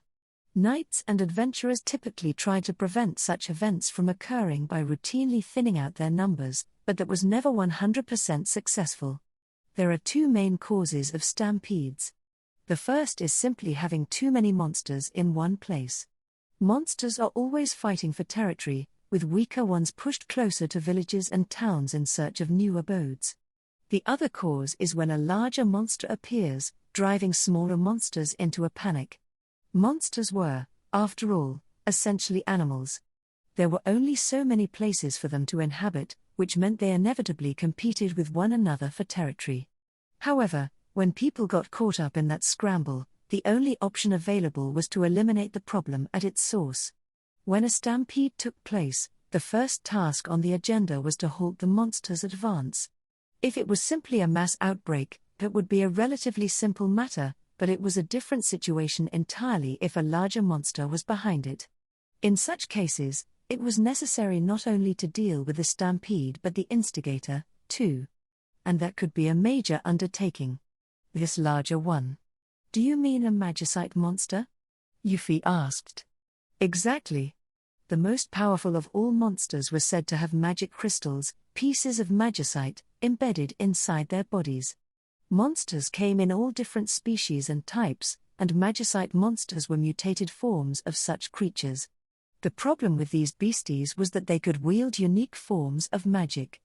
There were broad trends depending on the type of monster in question, but every now and then a particular creature would appear capable of highly unique magic. That was why they were so dangerous. And the longer such creatures lived, the more powerful the piece of magicite inside them would grow.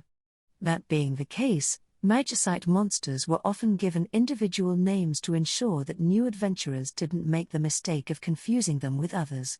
Given the danger involved, it was generally high-ranking adventurers who were called upon to deal with them. That's it in a nutshell. So I had better get going. Please wait. Arg. Where do I begin? Why are you going? Euphyllia demanded. I tried to turn away from her, but she held me back by the scruff of my neck. I exhaled deeply before glancing back at her. Euphyllia's face was awash in confusion and frustration. You can't even use magic, can you? Even if you are a high-ranking adventurer, it's too dangerous. I can't let you run off somewhere where you could get hurt, Lady Anis. I mean, I'm not the only high-ranking adventurer who can't use magic. Baron Cyan, the father of Ali's sweetheart, was another such case. The Baron was a former adventurer who had been awarded his title in honor of his exploits. I thought I had recognized the name Cyan when I crashed the party at the academy, and that was why. Of course, some adventurers were capable of wielding magic. Oftentimes, a second son who had little prospect of inheriting his family name would join the guild's ranks, as would descendants of fallen noblemen or the illegitimate children of others. Such individuals often became high-ranking adventurers, as the ability to wield magic could give them a considerable advantage. But magic wasn't the only thing that mattered. In my case, I had my magical tools, and I had learned a great many insights from my research, all of which I put to use in my career. I understand how you feel, Euphyllia. And I know you're worried about me. But I still have to go. Why? And you, Ilia? Why aren't you trying to stop her? Euphyllia cried out. I'm sure she felt very misunderstood. Perhaps she had given up on trying to talk me out of this as she appealed to Ilia. But Ilia only sighed and shook her head. She knew it was no use. Unfortunately, she isn't the kind of person who listens to reason. You've realized that by now, I hope. I can't accept that. It is a fact that Her Highness is a high-ranking adventurer, and she has experience defeating magicite monsters. She has been doing this too long to stop her now, Lady Euphyllia. Why doesn't His Majesty stop her? He just ignores all this. It's true. My father gave up ages ago. Arg. I don't know what to do with you, Euphy cried out to the heavens. No, there was a good reason why I couldn't back down here. It didn't matter if she didn't approve, I had to stop this stampede. Euphy. I want the magicite. Why that? First, there's no mistaking that the cause of this stampede is a magicite monster. So if I let this opportunity go, I'll lose the opportunity to get my hands on it. So no matter what anyone says, I'm going. I have to. I know it's a great honor to take a piece of magicite, but honor isn't your goal here, is it? Euphy asked sternly. That was true. Those who defeated these dangerous foes and retrieved their crystals were lauded in the kingdom. But that wasn't what I was after. What I need is the magicite itself. That's why I became an adventurer and worked my way up to this rank. But what's driving you to do all this? I don't have time to go into the details here. I'm going, all right. This is important to me, I said, staring straight into Euphy's tearful eyes. I wouldn't give this up. No matter how much she protested, I had no intention of stopping now. After a brief moment, Euphy let out a deep sigh and looked away.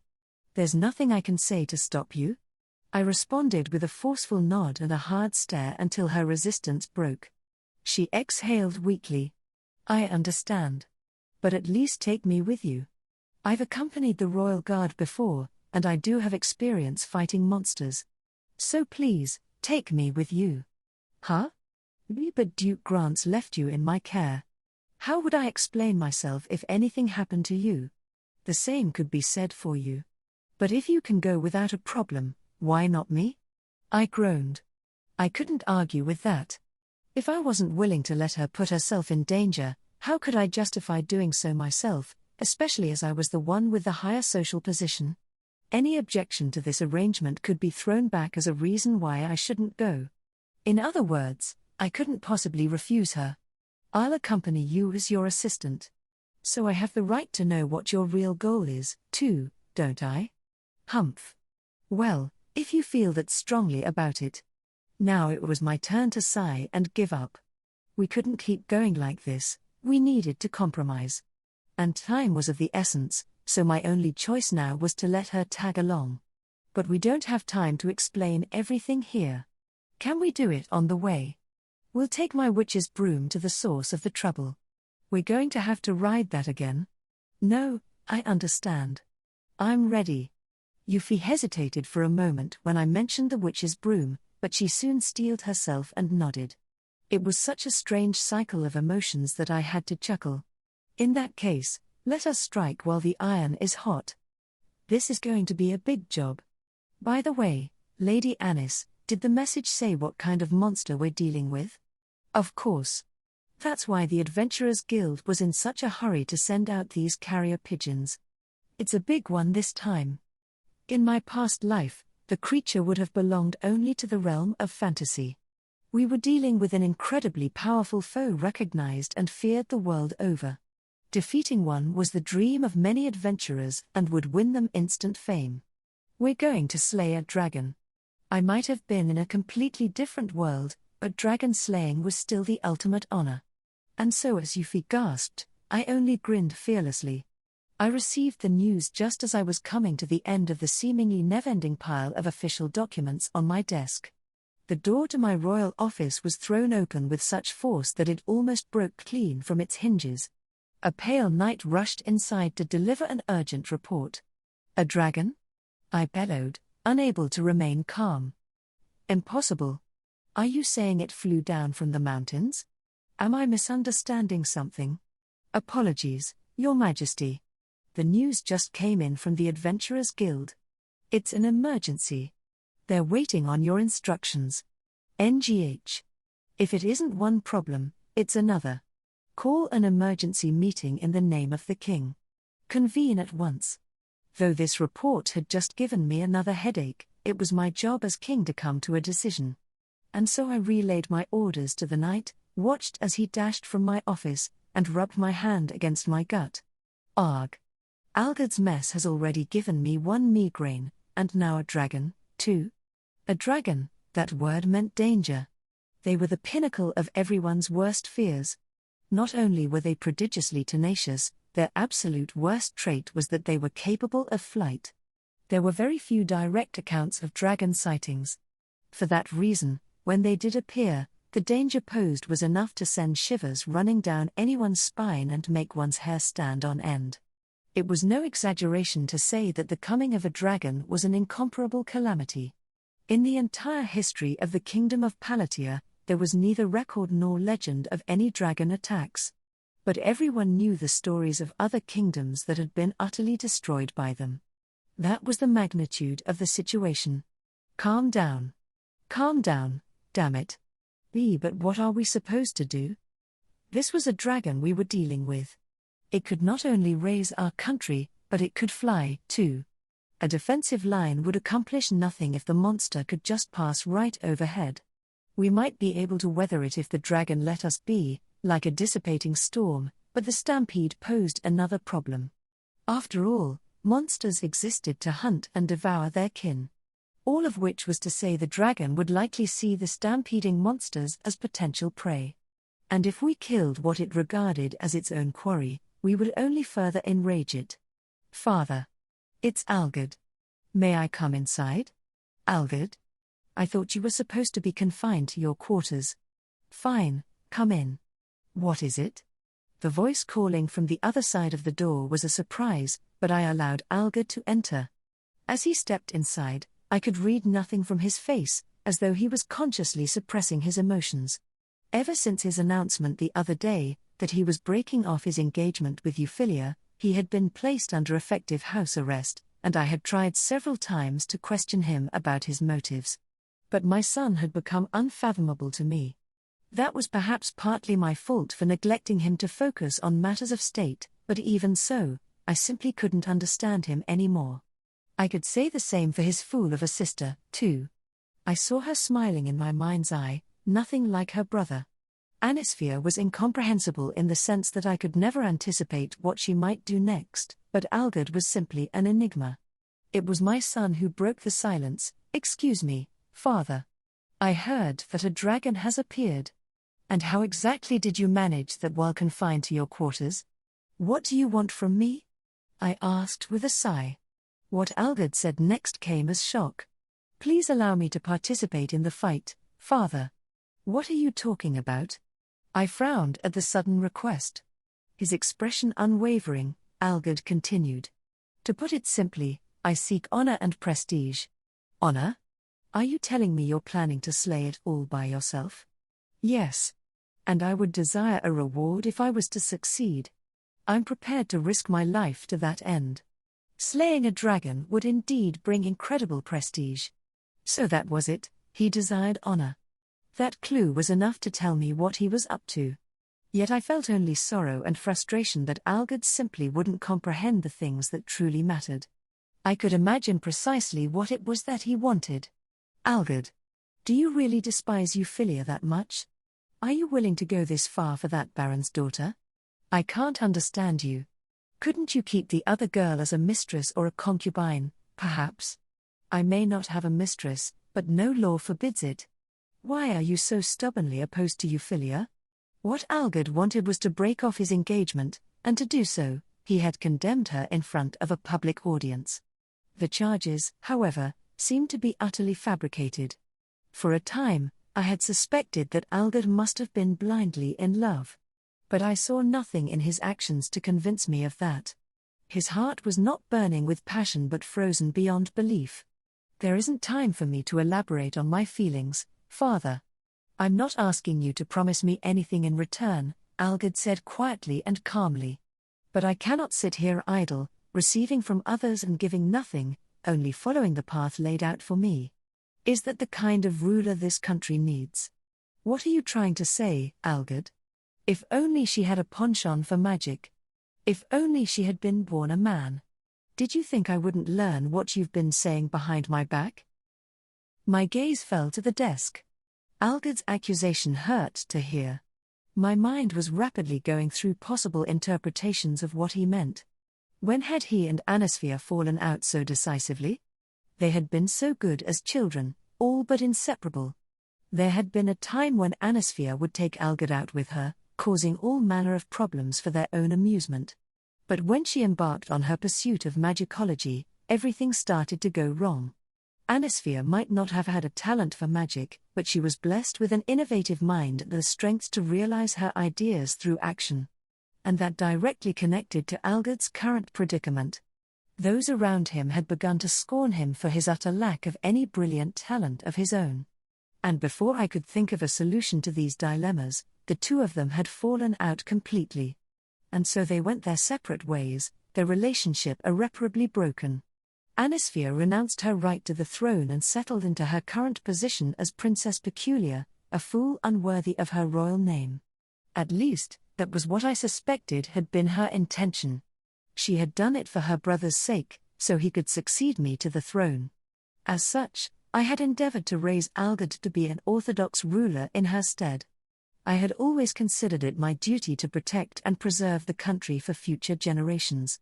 Yet Algerd had always been somewhat lacking compared to Anisphia, and so I had approached Grants to ask that Euphyllia become his future consort and ensure that the kingdom had a stable future. My hope had been to create a peaceful kingdom, to keep the realm unified without encouraging the rise of factions and strife. For better or worse, Anisphia's activities had meanwhile brought her considerable attention. A great many people despised her for her heretical notion of magicology, but there were a certain number who recognized its value as well. And so the whispers had begun, that Anisphia possessed something her brother lacked. With that, people began to compare the two. Regardless, Algerd would be the next king. When I ascended to the throne, the kingdom had been in turmoil. Just reflecting on that time filled me with regret.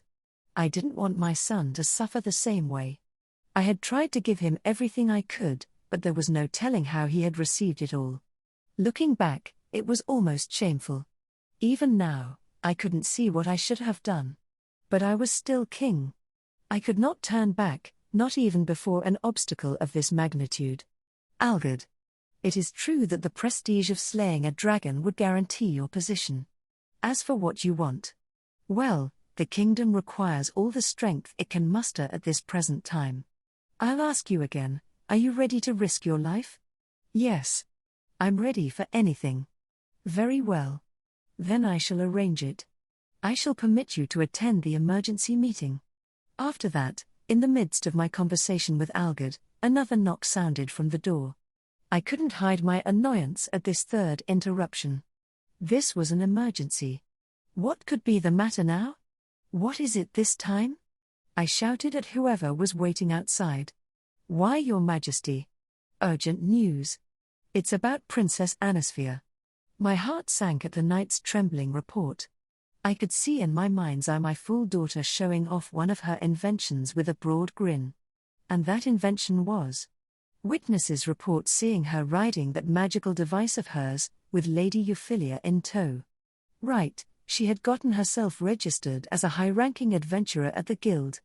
And if memory served, information of this sort was distributed to all high-ranking adventurers in the event of an emergency. A shiver ran down my spine as I put the pieces together. I didn't want to think it possible. But I couldn't shake the suspicion gnawing at my insides. Where did she fly off to? Out with it. I in the direction of the Black Forest. That damned girl. I urged you, I roared. My headache was worse than it had ever been now. Achoo. Yep, the wind up here can be pretty chilly, huh? Are you all right, Euphy? You aren't cold? How can you be so calm, Lady Anis? I was used to the wind buffeting me mid-flight, but Euphy wasn't. Her arms wrapped around my waist were holding on tightly. She had pulled herself close to me, desperate not to fall. It was strange, feeling her body heat. And not only the heat but her heartbeat, too. Our frigid surroundings made me only all the more aware of her presence. I shook my head, trying to clear my thoughts before I started feeling too weird and self-conscious. My witch's broom could move faster than a horse at full gallop. As Euphyllia wasn't used to flying yet, we were keeping just a short distance above the ground, just enough to easily pass over any oncoming obstacles. "Lady Anis, I need to check something," Euphyllia called as she held onto me from behind. That sensation was somewhat ticklish, but I had to answer her question. Keeping my eyes fixed ahead of me, I asked, "What is it?" "It's about how you're trying to collect magicite. That's why you became an adventurer, isn't it?" My research wasn't approved by the government, so I had to earn enough money to support myself. It wasn't as if I received no funding whatsoever, though I did receive some remuneration for providing magical tools and the like. However, the kingdom's treasury was supposed to be used for the benefit of the people. Magical tools might help the public, but my study of magicology was personal. As such, I was unable to conduct my research on a large scale. But if you're asking the main reason why I need magicite, that's because it's an essential material for my research. You're using magicite in your research. How exactly? I didn't tell you much because I doubted you would believe me if I did. But all right. To start with, what exactly do you think magicite is? I responded with a question of my own. Euphyllia paused for a moment before answering. "It's the core part of magicite monsters. Right? That's what most people think. It's often said that the reason magicite monsters are so strong is because the magicite gives them their own unique abilities. But how do these crystals come to be? Where do they originate from? That's why I started researching them, to get to the bottom of that question." "And you realized something? Is that why you want them?" "Yes. I discovered that magicite crystals are essentially a variety of spirit stones that have transformed after being inside a monster." "What? Are you saying they're a type of spirit stone?" Euphyllia cried right next to my ear, startling me. Well, that was an expected reaction. I kept flying without allowing myself to get distracted. "That's right. Magicite crystals are formed when spirits enter a monster's body and are transformed into a special kind of spirit stone. That's why those monsters can wield magic." "That's unbelievable." "Which is what I said, right? That you wouldn't believe me? Spirit stones were considered sacred in this country. Who would be willing to accept that the magicite crystals found in such dangerous monsters could be spirit stones, too, even if they weren't exactly the same? People would dismiss the very notion as utterly absurd. That was why I had revealed the results of this research to only a select few individuals. Just as you can channel your magical energy through a spirit stone to activate an elemental effect, a magicite crystal's powers are activated the same way. But magicite and monsters are deeply intertwined. You can't just pass energy through it and expect it to work. "Then how did you work out how to activate them?" Euphyllia asked. That was the crux of the issue. So far, I had explained the general properties of magicite, and it was natural to assume from all this that they couldn't be put to practical use. After all, it wasn't as though many people had tried real-world applications. For a magicite crystal to exert an effect, you need to have a medium through which those effects can be conveyed. So I figured out that I could just use myself. How? The arms suddenly tightened around my waist, and I gasped a little. The next moment, Euphyllia leaned closer still. "Is that even possible? Is it even safe? I've already done some preliminary tests. It's fine, really. Perfectly safe. I did all that quite a while ago, back when I first devised the technology and started working as an adventurer. How could you take such a risk?" "I feel sorry for His Majesty. He must have been worried sick," Euphyllia sighed with frustration. I smiled weakly. I knew full well that I had caused my father a lot of undue stress. But this is the only way I'll be able to use magic. "Lady Anis?" Euphyllia murmured uneasily. I wasn't finished. Basically, a magicite crystal's latent power is the source of a monster's unique magic. It isn't activated by directing one's wishes or prayers to any spirits. For these monsters, magic is an intrinsic property of their very existence. And that's why I want some. I can't use magic by calling on spirits, so a magicite crystal is really my only option. More than anything, that would serve as proof of who and what I was. I couldn't possibly forget my own origin. No matter how much trouble it caused, I couldn't just let it go. That idea had been born when I first recalled my past life, grown through my yearning for magic and intensified when I learned I was completely incapable of casting spells. So that's why you want the dragon's magicite crystal? Yes. I mean, it belongs to a dragon. My voice was brimming with excitement. Euphyllia didn't seem quite so eager, but I couldn't conceal my enthusiasm. I mean, the very word dragon was enough to light a fire in me. Dragons aren't just monsters, they're the apex of all living creatures. Of course I want that magicite crystal. The thought of wielding that power with my technology makes it hard to sit still. But what would you want next? Euphyllia asked. The arms wrapped around my waist seemed to be holding on now with a different intensity. The strength was the same, but it felt like she was trying to hold me rather than censure me. Your magicology is wonderful. And your tools will greatly improve people's lives. But just the thought of augmenting your skills with a magicite crystal is terrifying. It would be like absorbing the powers of a monster into yourself. Yes. You aren't wrong. I can't deny that. And yet you still want it? What for? Becoming a monster would be beyond taboo. What on earth could I hope to achieve through such extreme means? But I already had an answer to that question, a wish that I kept close to my heart. Because if I can't use magic the normal way, this is the only choice available to me. I need to make my wish come true. And what is your wish? I want to be a mage. I want to make people happy. I don't care if my magic is different from everyone else's. I want the power to stand up to threats, to create tools to improve everyone's lives and make them smile. That's the kind of mage I want to be. I can't just give up on it because I don't have regular magic. That was it. Ever since I realized who I was, I had been unable to free myself of that yearning for magic. Sometimes it felt like a curse, but I couldn't betray this feeling taking root inside me. After all, it was in my nature. I want to know what lies ahead and what I can do. Maybe someone else will follow the same path after me one day. I want to help clear the way for them. That was why? My words were full of all the strength of my prayers and wishes as I continued, so please, don't try to stop me. Not until I've done something so wrong that I don't know how to take it all back. If that happens, I'm sure you'll be able to help, Euphyllia. You're a genius, right? And I don't want to become an enemy of my own country, either, you know? Are you planning on becoming an enemy of the kingdom? I don't want to, but I don't expect everyone to accept what I'm trying to do, either. You know, it's not like I haven't thought about leaving the realm behind completely. Magicology was an unorthodox science in the kingdom of Palatia. In a country that treated spirits as revered friends, many people would not appreciate my efforts to unravel their mysteries and use spirit stones in the construction of magical devices. I had painful memories. Time and again, I had thought about throwing it all away.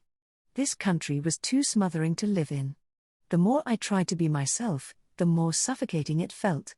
But the reason I had stayed really was quite simple. I still love this country full of magic, and my parents accepted me even though I lack magic myself. Then there are all the people I've met during my time as an adventurer. And above all, I love the culture. Magic has always been a part of our history. I didn't care who disliked me, not even if it was the nobles who could freely use the magic I so longed for. Nothing would erase this feeling. I loved these people. They could call me a heretic or a madwoman, but I was still a princess of this land. It was only thanks to my royal status that my magicology research had proceeded as far as it had. And so I wanted to contribute back to the country to show my thanks. Dragons can fly, that alone makes them a major threat to the people. Not many people in the kingdom are capable of standing up to them. Those individuals are our nation's treasures, but if they go to fight, they could be lost forever. That's why I'm going. I can fly, too, and I can face a dragon. My main reason might be a selfish one, but I'm also doing this because it's my responsibility as a member of the royal family. Lady Anis. And besides, The point of magic is to make people smile. I've been saving my own special magic just for a time like this. With that, I walked Euphy through my entire thought process. Come to think of it, I had never divulged so much even to Euphyllia or my father. Why was Euphy the first person I had decided to confide in fully? Was this just a coincidence, or was there a reason I hadn't yet realized? But I suppose either way was fine. Euphy's integrity compelled me to confide in her. I needed to do this because of who I was, and I wanted her to understand that. When I was finished, Euphy leaned her body against mine. We were already pressed up against each other, but this action brought us even closer together. Her arms tightened around my body. I always took my magic for granted. I never stopped to think what magic was really for. So to me, you're truly incredible. I held my breath for a moment at Euphy's declaration. She was so sincere that I wanted to glance over my shoulder at her. I also want to see further ahead, down this road you've chosen to follow. Euphy, I'm sure I'll be able to find what I'm missing if I join you on this path. I really do. So just, don't do anything foolish, please. Your wish is a precious thing. But I'm scared it could end up whisking you off to somewhere far away. I'm afraid of losing you. The warmth of Euphy's arms, and of her heartfelt words, struck all the way down into my core. Ah, right. Perhaps that answered my previous question, it was because of who she was. I still couldn't articulate this feeling properly. But I was coming close to an answer. I wanted to find it in her, just as she was trying to find her own way forward in me. She was a genius, closer than anyone else to what I had considered the ideal mage. She was perfect, both by embodying what I had always aspired to be and being a young lady, too. Yet the more I got to know her, the more I realized she was also remarkably clumsy. She needed looking after, too. Maybe it was because I liked her that I wanted to show her the path I was traveling. It had to be her, because she was already where I wished I could be. And she wanted to see my journey, too. Her words, more than anything else, gave me the strength I needed to keep going. Don't worry. I'm not going to die and let it all come to an end here. Euphy. Let's see where this road takes us together. This dragon is just the beginning. That sounds like it will be another headache, but all right. It is so like you. I wonder what it is, this feeling? It's telling me not to stop you. So I won't. I'll accompany you, and I'll stay by your side, as your assistant. Euphy's voice was tinged with laughter. She sounded so cheerful that I wanted to look over my shoulder. Just listening to her made me irresistibly happy. It was like a tickle building inside me until I let out a giggle, too. This might sound strange, seeing as we were about to go slay a dragon, but this exchange had provided me with an important sense of resolution. I hoped Euphy felt the same way. Let's go, Euphy. We need to increase our speed, so can you do anything with some wind magic? Finally, a task for your assistant. Just don't do anything rash, all right? That was easy enough to say, but as ecstatic as I was, I very well could end up overdoing it here. So I thought as I tried to hold in the joy that came rising up from the bottom of my heart. The adventurers who had first located the dragon successfully reported the creature's appearance to the guild, which immediately set off a high alert, sending out a flurry of emergency missives. As the stampede grew closer, tension was building between the knights dispatched to defend the area around the Black Forest and the adventurers gathering in its vicinity. This was to be expected. A stampede alone would have been a crisis, but there was a dragon to contend with as well. Hurry up. Evacuate the villagers. Get into formation before the stampede gets here. Hey, watch it. Keep out of the way. Take as much medicine as you can carry. Without it, your life could be forfeit. Shouts rang through the air as people rushed to prepare for the coming battle. In the midst of the mayhem, there were some with nowhere else to go, who could do little but shrug their shoulders. They were the novice adventurers who had just returned from the Black Forest with the terrible news. What should we do now? What can we do? It's a stampede. There's a dragon, damn it. All we can do is stay here and fight. That's it, really, said the veteran adventurer evenly. If we turn tail and run, the stampede will catch up to us from behind, and we'll be finished anyway. We've got a better chance of pulling through this if we join forces with the knights stationed here." The novices, however, stared back at him in disbelief. "But, leader. This is a stampede we're talking about. And a dragon. What can we do against that? I understand how you feel.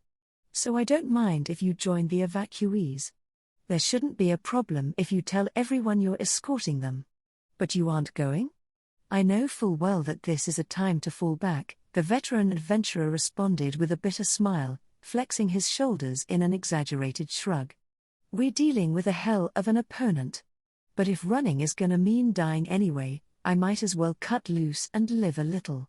I'm an adventurer with very few spectacular achievements to my name, but maybe I can go out with a bang. I was planning to retire after training you lot." One of the novice adventurers stepped forward, his expression one of confusion and anger. "I thought you said the secret to being a good adventurer was to live a long life. That we shouldn't throw everything away in pursuit of fame or glory. That so long as you don't die, you can keep pulling yourself up to fight again. You taught us that, leader." "Yeah, I did. But if we all fall back, we'll be branded as cowards. No matter how hopeless the battle. But if I alone stay, this story will have an inspiring ending," the veteran responded, clapping the outspoken novice on the shoulder and flashing him a grin. He was taking the philosophical view, and the novice appeared to understand this perspective now. The novice pursed his lips and held back tears. "And when you do eventually avenge my death, the frustration you're feeling right now will be what drove you to do it. Not a bad story, eh?" His follower's breath hitched. The fist of the one who had stepped forward a moment ago was shaking, perhaps in regret, perhaps in dread. Eventually, one of his companions began to sob. "But if we stay here, people will think us fools who didn't know when to retreat. And if we flee, we'll be considered cowards. Either way, this doesn't end well for us. That's what it means to be an adventurer. That's how you live to a ripe old age. If you die, there are no more chances. But so long as you have a chance, you can still put your life on the line. That's why I taught you to value your lives. You're usually yelling all the time, leader. But not now. Because I want you to see me at my best, here at the end. Adventurers are a vain lot, you see." There was a fire in the novice adventurer's eyes, but he only bit his lip in chagrin. Eventually, a guttural roar reached them from somewhere in the distance. The ground trembled as it approached, feeding the group's anxiety. They were filled with such dread that they wanted to pack up and flee then and there. This is no time to quiver in fear. If you want to call yourselves adventurers, think and act. TCH. So you're back to yelling, after all. "Damn it," cried another novice from the front of the group, tearful and clearly wanting to flee. The veteran chuckled to himself. If not for this situation, he wouldn't have been so quick to rush to a decision, either. Just as he was about to speak again, another noise cut him off. This one was nearby and had nothing to do with the stampede. "We're here. We made it." That voice, completely out of place in this situation, reached the entire group of adventurers. And it had come from directly above. When the veteran looked up, he laid eyes on two young girls descending from the sky. "You've got to be kidding me," he muttered in astonishment, his surprise tinged with a hint of amusement. Everyone was staring up at the two girls, both straddling some kind of enchanted broom. He recognized the first one, standing so proudly, at once. Even the knights busy with their preparations stilled at the sight. The first of the two girls had platinum hair, which meant she had royal blood. Everyone knew exactly who she was. The veteran adventurer, though at first stunned, began to bellow with deep, resonant laughter. "Bah! Ha ha ha! Ha ha ha ha ha! Ah, I should have known that you could reach us from the city in time. Are you insane? Hey, everyone! See this fool come to join us. The greatest of all fools." The novice adventurers didn't know what to make of the rapid shift from despair to joy in their leader. But the veteran paid them no heed as he continued, "Whenever a rare monster appears, You can be sure she'll come riding down on the wind. Our warrior Princess Peculiar, armed with her peculiar devices. Look at that hair of hers, this is our glorious nation's esteemed troublemaker. The Marauder Princess. What? Since when are people calling me a marauder? How many times do I need to say it? If you want to give me a nickname, at least go with Mad. Protested the young lady, objecting to the alias people had given her. She was of royal heritage yet unable to use magic, a troublemaker notorious for her unorthodox personality and behavior, but also treated by the people with respect and affection. She was Her Royal Highness Princess Anisphia Win Palatia, and she was exactly what they needed to overcome the oncoming calamity. At the end of our flight from the royal palace, what did I find but someone using that disgraceful moniker? What exactly had I done to be called a marauder? I might have forgiven them if they had gone with Mad, or if they had called me the creator of magical tools or something similar, but since when had I become a rampaging pillager? Princess Anisphia? And Lady Euphyllia Magenta, too. What are you both doing here? Called one of the knights, the group's leader, I guessed from the ornate nature of his suit of armor. There was a whole spectrum of emotions on his face. As an adventurer, I had joined the knights responsible for protecting the Black Forest before, but I could understand why they would be perplexed by my sudden appearance. I'm here because I received an urgent summons for high-ranking adventurers. Oh, this is Euphyllia, by the way, my new assistant. I know you're a high-ranking adventurer, but you're a member of our royal family. And this isn't just any stampede. Wouldn't this still be highly irregular even if it was an ordinary stampede? Euphyllia murmured behind me. I chose to ignore that remark. I mean, this stampede was an opportunity to collect an abundance of rare monster materials. With that in mind, I cleared my throat and continued, you're wasting your time, you know? So what's the situation? Arg. We're grateful, of course, but your presence is cause for concern, Your Highness. Our knights, along with the adventurers already here, are presently working on establishing a defensive line. That said, oh, I know. This isn't a regular stampede, and there's a dragon coming up behind it, too. Even if we can hold the stampede back, once the dragon breaks through, everything will descend into chaos. Yes. That would be devastating. At worst, we could be wiped out completely, the commander responded nervously. I nodded in agreement. The situation didn't look good. However, if we do nothing, there's a high probability we'll be overrun by the horde of monsters. The damage then will be considerable. And the dragon could just fly right over us and attack a nearby town or village or, at worst, the royal capital itself. So we have to stop it here. Am I right? If this were a regular stampede, a defensive line would probably suffice to intercept the oncoming monsters. The problem here was the dragon.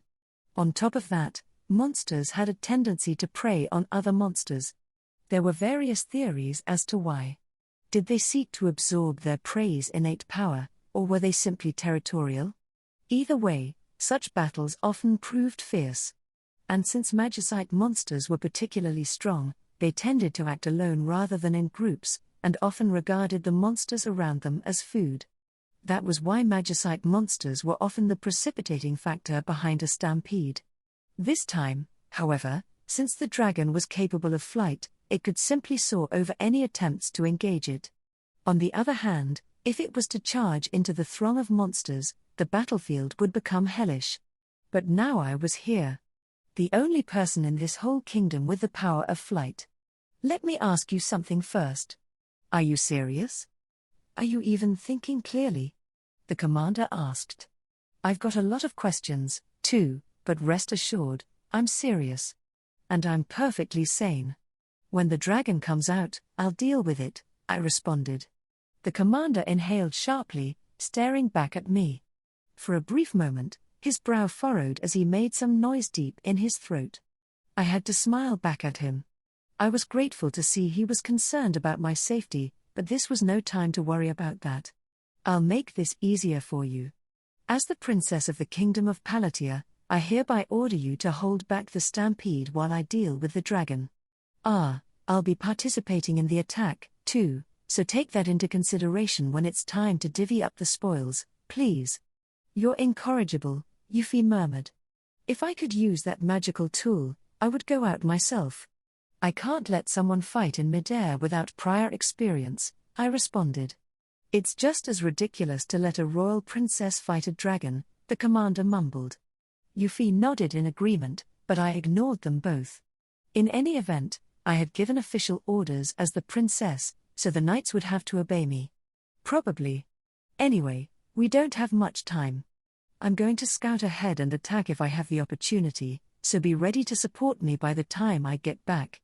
When that happens, I'll leave the rest of the stampede to you. If that's an order, then I've no choice but to obey. I doubt I would be able to stop you. But I'm guessing you haven't told His Majesty about this, have you? I asked Euphyllia to let him know, I demurred. Both Euphyllia and the commander stared back at me, their gazes piercing. But we can hardly let a royal princess ride out in the vanguard. We're dealing with a dragon here. We can't afford to waste our strength. You're just trying to steal my share of the rewards, aren't you? Ah. I understand. The commander nodded, his expression unreadable. Stampedes like this didn't exactly happen every day. Well, it would be a serious problem if they did, so that was probably a good thing. That said, this was a rare opportunity to collect all kinds of potentially valuable materials. After all, adventuring wasn't my main line of work. All right, then. Will Lady Euphyllia be accompanying you? The commander asked. That's my intention, Euphyllia answered. Do you need an escort? He asked, turning back to me. Only if you have someone who won't get in our way? Ha ha ha, I was kidding. Very well. So the answer is no, the commander murmured with a resigned sigh. I wasn't a high-ranking adventurer for nothing. In fact, I was among the kingdom's finest, if I could say so myself. As an aside, even if I was fighting a noble who could use magic, I was confident I could win a duel. In fact, most such nobles tended to keep to the rearguard in battles, wielding magic from a distance. Some of them had learned the sword as a matter of etiquette, but unless they hoped to become a knight in their own right, they would be no match for me up close. In a sense, I was a natural enemy of mages. An inadvertent side effect of my mana blade meant it could cut through any magical technique hurled my way. It might not be so strong against physical attacks, but it really was effective against magic. That thought brought to mind a fond memory of a contest a long time ago against a magic-wielding high-ranking adventurer. He'd had some choice words after our encounter. Rather, I'll be Euphyllia's escort. Euphyllia, if we can move to a safe distance away from everyone else, you'll be able to annihilate the monsters with some large-scale magic, right? I'll do my best. At least, I promise not to dishonor my family name. All right, then. In that case, no escort is the better option. Euphyllia and I will lure the monsters. And Euphyllia will destroy them with her magic. Yes. Then, once the dragon arrives, we'll fall back and change places. How about you support me from a distance when that happens, Euphyllia? Are you going to fight it alone? It'll be an aerial battle. You can still offer magical support, though, right?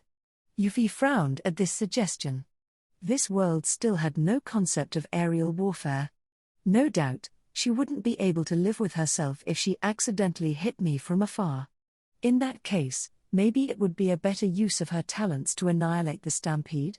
Once the stampede is dealt with, the dragon might back off. It's all about efficiency. Do you see what I mean, Euphyllia? Even if I do, I don't want to go along with it.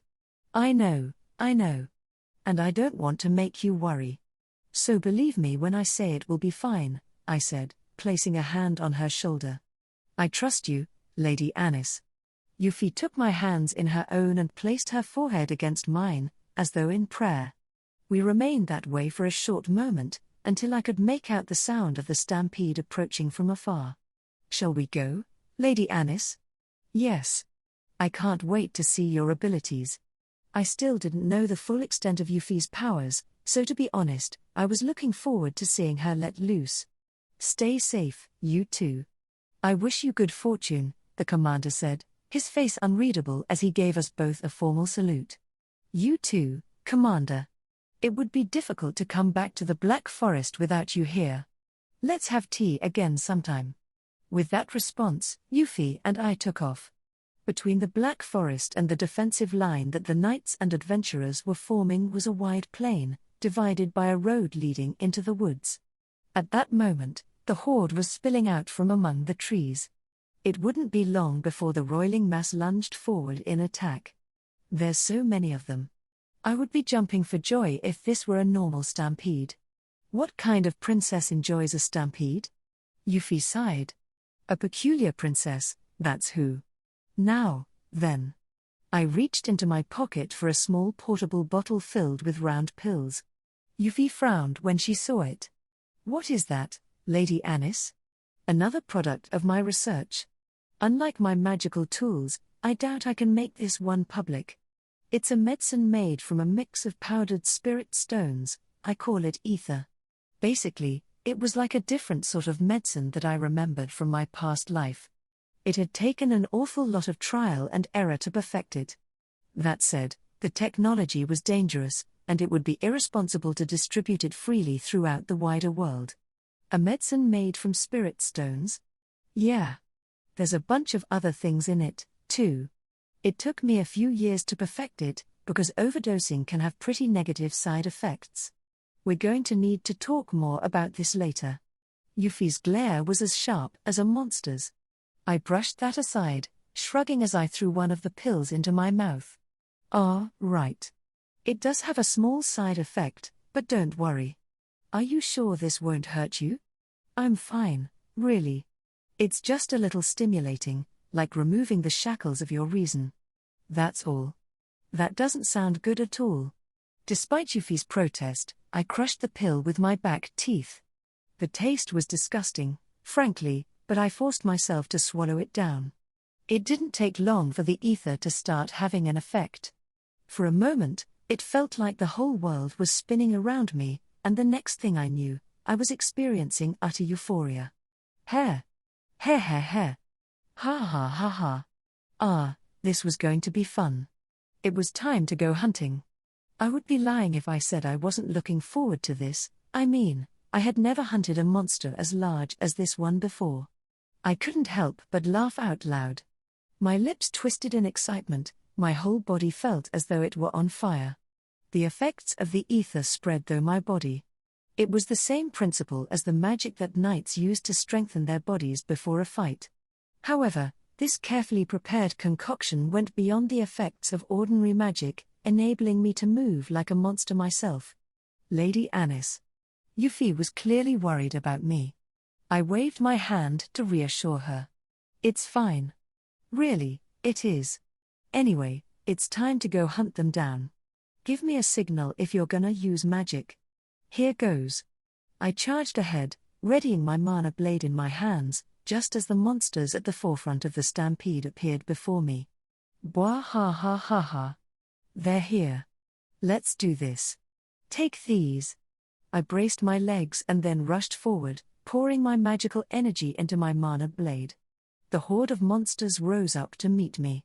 Some of them resembled wolves, others, monkeys, and others, what could only be described as large, walking flowers. These would have been fables in my past life, but here they were pouring out in a seething mass of different species. They snarled as they readied to meet my attack, but it was too late. 1. I began by slicing off the head of the wolf monster that jumped out at me. Next, I used the mana blade to stab a monkey-like creature that tried to lash out at me from behind. 2. With the follow-through, I carved a circle within the horde of monsters, using my mana blade to rend a flower-shaped creature from root to head. This was a slaughter, and I was quickly drenched in blood. 3, 4, 5, 6, 7, 8, 9, and 10. With my perceptions enhanced by the magical ether, the world moved as though in slow motion. There was nothing to stop me from striking out at the approaching monsters' throats, splitting their bodies in two, or sometimes breaking their necks with a good kick. My voice resounded with raw delight as I carved through the unending horde. I couldn't stop laughing. The materials retrieved from these carcasses would serve me well in my research. Grey wolves, killer apes, mandrakes, and a cockatrice. This is awesome. I love the Black Forest. My mood had reached ecstatic heights. I couldn't retreat from this stampede now. But it wasn't long before another monster, a large bipedal hairy troll, ruined everything. It was making its way toward me, swinging in its hands a club that looked like it was made from a carved tree. And it was trampling the monsters I had already slain underfoot. Hey! My euphoric high was ruined. I glared at the troll, my hushed voice seething with rage. What did that thing think it was doing? You're spoiling my materials. This troll was in the way, and I needed to clear the obstruction immediately. The second it got near, I would annihilate it in one fell swoop. I poured my magical energy into my mana blade, transforming it and boosting its intensity until it was longer than I stood tall. Then I spun around, holding my weapon out like the sail of a windmill. My attack sliced the troll, and the club in its hands, clean in half, along with a swarm of other monsters that tried to follow in its wake. Drop dead. Anyone who thought they could stomp all over my research materials had signed their own death warrant. Before I knew it, my immediate surroundings were littered with corpses. Still, this was just a fraction of the total stampede. Meanwhile, the remaining monsters had begun to fall back, clearly too fearful to approach. Arg! If you keep huddling up like that, you're going to ruin my materials, I cried out in indignation, taking a step toward the wary monsters. At that moment, Lady Anis. Please step back. Yuffie's voice cooled my fevered emotions. That was her signal. I leapt backward as fast as I could. Glancing around, I saw her land nimbly on the ground nearby. There was no mistaking the intensity of her magical power. It was as though the whole world was shaking. Light, perhaps a spirit, was dancing around her, drawing a magical circle through the air in anticipation of whatever magic she was about to cast. Here, create your fiery cage around our battlefield, leave our foes as naught but ash and ember, Euphyllia intoned, her majestic voice resounding with the dignity and grace of a ruler. Hold on, a magical incantation?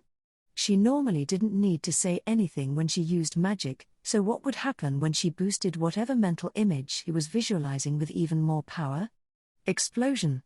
With that, the magic took shape, a fiery cage, just as she had said.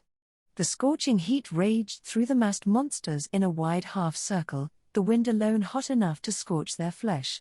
As she held the arc-en-ciel and surveyed the flaming destruction, her expression was chillingly expressionless. I was completely enthralled. My heart seemed to have skipped a beat. I was aware that this could perhaps be an effect of the ether I had taken. But even if I were entirely lucid, I would probably have fallen in love with her anyway. Euphyllia was so expertly manipulating the magic I had always yearned for. She had stolen my heart. It was beautiful to witness. TCH. Euphyllia. You're going to end up burning all the materials, too. You're reducing them all to ash. I had allowed myself to get distracted by Euphyllia's radiance, but the second I came back to my senses, I started shouting. Perhaps that was when the effects of the magical ether were beginning to wear off. Huh? Euphyllia's eyes opened wide in surprise, and then she sighed. You're one to talk. Come on. We're going to need to have a long discussion about that drug of yours later. Why was she so upset? I stared out regretfully at the scorched plain. But that magic she had just used truly had been incredible. To be honest, it made me wonder about everything I had seen up till now. She was the real thing, a true genius. She had been chosen to reach the realm I had always strived for. I adored her, and I was lost staring at her for a little while, when a sudden sound dragged me back to reality. It was a distant roar. Lady Anis? Euphyllia prompted. I know. Let's fall back, I said with a nod. We made our way back to the defensive line. Just as a group of knights and adventurers came out to relieve us, it appeared in the sky above. It was huge, much more massive than any single person, and awe-inspiringly majestic. Even from a distance, there could be no doubting what it was. The dragon had finally appeared. Dragons were often described as enormous lizards, but that was a ridiculous analogy. They were more like the kinds of hulking behemoths that had appeared in monster films in my past life. Its shape suggested it was capable of standing upright, while its body was graced with a pair of magnificent wings. Its hands were armed with razor-sharp claws, and its fangs were equally vicious. But most of all, the red scales covering its entire body, and the supple horns atop its head, were overwhelmingly beautiful. It was like a living, moving work of art. That's the dragon? Maybe it had been drawn to Euphy's massive spell, or else perhaps it was angry that we had slaughtered its monster prey? Or was it simply territorial? There was no way to tell. But there was one thing I understood: it was so captivating I couldn't get it out of my head. My heart was pounding with excitement. Incredible. It's amazing. They really do exist. The world is so full of wonderful things. I had seen a lot of monsters during my life. Of course, some of those had been magicite monsters, and there had been numerous breathtaking specimens among them. But none could compare to the grandeur of what I was laying eyes on now. My whole body was trembling, as though my blood were literally bubbling with exhilaration. And now I would issue my challenge to this peerless lord of the sky. Lady Anis. Euphy's worried voice pulled me back to my senses. I flashed her a fearless grin. I'm fine. But do you see that, Euphy? Did you ever suspect that there could be something so magnificent? It's like a dream. Dragons are amazing. I wonder what I would be able to accomplish if I could work with that magicite crystal? I wanted to know it all. Everything that there was to know about dragons. Every last grain of information. I wanted to devour that knowledge, to feed on it. To reach further than anyone had before. Princess Anisphia. Commander. I thought you might need this, so here you go. The band of knights and adventurers were moving to intercept the stampede, but the leader had approached to hand me my witch's broom. I took it and flashed him a grin. Thanks. I'll take to the skies, then, as planned. Can you look after Euphy? Of course. Once again, good luck. The knight commander still seemed conflicted, despite his well wishes. I nodded to Euphy and climbed astride my witch's broom, gripping the handle tightly with one hand. In my other, I held firm to my mana blade. With this, I was ready to go. I'll be back soon, Euphy. I couldn't hold back any longer. I poured my magical energy into my witch's broom and climbed into the sky like an arrow released from a bow. As I soared toward my target, the dragon continued gliding calmly through the sky unopposed. It was flying effortlessly, only turning its gaze to me now. It seemed to regard me as an insect buzzing over its shoulder, and I was filled with laughter. Hi there. Nice to meet you. Take this. I called excitedly. With that, I lashed out with my mana blade, still longer than I was tall, trying to take it down in one clean sweep. But of course, my blade was blocked by the dragon's tough scales. No, that wasn't entirely correct. It wasn't blocked so much as it was caught. TCH. What is this? I toned down my magical energy to reduce the output of my mana blade. Unfortunately, that action also diminished the weapon's use as a blade, and with the blade no longer caught on the dragon's scales, I was being swung around by the remaining centrifugal force. By the time I managed to regain my balance, I realized the dragon was staring at me. The next moment, it spun its huge body around in a midair cartwheel as its tail came speeding toward me. TCH. I poured more magical energy into my witch's broom to accelerate out of harm's way, dropping downward to evade the oncoming blow. This time, the dragon came lunging toward me, its jaw open wide. Its mouth was large enough to swallow a person whole and lined with rows of ominous fangs. You think you can eat me? To evade the reach of those fangs, I had to turn my whole body sideways and shoot out of the way at full speed. The sound of the monster's teeth clashing together was awfully close. If I had been a second slower, it might have been too late. A shiver coursed down my spine, my lips twitching in a dark grin. Trying to force down the sense of dread building inside me, I made myself shout, "Excellent!" I spun around in midair to face the dragon, reactivated my mana blade, and lashed out head-on. However, this creature had caught my blade last time. It was proving a considerable nuisance. I wasn't even able to deliver a single scratch. Take this, then. If I wasn't using enough power, I would just have to apply more. I poured yet more magical energy into the weapon, the light emanating from it intensifying in response. Then, all of a sudden, it slipped, as though the resistance keeping it at bay had instantly disappeared. Huh? The blade had almost slipped out of my hand, and I was forced to readjust my grip. Glancing back at the dragon, I laid eyes on a wide gash tearing through its flesh, with blood seeping out. What had just happened? Had I broken through its hide? Gwauja. The dragon let loose with a roar that shook not only my eardrums but my entire body. Was it bellowing in pain or in rage? The only thing I could tell was that it was now turning on me with all the terrifying fury it could muster. So you finally decided I'm a threat? Good. I'm right here. I was apprehensive about getting caught, but I couldn't afford to let its attacks reach me. Readying my mana blade once more, I turned back to the dragon. When I lashed out a second time, the creature reared back to avoid my strike. What? But before I could even finish my question, I was thrown back by a tremendous burst of wind. The dragon was using its wings to push me backward. Not good. I fought to steady myself on my witch's broom as the wind buffeted me. My eyes opened wide in alarm as I turned partly around to ride the current of the airstream to a safe distance. A faint glimmer shone inside the dragon's mouth.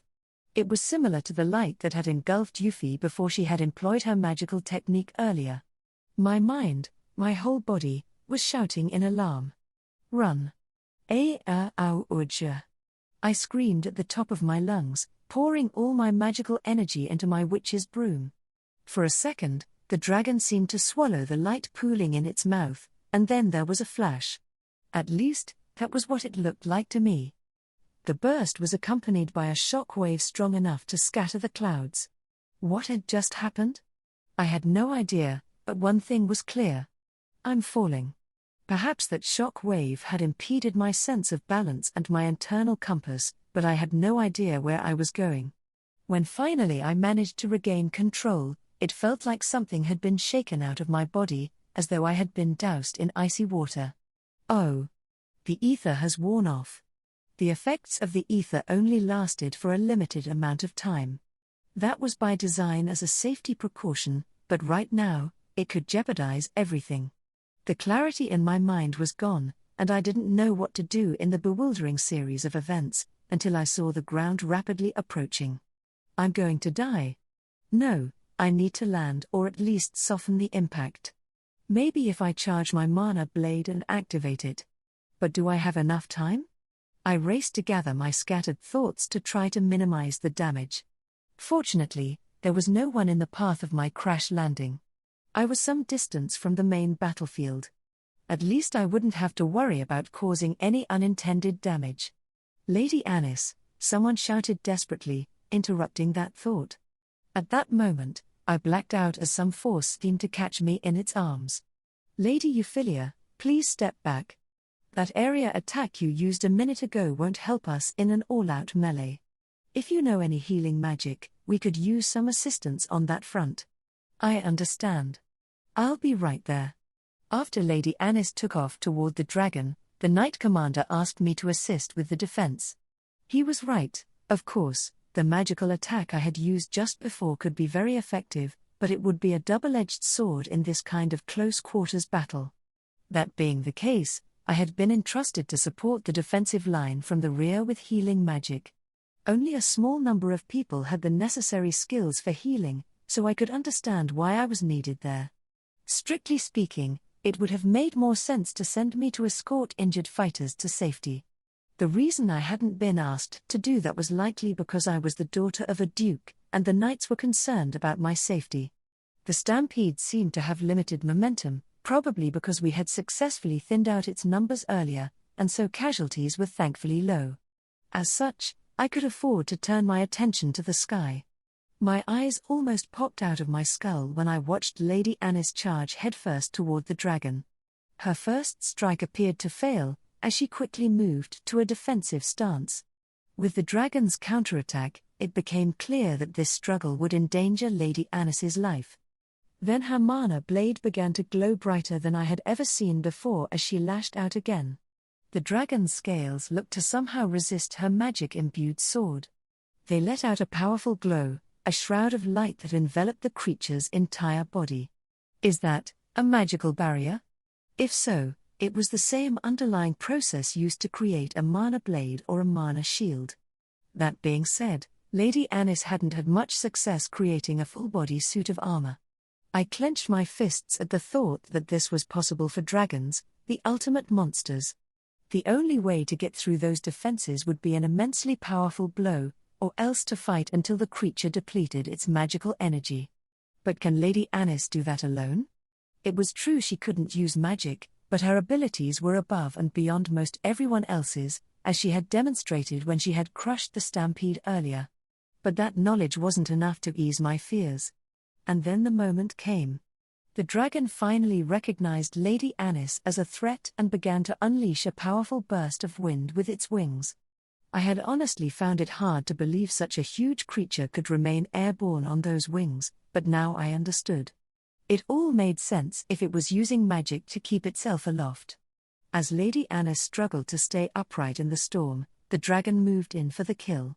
Even I could sense it readying a further magical attack, a wave of energy daunting enough to send a shiver through my whole body.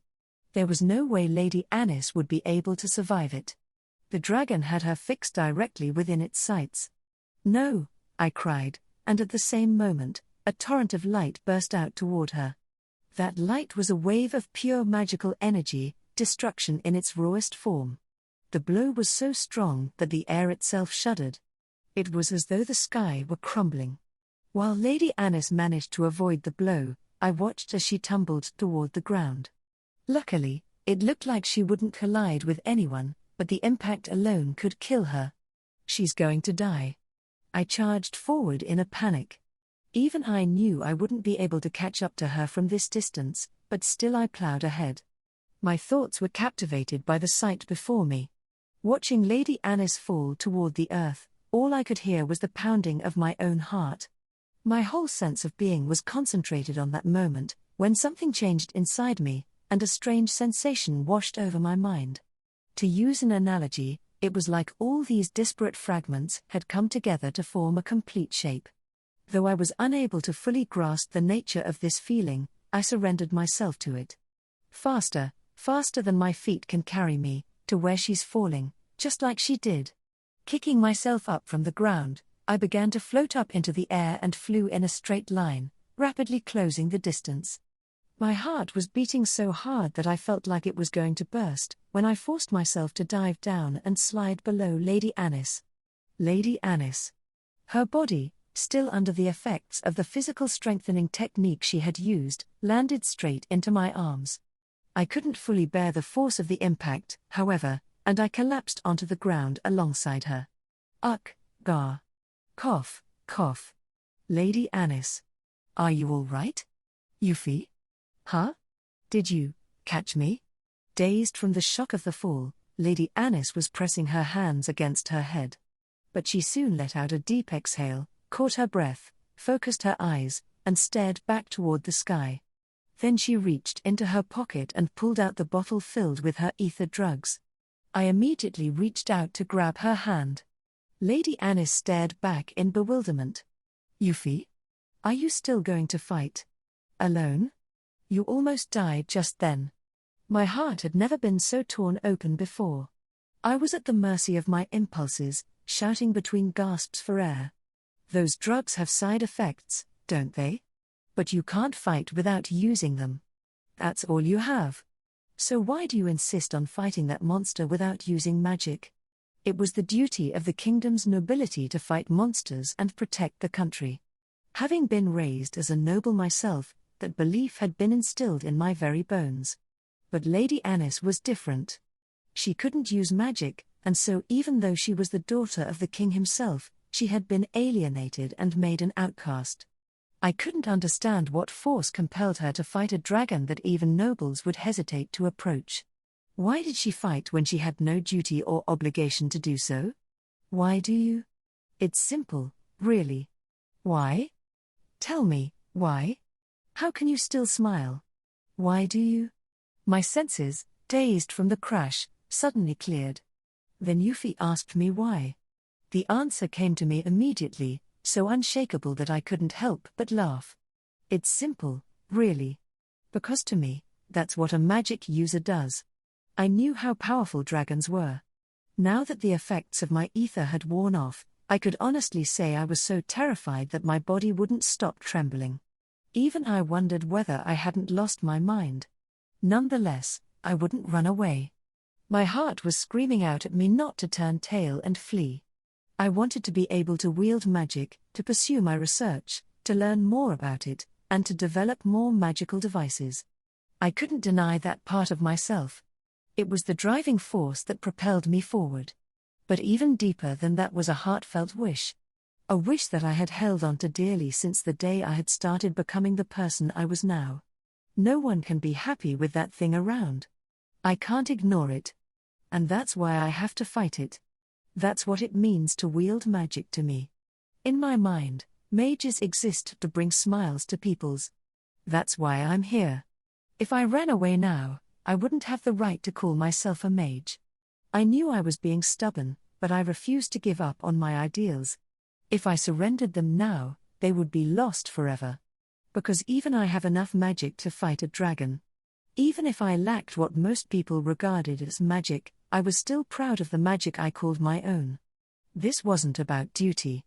It wasn't about obligation. I hadn't been dispatched here to carry out a mission. I simply had a wish, a pledge that I had sworn to myself. I would fight for what I wanted to be. Not to serve others, not to risk myself for someone else in the pursuit of glory, because there was something I wanted to see. That was all. Smile, Euphy. I'll be fine. I'll do better next time. And didn't you say you wanted to help fulfill my dream? Making wishes come true is what mages do. I would always pursue magic. I would always try to make people smile. I had never given up on my dream. That was why I had to go. So I shared those thoughts with Euphy before letting go of her hand and preparing to take off once more. Euphy tightened her grip around me. I don't understand. Euphy. But if that's what's keeping me here with you, I want to help protect your dream. So please, let me go with you. I don't want you to die. There was a certain desperation in Euphy's plea. I couldn't look away from her tears. I could see she was in pain, but still she stared firmly ahead. Her words struck a chord in my heart. If you don't go, you won't be you anymore. So please, at least take me with you. I won't get in your way. I want to understand your magic. I'm starting to get a feel for flying. I can help you. I can protect you with my magic. I can support you. So please, please, don't go alone. She took my hands in her own as she pleaded. I could feel the depth of her feelings, her warmth seeping into me, calming my trembling body and allaying my distracted thoughts. Don't go alone? I wasn't alone. Euphy was the closest thing to the kind of mage I had always admired, and she would be there for me. She had promised to help make my unfinished dream a reality. She might have been angry, frustrated, even resigned to my recklessness, and she had still forgiven me. All right, I won't. Not alone. Lady Anis. But I have to stop it. That's why I have to go. And it would be pretty grueling by myself. So, Euphy, will you come with me? I didn't know what the end goal was, and no one had ever said such a thing to me. I wasn't sure I'd ever hear it again, and I doubted I would ever be able to repay her for it. But if Euphy was fine with me as I was, I would do this with her. I would take her with me. So please, say yes. Yes. Yes. She nodded, breaking out into the most beautiful smile I had ever seen. If that's what you want, I'll stick with you forever. You're exaggerating. I stood up without help and reached out to take her hand again. Let's go do something worthy of that confidence. Let's hunt a dragon. Yes. Euphy answered in a clear voice as she took my hand and rose to her feet. I took out the bottle of ether. I was afraid of the side effects from taking too many in rapid succession, but now wasn't the time to be overly cautious. Summoning my resolve, I ground 2 tablets between my teeth and swallowed them down. The effects were immediately uplifting, my whole body buzzing with vitality. But I couldn't afford to let go of the reins of my awareness. Taking a deep breath, I stepped up onto my witch's broom and glanced across at Euphy. "Get on." Euphy nodded, getting onto the broom behind me, before wrapping her arms around my waist and holding on tightly. Now that we were ready, I took off into the sky once again. The dragon was still soaring, as though it had been waiting for me to return. I couldn't read its expression, but the way it was baring its teeth almost looked like an uncanny smile. "Awfully full of yourself." The ether I had taken had replaced my fear with a surge of fighting spirit. I activated my mana blade and charged toward the dragon. My foe, having apparently learned from our last encounter, turned to avoid the blow. "Lady Anis. The dragon has probably covered its entire body in a magical barrier." "Huh? Its entire body? That would mean? It's the same principle as the mana blades, theoretically speaking. That's how it blocked your earlier attack. But if you can break through, your strikes should be very effective. So that's what that resistance was last time." The dragon knew to be cautious of my mana blade. It had made the connection that my weapon could pierce its magical defenses. After all, this sword was made of magic, too.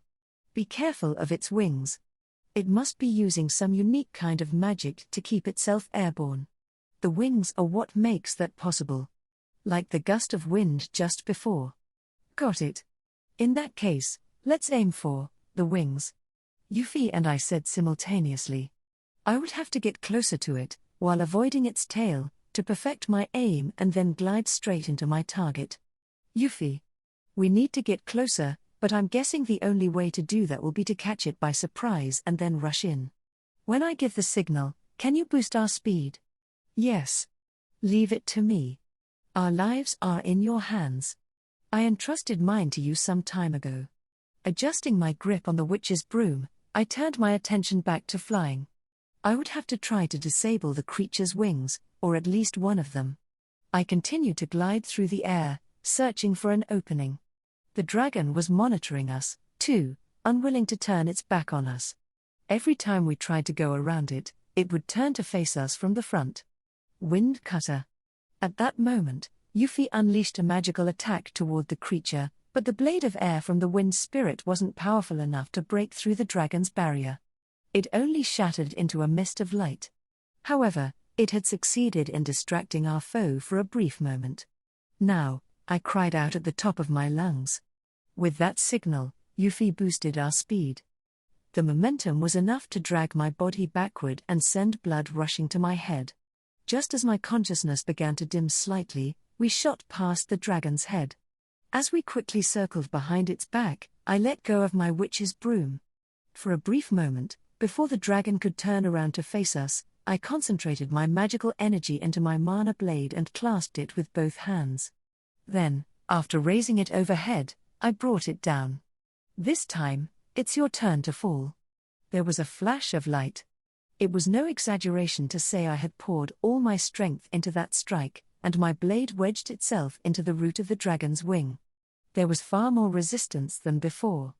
Was the dragon concentrating its magical energy into protecting its body? Or was its barrier naturally stronger around vulnerable areas? "I won't. Cut, cut, cut." I prayed as I poured my magical energy into my mana blade, and at that moment, the resistance gave way. My weapon carved effortlessly through, rending the dragon's wing clean from its body. Gwa-awujda? That shrill roar echoed through the air, and the dragon writhed as it began to plummet toward the ground. Before I could crash into the earth, too, I grabbed a hold of my witch's broom with one hand and lowered us to safety. Just as my feet touched the ground, my vision began to flicker as the effects of the ether began to wear off. "Lady Anis. I'll be fine." Euphy caught my unsteady body in a hug. Luckily, she had been holding me during the attack so I wouldn't fall from the witch's broom. There was no way I would have been able to carry out that strike using only one hand. Now that we were on the ground, I let go of the witch's broom. I felt like falling to my knees, but I forced myself to focus on the area where the dragon had crashed. It would have been a major hassle if it had landed in the forest, but thankfully it had slammed into the center of the plain. If it can't fly anymore, it'll have to fight on the ground. The dragon rose up from the cloud of dust swirling around it, glaring across at us with hatred and loathing in its eyes. I swallowed hard. It was gathering more light into its gaping maw, readying its breath attack. Lady Anis. Run! Euphyllia screamed. I nodded quickly, turning my gaze, but I couldn't move. No. Huh? Behind us. The battlefield. To our rear, the knights and adventurers were still holding the stampede back. While they had some distance, they were clearly within range of the dragon's breath. Even if we managed to evade the attack, they would still be wiped out.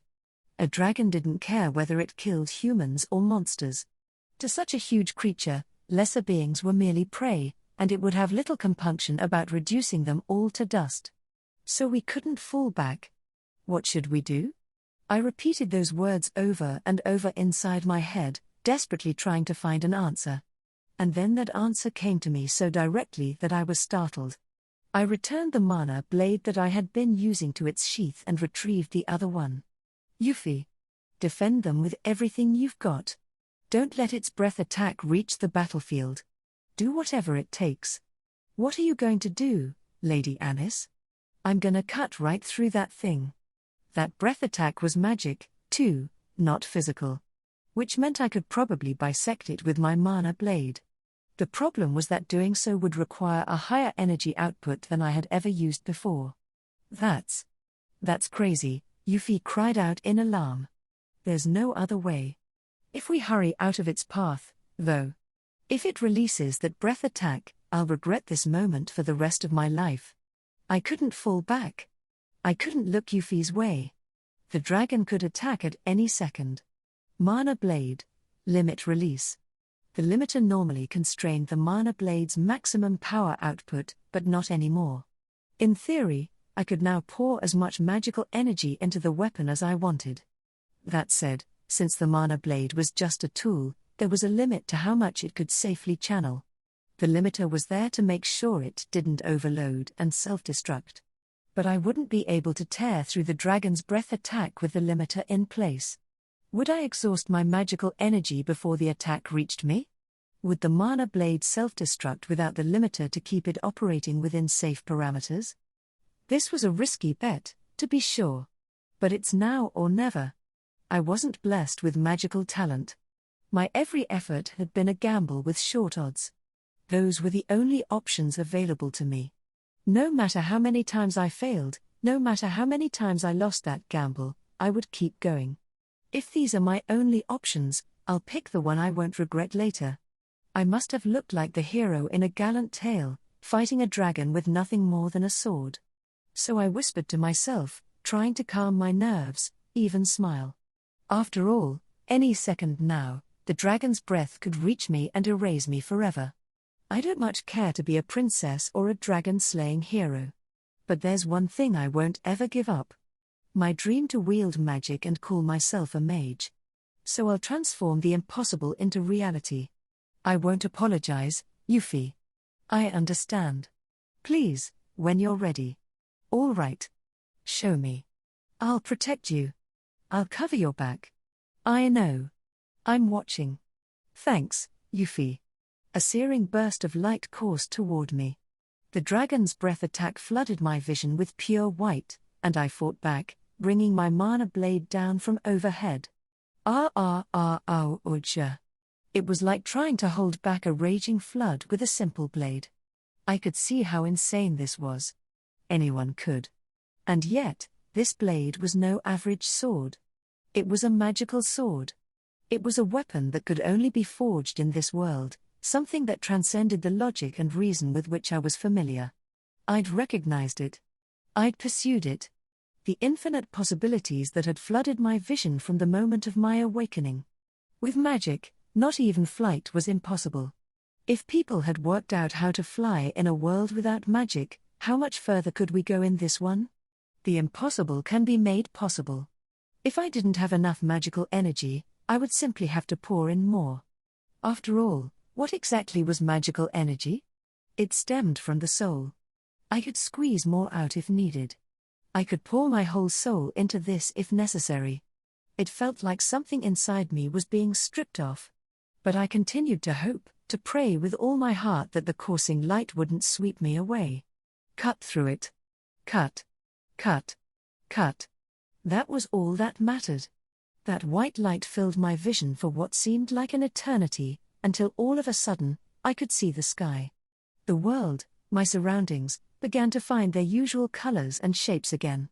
Staring across at the dragon standing in front of me, I laid eyes on a straight gash across its torso. Blood began pouring out of it, staining the earth. Without a sound, the dragon collapsed weakly to its knees. I couldn't believe what I was seeing. I let out a deep breath. Ha, ha. My throat was burning. My whole body ached. I felt as if my whole existence had been spent. But still, I had to make sure it was all over, and I forced myself to approach the fallen dragon. I couldn't tell how far I walked. I could only measure the distance between the dragon and me by the number of steps I took across the blood-soaked earth. The monster was lying on the ground, still breathing. Its eyes locked onto me. For some reason, they didn't strike me as hostile. "Well done, traveler from afar." A voice echoed inside my head. I stared back at the dragon. Was that you? Could dragons speak? Were they intelligent? And what did it mean by traveler from afar? This was so sudden that I couldn't make sense of any of it. I said nothing else. Indeed. You're a strange one, traveler. If I am to be defeated by you, it must have been preordained. This is most mysterious, but it's a delight to meet one like you. You can talk. I don't know what to say. I'm sorry, I said quietly. I hadn't expected the dragon to address me. The lids of the dragon's eyes fell, as though it was about to fall asleep. Yes, a truly quaint traveler. Why are you apologizing? I didn't think we could communicate. And I tried to kill you without even giving you a chance. That applies to both of us. I choose words now only because I am on the verge of death. You should take pride in it, like the fragments of other lives sustaining you from within. You know about that? The dragon was probably referring to the ether drug I had made from powdered magicite. Just how intelligent was this creature if it could understand so much? There are few travelers as strange as you. What do you mean, traveler? Are you talking about me? Some rare humans are capable of opening new paths through their inner souls. They are a rare breed who occasionally appear in the world to avenge the indiscretions of those like me. Whatever it was, it sounded incredible. I could feel the effects of the ether wearing off. My excitement was waning, and the suspicion that I had just done something terrible gnawed at my mind. The dragon's eyelids began to droop, slowly, ever so slowly. The creature was breathing its last. There's so much more I want to ask you. There is no need. Not between the likes of us. I was sincere, but the dragon refused. I know not what you seek, but I can see what lies ahead. You will devour me as you have so many before. The dragon's fading eyes seemed to soften with mirth. After the way it had spoken to me, that was the only explanation for the expression. You will reach it one day. And if you devour me, I will be with you. I offer you a prophecy. You, too, will become a dragon. I couldn't say anything. My lips trembled. I felt like I should say something, but no words came to mind. You are indeed a rare traveler. What perverse fate! Perhaps it was necessary that you and I should do battle, and that you should fell me thus. You are the victor, you may do as you will. Use my remains as you please. Don't you hate me? Gwa ha ha ha. Ha ha ha ha ha. Hate you? Is that what you want? How amusing. O traveler, devourer of souls. I shall lay my spell upon you, my blessing, and my curse. Not only will you make use of my remains, you shall bear my mark forevermore. The words resounding in my mind were imbued with power.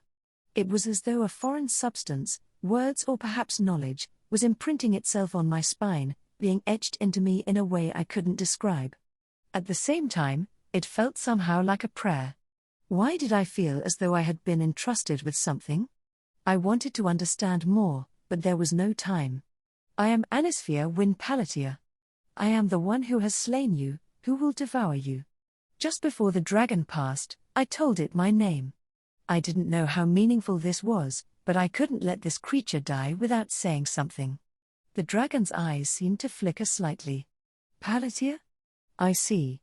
Gwahahaha. So you are of blood beloved by spirits. How ironic that a traveler should hail from such ranks.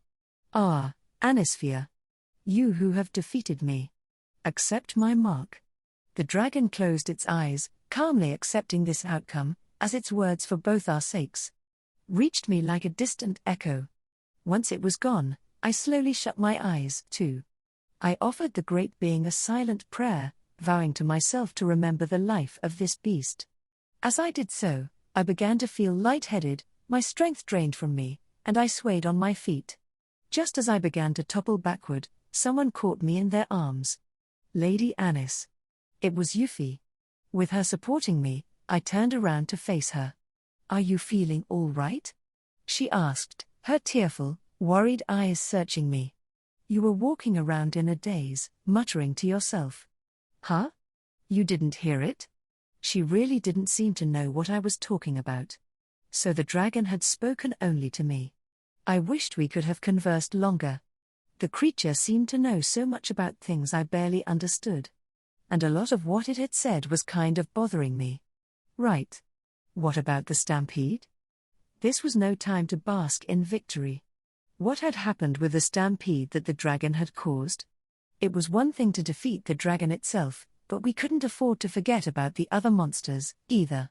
The monsters started retreating into the forest the minute the dragon fell. See? Euphyllia said with a faint smile, motioning over her shoulder. If I strained my ears, I could make out what sounded like distant battle cries, although the effort made me feel like collapsing all over again. I see. So everyone behind me is all right. Thank goodness. You truly were reckless, you know. For once, I can't deny it. I'm just glad you're unharmed, Euphyllia said, wrapping her arms tightly around me. Her whole body was trembling. It would be difficult to do that attack again, and I would prefer not to. And I regretted what I had done. But if I were to find myself in the same situation all over again, I would probably still have fought. Still, if it would leave Euphyllia this upset, I might want to try something different next time. I would have to increase the amount of options available to me, and to do that, I needed more tools, more knowledge, more skills at my disposal. I've got a long way to go. I leaned back into Euphyllia's arms, feeling my consciousness fading. But there was still something I had to do. I placed a hand on Euphyllia's shoulder and stood up by myself. Lady Anis? I've been entrusted with something. Something I need to do. I walked up to the motionless dragon and picked up my mana blade. Feeling around with my hands, I searched for a gap in its scales and cut through the flesh. Here it is. The dragon's magicite crystal was buried deep in its chest. It was like a beautiful jewel, more than enough to serve as a badge of honor. I carefully removed it from its corpse. Look how big it is. What should I do with it? I smiled a little at the sight of the oversized magicite crystal. At that moment, I heard the sound of horses approaching from the distance. The knights were coming our way. Maybe I could ask them to carry me back. With that thought, I breathed out a sigh and relaxed. My whole body had been aching for some time, and I was still a bit stunned. When the knights arrived, I would have to ask them to handle everything here. Lady Anis, please take it easy. Sorry, Euphyllia. I guess I'm a little tired. Euphyllia caught me in a warm hug. Her embrace was soothing, a welcome remedy for my exhausted, overworked body. Before long, I was drifting into unconsciousness. There was still so much to do, but this time, I was utterly exhausted. It was getting harder and harder to even move my fingers. I just needed to rest a bit. Just a little. Then I could get up. You did well, Lady Anis. Truly. Before my consciousness faded completely, I thought I heard Euphyllia's gentle, comforting voice. Ending. I really had meant to get up again soon, you know? But I ended up sleeping for 3 full days after slaying the dragon. That's what happens when you drain too much energy and take too many doses of ether. When I finally came to my senses, I was in my room in the royal villa. Good morning, Your Highness. Euphyllia? Am I, in the royal villa? What happened to the dragon? Please calm down. You've been asleep for 3 days since the battle. It's been 3 days? His Majesty asked us to send word as soon as you awoke. I believe he will be coming to visit us. Oh no. If I hadn't fallen into this state, I could have probably come up with an excuse to explain everything, but breaking out of the royal palace and coming back bedridden would definitely earn me a lecture. No, I don't want to see him. I'll call him, then. Euphyllia. Let's talk. Help me convince him. I'm afraid I can't help there. Miss Euphyllia has already come to an arrangement with His Majesty, so there's nothing more I can do. He. Don't laugh. Ow. Why does my whole body hurt? If you'll excuse me. He. No. Wait, Euphyllia. At least give me one more day. But in spite of my desperate pleas, Euphyllia departed the room with an expressionless face and an eerie laugh. I thought about running away and hiding, but I definitely wasn't in the condition for it. I had no choice but to swallow my tears and accept my fate. A short time later, my father appeared, and he wasn't alone. Euphyllia and Duke Grants were with him, too. At this point, I was about ready to give up. I wanted to flee with all my might. I wanted to spin around and make a break for it right then, but it hurt so much just to turn my head. I see my fool daughter is finally awake. Father. I'm so delighted to see you. How are you, if I may ask? Ha. Can you not see that I am furious? I had suspected as much. I was trying to laugh cheerfully, but the pressure I was under here was immense. You blasted fool. Yeep. My whole brain recoiled in response to my father's angry voice. What kind of royal throws themselves into the front line, let alone tries to rush a dragon? And what were you thinking, getting Euphyllia involved? Well, my reasons are incredibly profound, you see. What? I'm sorry. It was selfish of me. I shouldn't have dragged Euphyllia into it, I cried out. My father's presence was like a weight bearing down on me. His anger had practically coalesced into a dense ball of black rage. But after my apology, my father gradually relented, and the pressure lessened. He let out a deep sigh and rubbed his brow with one hand. You truly are a handful. Euphyllia has told me everything. Apparently, if you hadn't leapt into action, the outcome would have been much worse. Really?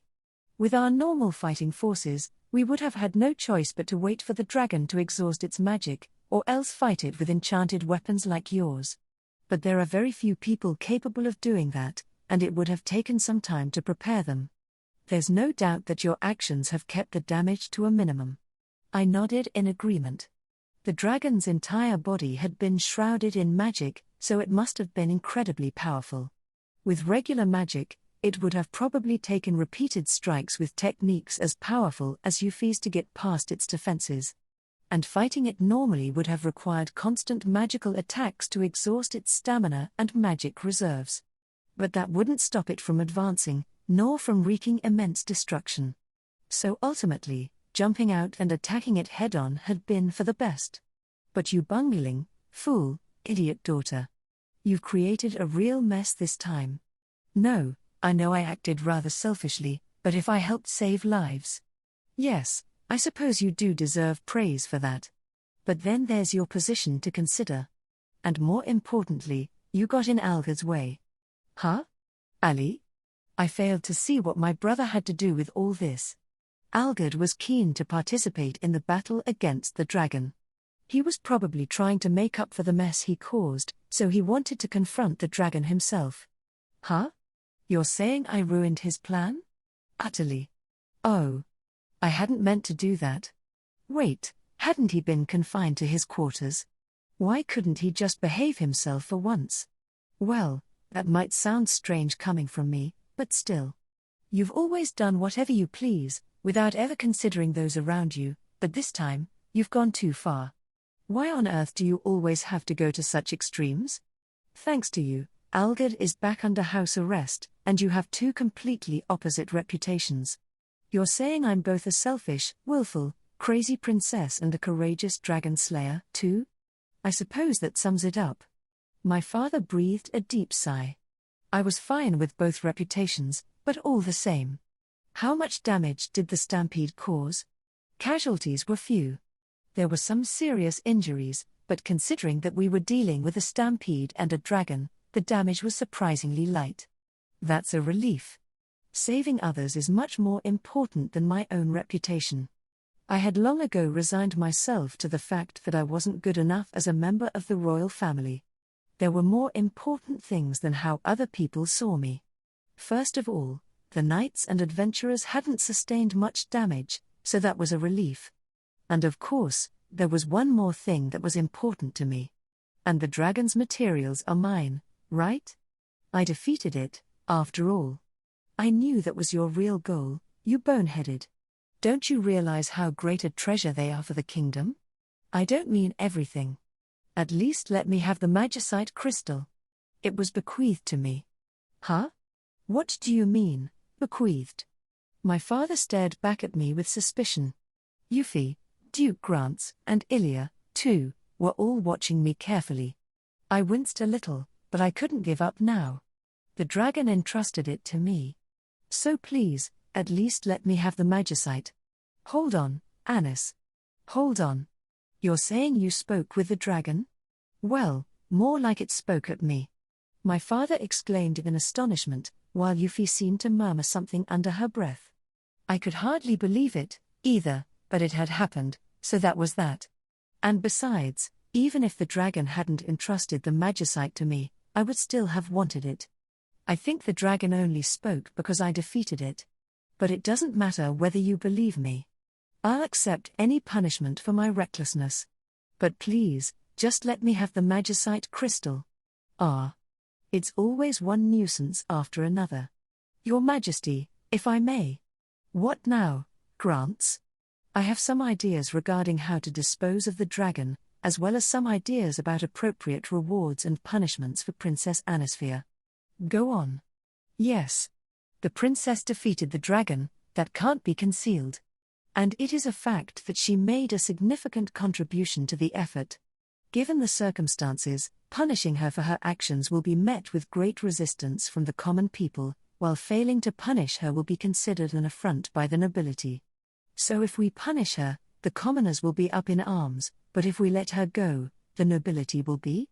My father said, his brow furrowing in a frown. Grants nodded. It's true that the princess needs to be punished. But how about I shield her from the worst of it? I can say that her recklessness this time was driven by her desire to link her achievements to Euphyllia. What are you saying, father? Euphyllia asked in surprise, staring wide-eyed at the Duke. I, too, was taken aback. Wouldn't that make it look like I've been supporting the House of Magenta? Indeed, it would. But you must admit, it isn't exactly a lie, is it? I suppose not. I had originally invited Euphyllia to be my assistant to give her a chance to make a name for herself and undo the damage that had been done to her reputation by her failed engagement. And she had worked with me to stop a stampede and defeat a dragon. In a way, it was no exaggeration to say I had accomplished what I had set out to do. Now that it's already finished, we can't deny that Prince Algid's ambitions have been stymied. The necessity of restoring Euphyllia's honor has put us in direct conflict. Is that why you want to shield Anis, Grants? It is.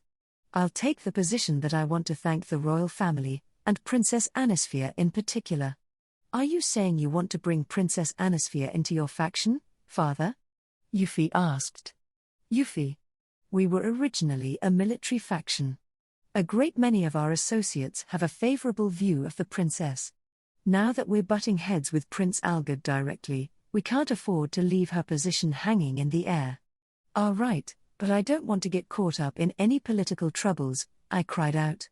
I'm afraid you made too big a scene this time. This is your only option. No. Nghhhhhh. But seeing as I had decided to protect Euphyllia, I would inevitably have to confront Ali in one way or another. We had been on bad terms for a while, but he had never tried to actively get rid of me so long as I kept out of the limelight. I had already renounced my claim to the throne, and I had declared that I wouldn't interfere with Ali's succession, but thanks to the ridiculous way he'd broken off his engagement with Euphyllia, my social standing seemed to be rising. And now that I had defeated a dragon, it was sure to increase even higher. If people learned I had done all this to help restore Euphyllia's honor, people would get only more excited. I was fine standing out from the crowd as a troublemaker, but it would be too much trouble to be a regular sort of famous. I can't say it's a bad plan, my father murmured. Princess Anisphia. Let's say we treat this as a debt. A debt? Yes. I'm sure that given this incident and Prince Algerd's blunder, there will be more than a few people seeking to curry favor with you. Allow me to handle them. So I'll have to pay you back someday? This is my way of thanking you for saving Euphyllia. Although I do have my own agenda as well. To be honest, I didn't love political intrigue. I didn't want to get caught up in any conspiracies, so I had been actively keeping a distance from such matters. But this time, after all that mess, I wouldn't be able to remove myself from this scheme. My father couldn't handle this alone, what with how big the situation had become. And there was no course of action that would satisfy both the people and the nobility at the same time. That being the case, the best option available was to rely on the assistance of an experienced politica. Duke Grants was willing to take on that role. In other words, he would shield me to resolve this affair. But if I agreed to his proposal, I would be regarded as a member of his faction. I wasn't even at odds with his political allies, and yet Duke Grants was the Chancellor of the realm and my father's counselor. At the same time, he was also the head of the Ministry of Defense, the organization responsible for protecting the country and overseeing the chivalric orders active in each region, which was why he had described his faction as a militaristic one. I myself had worked with the border guard during my time as an adventurer, traveling to various locations as part of my missions. I wasn't on bad terms with the Royal Guard, either, and I had received sword lessons from them, even if they had treated me as a bit of an eccentric. All the same, that didn't mean I could read the Duke's intentions. Duke Grants. You aren't going to object to Ali becoming king or anything after the incident with Euphyllia, are you? His conduct has called his suitability into question, but that was already partially apparent even before he broke off the betrothal. So long as Prince Algerd doesn't turn out to be a fool acting against the interests of the realm, we aren't planning on moving against him. Well, I didn't really have a choice either way. I would prefer to keep my head down, but given the circumstances, a little strife did seem inevitable. It might have been avoidable if we were talking about everyday problems, but we couldn't ignore a dragon. I was sure that that was why Duke Grants had come out with this proposal. So it was all out of my hands. A debt it is. Can you help me out with this, then? Very well. I assume you have no objections, Your Majesty? Oh, I don't mind. I'm sure you've been musing about this since we first heard how it all ended, haven't you, Grants? I only wish to show my loyalty to Your Majesty by acting in the greater interest of the realm, the Duke said with a reverent bow. My father scowled and turned back to me, letting out a deep sigh. Anis, your punishment will be to participate in the celebrations as befitting a member of the royal family. From your dress to your behavior, for once, please refrain from anything wild and be as modest as you can. You mean there's going to be banquet for defeating the dragon? And you want me to play a leading role? Obviously, you dolt. My father cried out. You're the one who did it. So from now on, you had better act like a princess and work a little harder at extinguishing the fires you've started. Was he thinking about changing his mind about me being a legitimate princess? I didn't like the sound of that. But I couldn't say anything in protest. Ugh, how I wished I could. Why did I have to attend the celebrations? And acting like a princess? That would be suffocating. I couldn't possibly do that. We should also formally announce that Euphyllia has become an official assistant to Princess Anisphia and tout her role in this achievement. Yes, this will be a good opportunity. Ugh. No. I don't want to be a princess. Don't you go throwing a tantrum now, you daft girl. My father could yell at me all he wanted, but I still didn't like it. Arg, I was starting to feel depressed already. I just wanted to get out of there. Euphyllia, I'll need you to help teach Anis manners. And make sure she doesn't run off.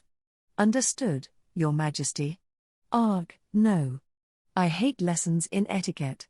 There is also going to be a dance. Be sure not to embarrass the royal family. No. But the others, ignoring my pleas, began to consult with one another. And so I was left behind, steaming with my own resentments. With no one left to complain to, I could only hang my head and give up. After the date of the banquet to celebrate that the dragon slaying was set in stone, time flew by at a dizzying pace. As soon as I was feeling better, I had to get my measurements taken for a new dress, and I began reviewing my etiquette and dancing. I hadn't done this since I was a child, and I felt like my head would burst memorizing everything I had neglected. I lived in fear of Euphy and Euphyllia, who had been put in charge of my education. Once, I got fed up with all that rote memorization and tried to run away, but the two of them soon caught me. After that, they kept an eye on me at all times, and so I had to give up any ideas of an escape attempt. Then, in the blink of an eye, the day of the celebration was upon us. I was utterly exhausted even before the event got underway. The dress I had been forced into only made me feel worse. It was so heavy that my shoulders felt dull and stiff. It was a rush job, but Euphyllia had been working on it for a while beforehand on the assumption that I would one day need a good dress for formal occasions. As ever, she was a fantastic maid. But I would never forgive her for this. When on earth had she even designed this thing? The dress was the perfect attire for a royal princess attending a banquet. If I wasn't the one who had to wear it, I would have readily lauded it as a work of art. Its soft pink tones were decorated with white frills, and the patterned embroidery was simply splendid, while the ornate jewels embedded into it complemented it perfectly.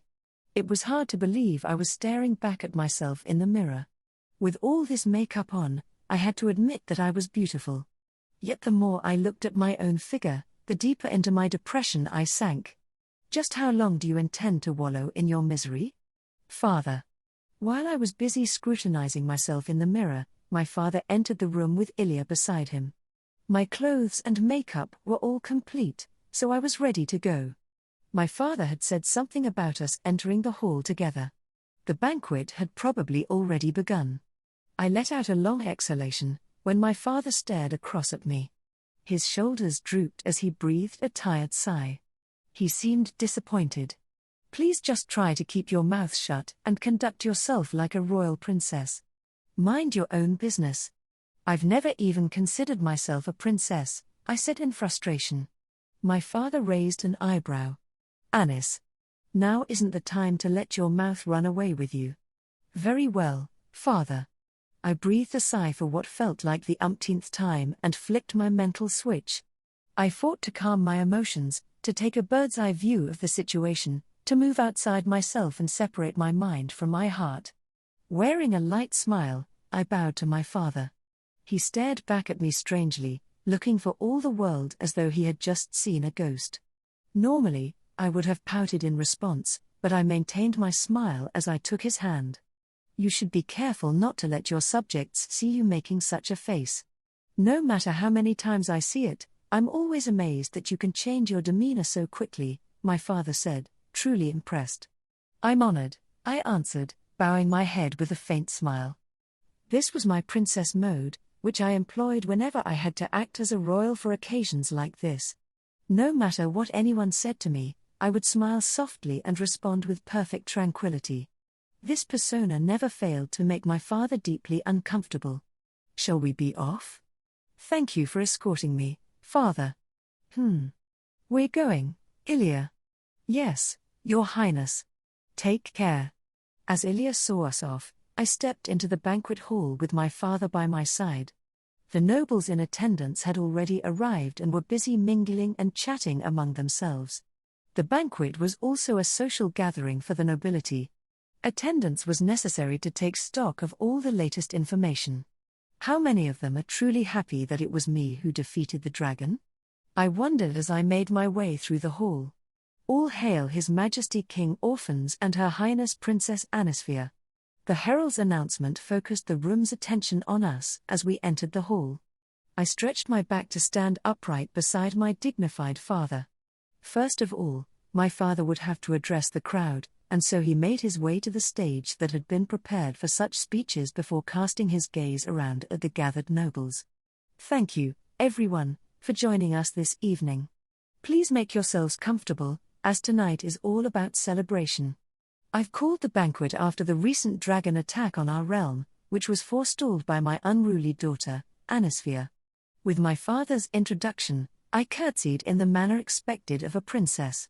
Anisphia has accomplished a great feat, but she is not above censure, having acted at her own discretion. Nonetheless, this is not enough to outweigh such an achievement. As such, I have decided that she is owed an apt reward. On the other hand, my daughter was not alone in defeating the dragon on this occasion. Please welcome my loyal retainer, Duke Magenta, and his daughter, Euphyllia. Duke Grants and Euphy both gave a reverent bow before joining us on the stage. Duke Grants was dressed in an extravagant ceremonial dress, much more ornate than his usual attire. And then there was Euphy. Her silvery white hair was tied up in a bun, and she was wearing a dress colored in a gradient of blue shades. Her undisputed beauty was as radiant as the jewels she wore. My loyal vassal Euphyllia, daughter of Duke Grants. I'm truly grateful that you accompanied my wayward daughter and took part in her effort to defeat the dragon threatening our lands. I'm honored, Your Majesty. I may be a young woman, but I am ready to stand on the battlefield whenever the realm is in danger. I must thank you for bestowing this honor on me in spite of my blunders and for appointing me as an assistant to Her Highness Princess Anisphia. I owe this honor to her, to your wonderful daughter, Euphy said, kneeling reverently. I would normally feel incredibly embarrassed to have someone talk about me in this way, but for now, I fought to keep my emotions hidden. I've caused you a fair amount of trouble, Euphyllia. My intention here isn't to try to make amends, but I do hope you will continue to show your loyalty by my unruly daughter's side. As you wish, Your Majesty. You've raised her well, Grants. I hope I can rely on your continued support, too. My loyalty is always to the realm, and to you, Your Majesty. Both Euphy and Duke Magenta gave my father perfect bows as they thanked him. My father nodded, glancing my way. At this signal, I turned fully toward him. Anisphia. Your achievement this time is nothing short of magnificent. But you have neglected your duties as a member of this royal household. I regret that I cannot praise you unreservedly. From now on, please conduct yourself in a manner more befitting of your station. I'll do my best to live up to the royal blood that flows through my veins. I trust that those words are true. Once again, you have done the realm a great service, Anisphia. As requested, the dragon magicite is yours. And while you won't be allowed to have all of them, you will also receive a share of the materials from the dragon's remains as well. Yes. I cheered in my heart, trying not to show my delight outwardly. Now the dragon's magicite crystal was mine.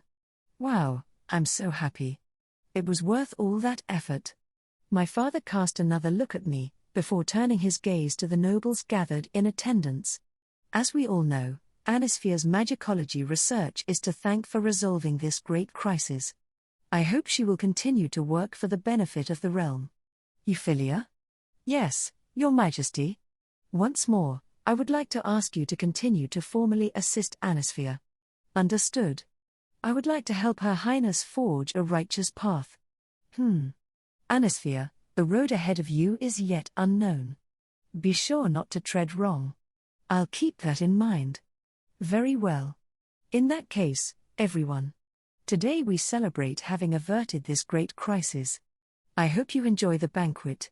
With my father's speech concluded, the rest of the party began to mill about once again, exchanging their thoughts. No sooner did I step down into the hall than a throng of nobles came to greet me. Euphyllia, Duke Grants, and my father were similarly boxed in by the nobility. Ah, I hate this. I hate having to do all this socializing. I forced myself to exchange pleasantries with a broad smile, all the while wondering how many of them were actually grateful for my success. Your Highness Princess Anisphia. Congratulations on your outstanding performance. Thank you. I'm afraid your praise is too much for me. Not at all. Allow me to introduce myself, Your Highness. Thank you for your kind words. Wearing a smiling mask, I dealt with one noble after another as they came to greet me. Few, however, were willing to stay long enough to engage in real conversation. It was Euphyllia and my father who were speaking to their admirers at length. Both seemed to be enjoying whatever they were talking about. I didn't normally attend these social gatherings. Everyone regarded me as an eccentric, I didn't have any interesting stories to discuss, and most of all, I was quite sure that some of these people didn't much like the fact that I was technically a member of the royal family.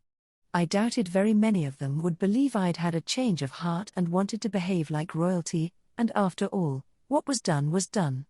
The best course of action ahead of me would be to keep a low profile, at least until the situation with Ali was brought under control. Greetings, Princess Anisphia. I hope you're enjoying yourself. Yes, thank you. Oh, Commander Sprout. Of the Royal Guard? I stared back at the acquaintance who had just called out to me. For a moment, the mask concealing my emotions slipped. It's been a while. I'm glad to see you're doing well, said the commander. It's a delight to speak with the Honorable Commander of the Royal Guard, I responded. The prestigious Royal Guard was entrusted with the defense and protection of the Kingdom of Palatia's Royal Palace and its surrounding castle town. Among all the knightly orders, only the most elite warriors were selected to join. The commander's name was Matthew Sprout, and in addition to leading the Royal Guard, he was also a count. He was the one who had taught me how to fight and use martial arts. The commander was a mild-mannered man with dark green hair and pale green eyes, and he had the build of a well-trained warrior. Most of the time, he had a gentleness about him, but on the battlefield, he was simultaneously both a calm leader and a valiant warrior. Due to his soft demeanor and abilities as a knight, he was a frequent target of the affections of the various maids of honor who worked at the royal palace, despite being married. Even now, I could feel the searing gazes of the ladies watching on from a distance. You're as popular as ever, I see, I remarked. I'm envious. Are you teasing me, Princess Anisphia? You're very beautiful today in all your finery, aren't you? Commander Sprout responded without breaking his smile. At this comment, I felt the energy draining from my shoulders. I heard about your success on the battlefield. I must say that I would like to have a word with you about acting alone, but your efforts have kept casualties among the knights to a minimum. I believe I owe you my thanks. Not at all. I heard the situation was so grave that there was even talk of dispatching the Royal Guard. I'm just relieved that the knights who responded to the stampede didn't suffer any serious losses. I received a letter from them, by the way. They asked me to convey their gratitude to you. Well, please tell them that I'll keep on doing my utmost. Yes. So how was it? What was it like fighting a legendary dragon? Commander Sprout asked, cutting to the heart of the matter with an unfaltering smile. I straightened my back, staring back at him. I'm glad I went. Regular knights would have been out of their element, if you ask me. Was it that strong? It was the toughest opponent I've ever faced. I'm just glad I finished my witch's broom in time. Ah, I see. It must have been quite effective, both helping you get to the scene and to fight an airborne monster. The commander nodded, his keen gaze piercing. Your magical tools truly are amazing, Princess Anisphia.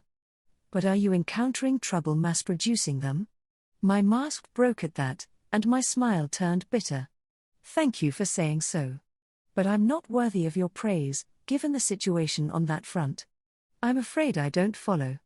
Although, I do sympathize. Commander Sprout had been a great help in the development of my mana blades and in ensuring that they could be distributed to the maids working at the royal palace for their personal defense. Above all, he understood the value of my magical tools and wanted to adopt them officially as equipment used by the knights. But at the same time, he also had a good understanding of internal politics within the kingdom, and of course, as the leader of the royal guard, he knew when not to overstep his bounds. I'm sure you caused His Majesty a good amount of trouble. Please continue to support my father. Oh? I wasn't expecting to hear that from you. In that case, would you consider devoting a bit more of your attention to social graces in the future? The commander said with a forced smile. Commander Sprout was around the same age as my father, and a good friend of his, too. If not for that, his suggestion would have struck me much harder, I'm sure. And there's another matter I should mention. I must apologize in regard to what happened with Miss Euphyllia. There are no words adequate to express this, but please accept my deepest apologies. Commander Sprout bowed his head, his tone of voice having become unusually serious. Ah. You mean Neva? My sympathies, too. The commander's son had been involved in the group who had arranged to break off Euphyllia's engagement. I had heard that the commander was a good friend of Duke Grant's, and so he must have been shocked by the incident. He was a good person. There's no need for you to apologize, Commander Sprout. Besides, it was a good opportunity for me, too. And Euphyllia's help was essential in bringing down the dragon. It's because of that incident that we're here today, if I may say so. So everything turned out for the best. Please don't worry about it. Thank you for saying that. This isn't really a conversation for a party, is it? I don't mind at all.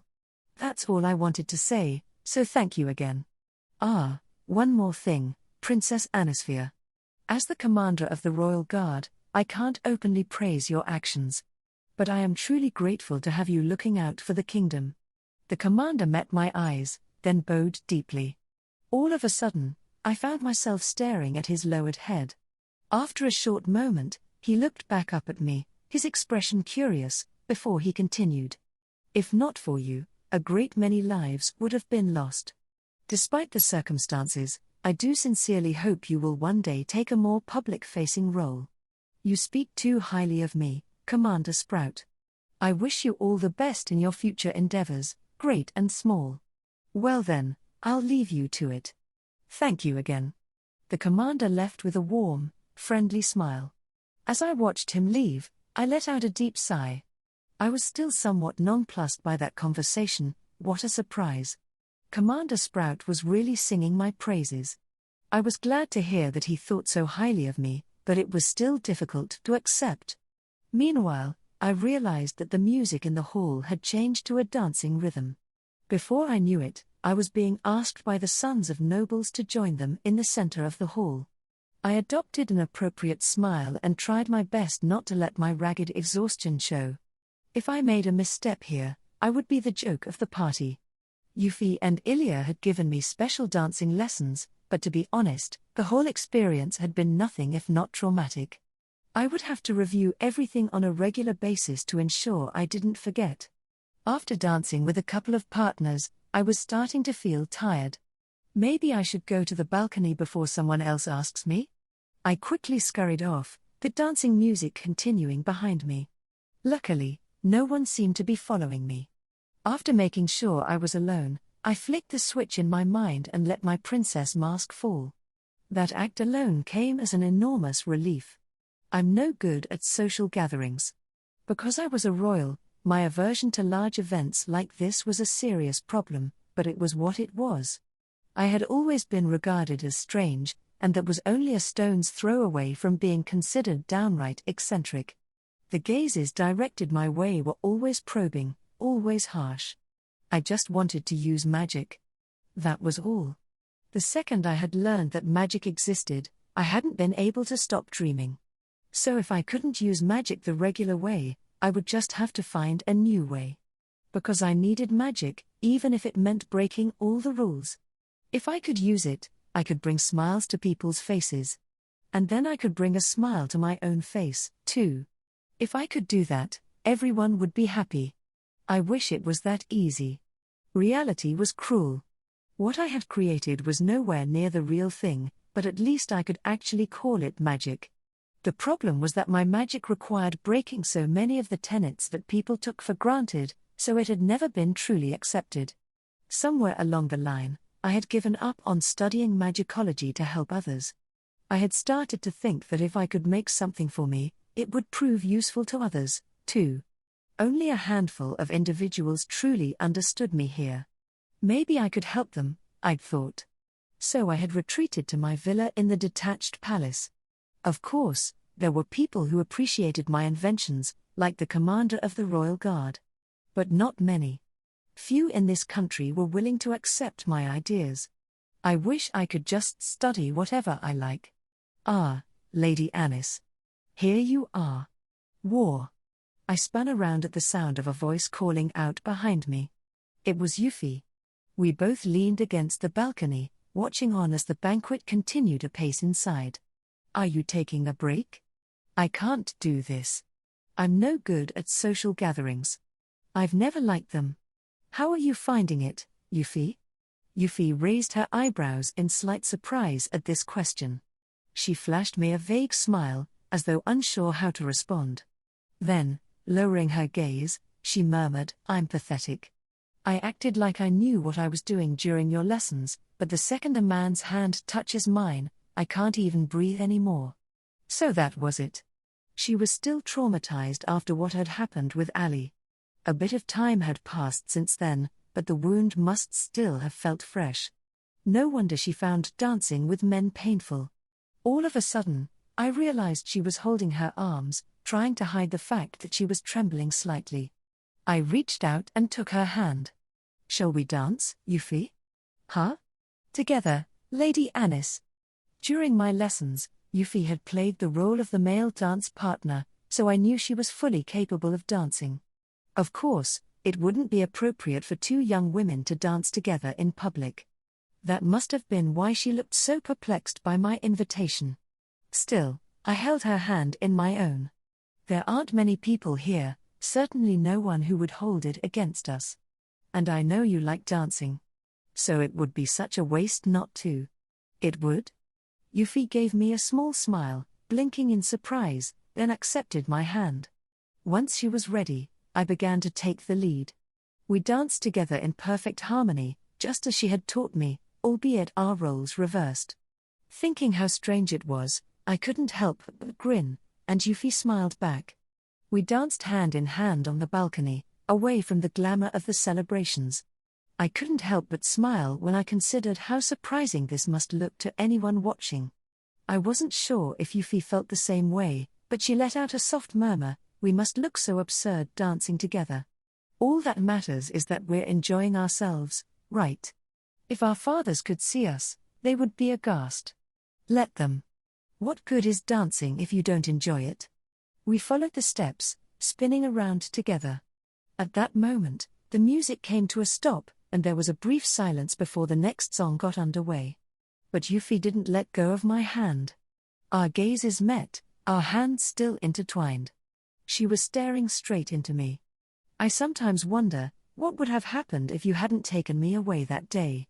I would have cried, I would have been crushed, I would have hated everything. I'm sure of it. I would have been broken inside. Yeah. But you saved me from all that. Now I can put it all into words. I was so happy, Lady Anis. Thank you so much for giving me a chance after I had failed at everything else. Yeah.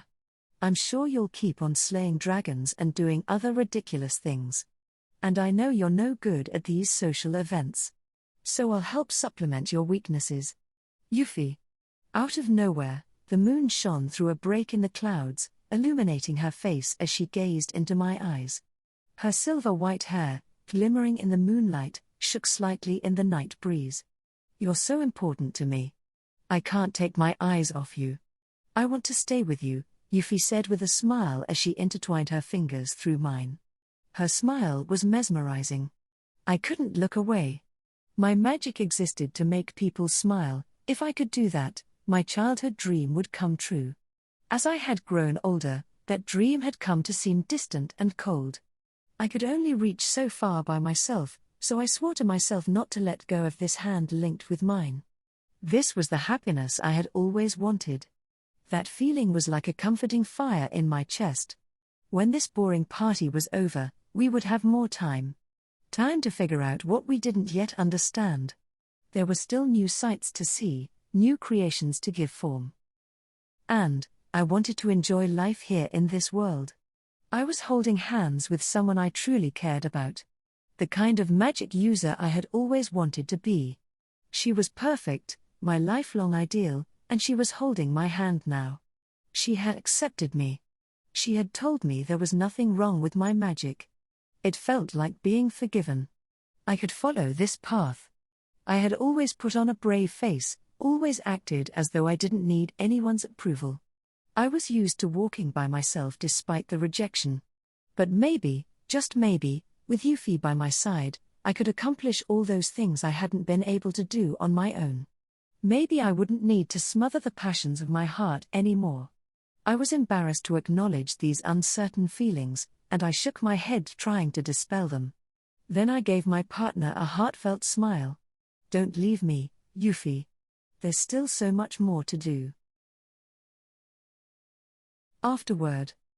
When I think about girls who can use magic, it's an image of a young witch flying on a broomstick that initially comes to mind. To my first-time readers, it's a pleasure to meet you.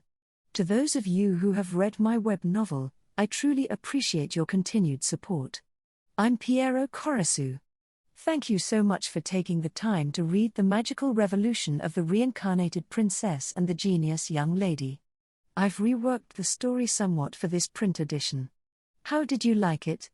In pursuit of my dream to become a novelist, I originally serialized this tale online under the title The Reincarnated Princess Still Yearns for Magic, and while the general outline remains unchanged, the contents have been revised considerably.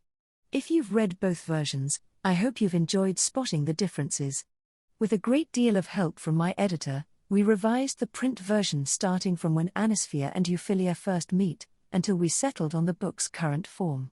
There were things I couldn't depict well before and others that only came to light during the revision process, so I really focused on incorporating them all into this volume. As a writer, it's my job to send a prototype of a work out into the world, but I also believe it is the voices of everyone else involved in the project who help give it color. Now that I've been able to work with my team on this story, I hold that sentiment even more strongly. The power of illustrations is truly amazing. Some aspects of the setting were rather difficult to imagine or convey in prose, and I felt that the pictures helped to express them quite effectively.